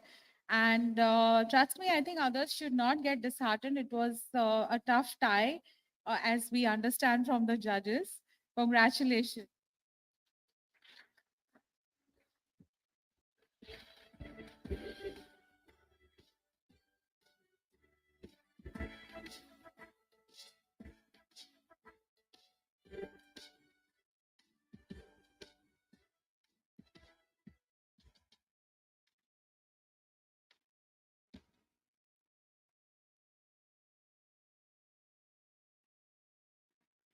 Now for the e-posters. The first prize again goes to none other than Dr. Bruce Duncan. That's a smash hit. And the second prize, there is a tie between Dr. Pranjali Shah and Dr. Ariana Trehan. Congratulations.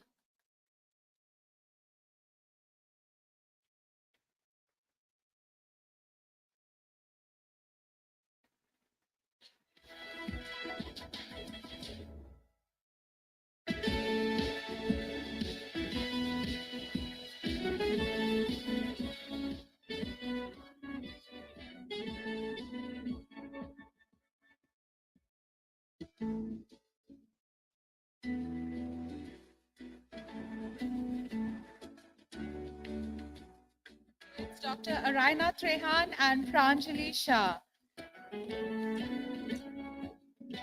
Second prize, e-poster.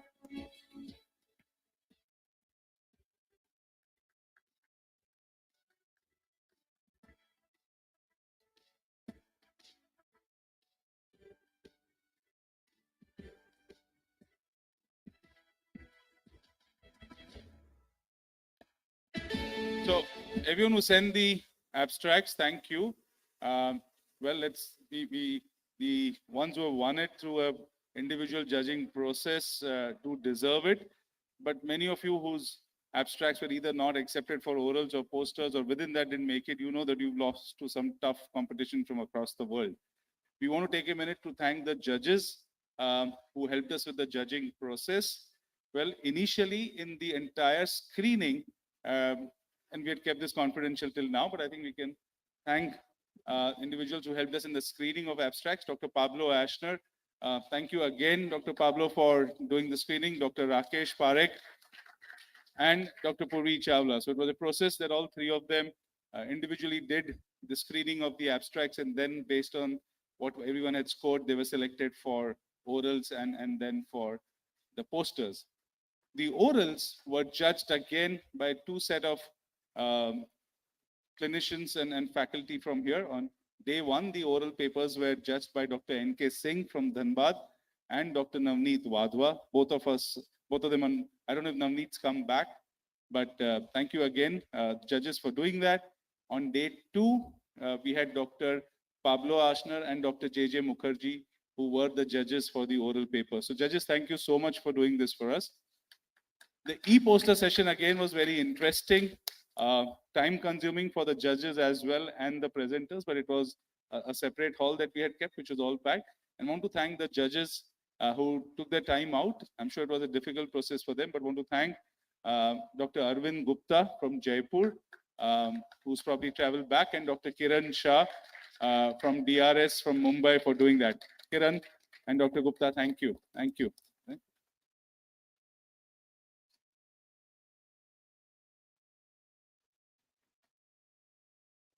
Okay, so we now want to, it's an overwhelming feeling for us at the end of this 3 days. Something that was conceived and spoken about for a year now finally happened. At DRS, we are again extremely thankful to the WCPD board for giving us a chance to collaborate. I want to once again take the opportunity to thank Professor Jaco Tumilito for making this combination happen, and the entire WCPD board, Dr. Rafa Gabriel, Dr. Noel, Dr. Pablo Ashner, Dr. Sudhir Sen, and many of the international faculty. Yes, may we request the WCPD board members who are here to please come up and join us on stage. Dr. Pablo, Dr. Rafa, Noel, please join us on stage. The entire international faculty who's traveled from across the world and being here. So again, let me invite Dr. Bruce, Dr. Maria Schmidt, Dr. Paula. I'm trying to see who else is there, but I'm requesting them. Dr. Nebovich, the entire international faculty who's still here, stayed back with us. Dr. Timolaka, Dr. Lee,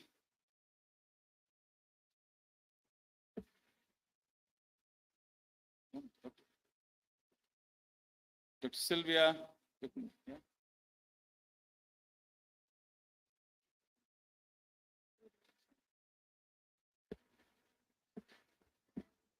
Dr. Ilan, Dr. Shehnaz.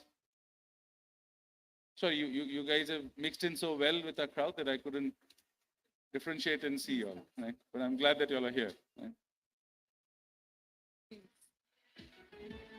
So big round of applause. Professor Ramchandran, sir, is he here?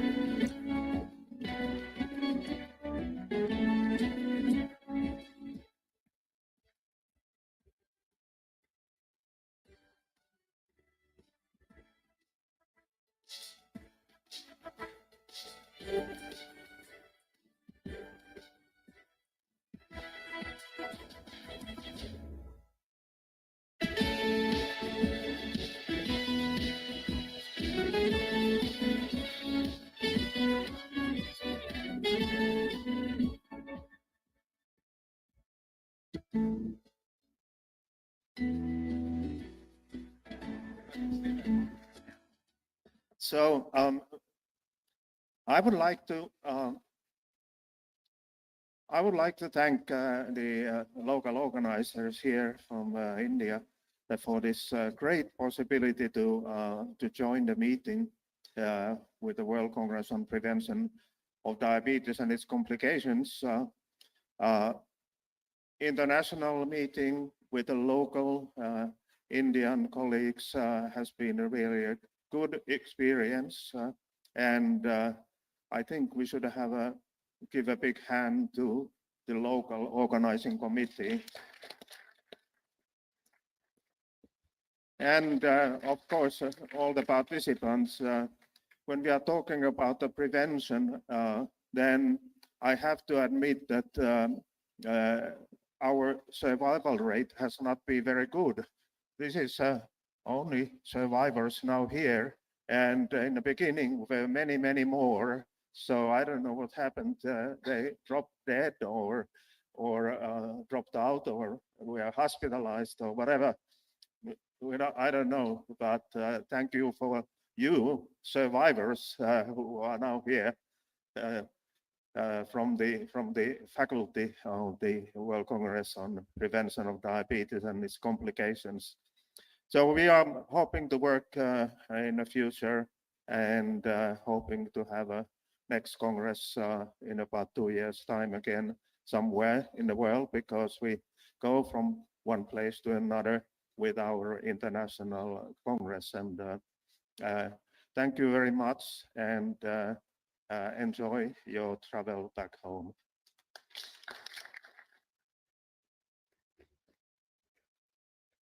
Thank you, Dr. Yako, for those very encouraging words. And thank you for bringing the world's experts to this platform of DRS. We were more than happy to host this meeting. And I think there are 3 individuals who need special blame for this. And that's Dr. Banshi Sabu, sir, Professor Dr. Ramchandran, sir, and Dr. Amit Gupta. So a big round of applause for them that they made it happen. And it's been over months that things have come together. May I now invite our very popular and very present, the IDF President, Dr. Peter Schwartz. Very popular, very present. I just was surprised. It was totally cool to be here at this meeting. If we look at this room, if you look into the walkway outside at all the corners, the discussion this took place. This is really the teaching. This is the spirit and the passion to become a warrior against diabetes. And I'm very confident that the people who are here in the room, the people who attended this Congress, they will spread the message and at the end will become the future leader in diabetes care, but even more important, the future leader in diabetes prevention.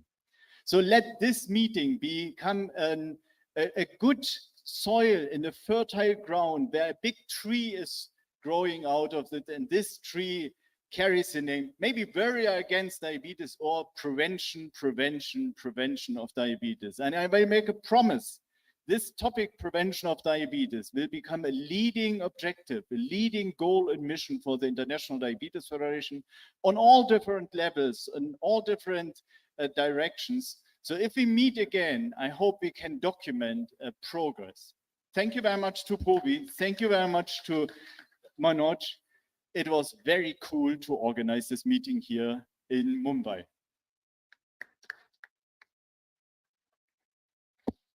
Thank you.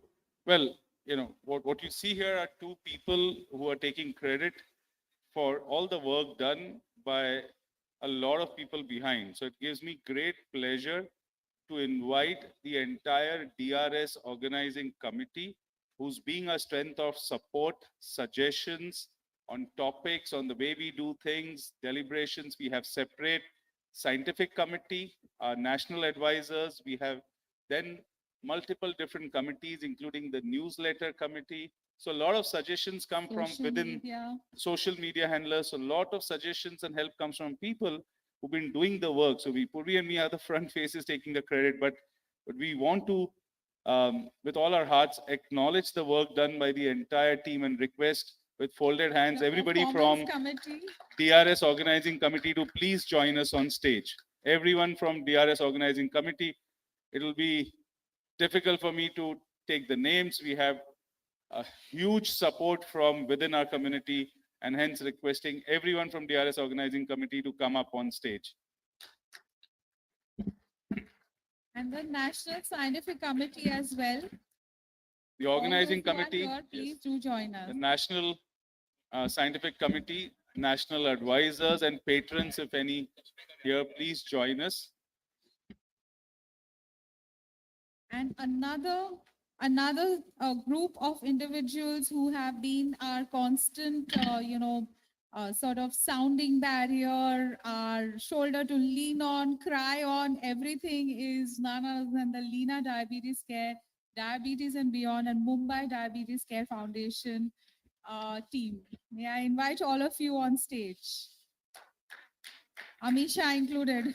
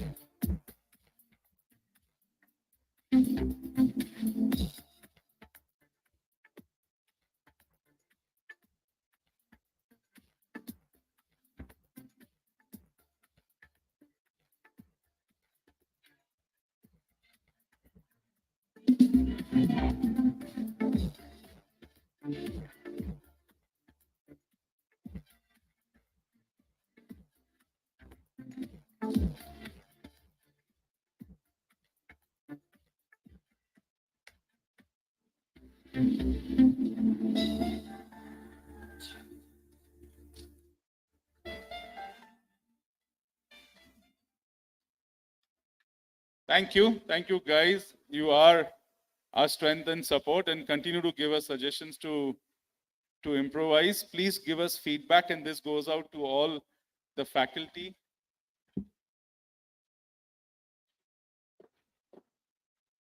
All our delegates as well. We have the website for Mumbai Diabetes Care Foundation. It's there. Give us the feedback, any kind of feedback for us to improve what you're not happy about, and we'll change things. At this time, let's also acknowledge that meetings. We want to thank all our collaborators who collaborated with us for this meeting. We want to thank DTech, Diabetes India, D-Genius, and the Indian Medical Association. Breakthrough Type 1. Breakthrough Type 1, yes. And the Indian Medical Association, Mumbai West Suburban Branch, and the Ghatkopar Mulund branch is called as NBE. So thank you again, the collaborators, all of you, for giving us that support. We do realize that meetings like these would be difficult without the support from the industry.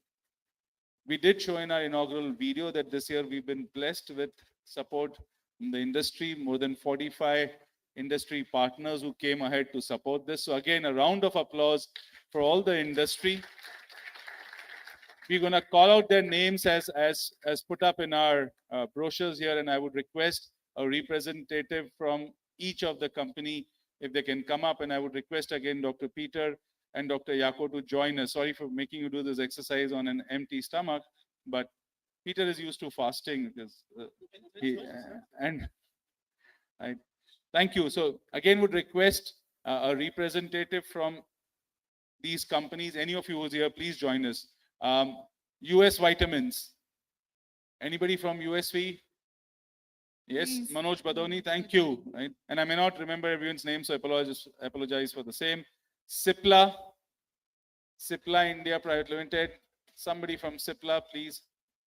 Micro Labs, a big support given to us by Micro Labs. Novo Nordisk, Sanofi, Lilly, Abbott Diabetes Care, Sun Pharmaceuticals, Lupin Pharmaceuticals, Areen Pharma, Medtronic India, Eris, Glenmark, Torrent Pharma, Mankind, AstraZeneca, Boehringer Ingelheim, Metalis Life Sciences, Abbott Healthcare, IPCA, GSK, Nirvana Healthcare, Zydus, Abbott Nutrition, Natco, Alembic, Aristo, Bayer, Roche, Macleoids, Newcare, Servier, Dr. Reddy's, Intas, Zuventus, Alchem, Zydus Wellness, Merck, Cody's, Sinocare ICANN, InBody. Have I missed out anyone?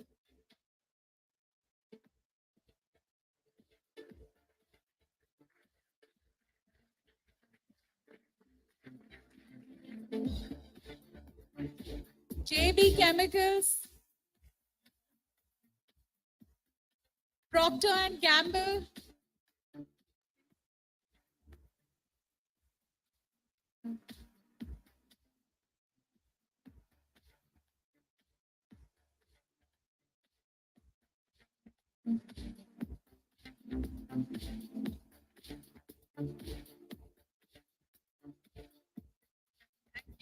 Thank you. A very, very big thank you to one and all.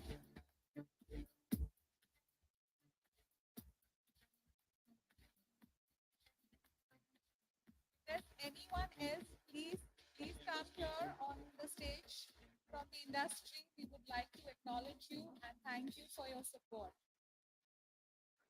The audience is unparalleled. Thank you, industry. And in particular, we wanted to get this picture. Most of the checks are remaining to come, so we wanted to get the proof.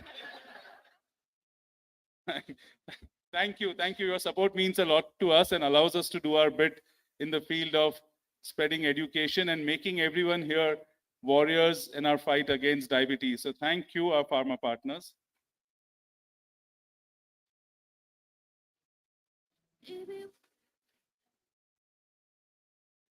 Okay. Just a few more minutes for us to thank our remaining team. We wanted to invite our observer from the Maharashtra Medical Council, and of course, a very, very senior member, trustee of IMA and many other associations across Mumbai, one of the most senior and respected family physicians in the city of Mumbai, Dr. Bakulesh Mehta, as an MMC observer and from IMA Mumbai West, who wanted to say a few words.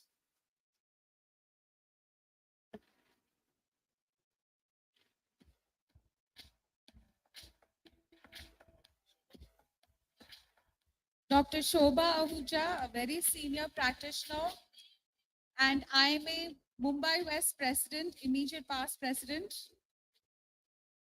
Do we have the current President, Dr. Ketan Mehta?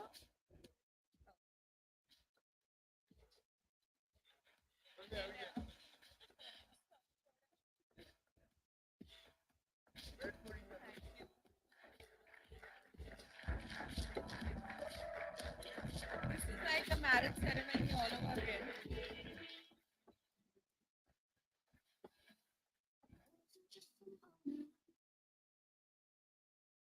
Thank you so much. Good afternoon to everybody. 2.5 days were really very hectic, but very enjoyable. I've been attending many conferences last few years, but it was the most unique conference which I attended. Usually, I don't remain for 3 days, but this time some attraction. It was a unique conference, well attended, well planned, unique type of menu. Both of them we enjoyed. And I vote to come.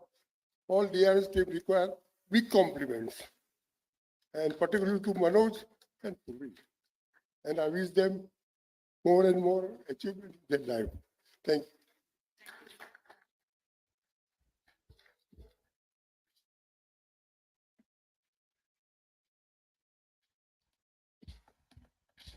Well, we want to thank our two partners, IJCP, which has been our event partner and our educational partner over the last few years since we started. Mr. Nilesh Agarwal and team, they're also responsible for getting out the newsletters that we put on the groups, and you will receive the highlights of day 3 also tomorrow as the soft copy. So Nilesh and team, thank you. They were here. Nilesh was here till yesterday, but had to move to Delhi. And then, of course, our new event partners since last year who've taken up the responsibility.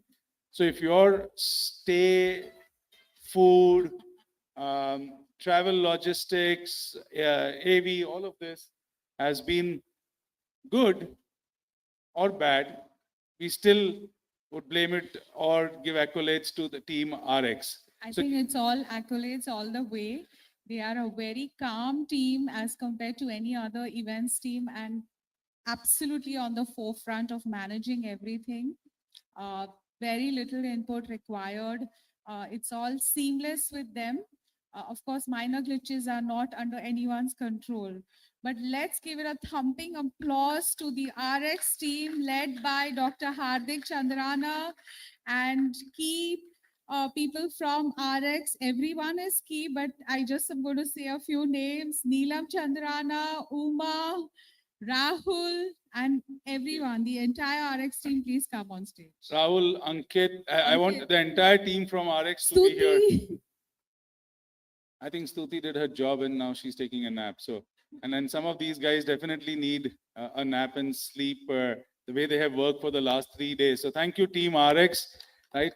Again, the work, what you see is what's happened in the last 3 days, the planning, the whole aspect of going back and forth, allowing us to hold meetings, venue, menu, designings, creatives, logistics, travel, a lot of that is done. So Puri and me can sit back and enjoy meeting people and networking and doing the crazy things that we did over the last 2-3 days is thanks to Team RX. Thank you, Manoj sir and Purvi ma'am for giving us this opportunity. Since last 2 years, yes, last year and this year we have done this event, and this time, of course, joining with WCPD and when you do an event with Purvi ma'am and Manoj sir, you know, there are a lot of learning points. They'll keep you on toes, even if it is at night 12:30 or morning 6:30, they'll message you, Kya hua bhai iska, what happened, why this is not done. So we are also learning a lot of things since last 2 years, working with Purvi ma'am and Manoj sir, and of course the other members of local organizing committee. So thank you everyone for giving us this opportunity.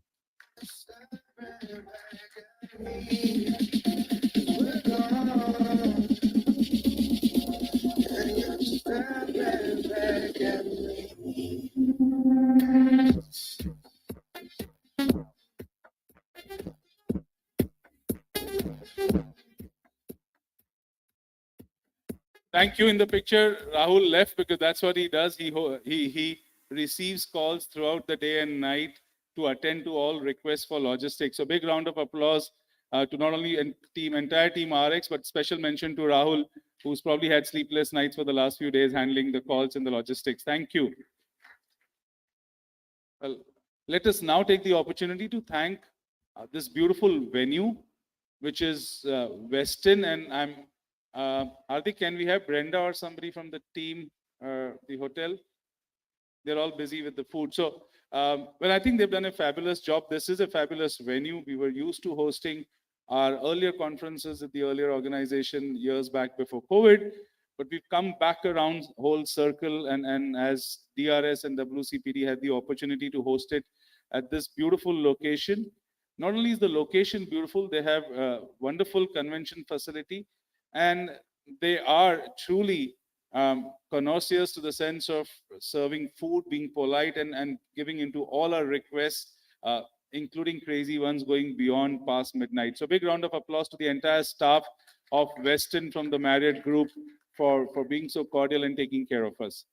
Finally, let us conclude by thanking what makes a conference like this the success if it is. And that's the strength of the doctors attending these meetings. You and me would mean nothing if we were speaking to empty halls. So the delegates that have attended this meeting, we've been blessed to have delegates from at least 8 different states of India, traveling from northeast of India to the south of India and some of the northern states. Of course, the local Western delegates coming in from Maharashtra, Gujarat, and MP. We welcome all of you. Thank you for being a strong support, and our local delegates from the city of Mumbai, Thane, Navi Mumbai. Thank you so much for being here, and I can see some of the delegates who have stayed back till late. Thank you. It is you for who we continue to strive to do better and make these meetings. Of course, let me acknowledge the contribution of the entire faculty for this conference. We acknowledge the international faculty, but our strength comes from our colleagues and KOLs from across India. So let me reach out and thank the entire national faculty, and some of them have waited back. I can see Amit, Rakesh, Rajesh, Alok, and many of you beyond our DRS team from India who stayed back as our local faculty. So the entire faculty, thank you for accepting our invitation and contributing significantly to this meeting. We had kept the entire session as virtually live, and we are getting the numbers as we speak about how many people have attended this in different halls. But pleased to say that besides the physical attendance, I think we've had about 1,200 people join into different halls on a virtual platform. And this would not be complete without thanking our performers, Dr. Yuti Sheth and Ms. Dhwani at the inauguration. And the entire Maratha theme, took over so beautifully by Mr. Bhavik Lad. And I have to say it was under the leadership of Dr. Shubhashri Patil. I acknowledge all the dancers and all the performers for, conceiving and actually putting up such a fantastic show in such a short time. Thank you very much for this entire performance. Thank you, Asha. Thank you. With this, if you missed out on any of our partners, and thank you, apologize us for the same, because now a bit hypoglycemic. Inviting all of you to join us for lunch, and reminding you that the dates for the next year's DRS 2025 is 23rd and 24th August 2025. So please mark your dates, and we'll see you back in Mumbai. Right? Thank you. Have a wonderful lunch, and have a safe and good travel back home to all of you who leave today or tomorrow. See you real soon. Right? Meet you at lunch. Thank you.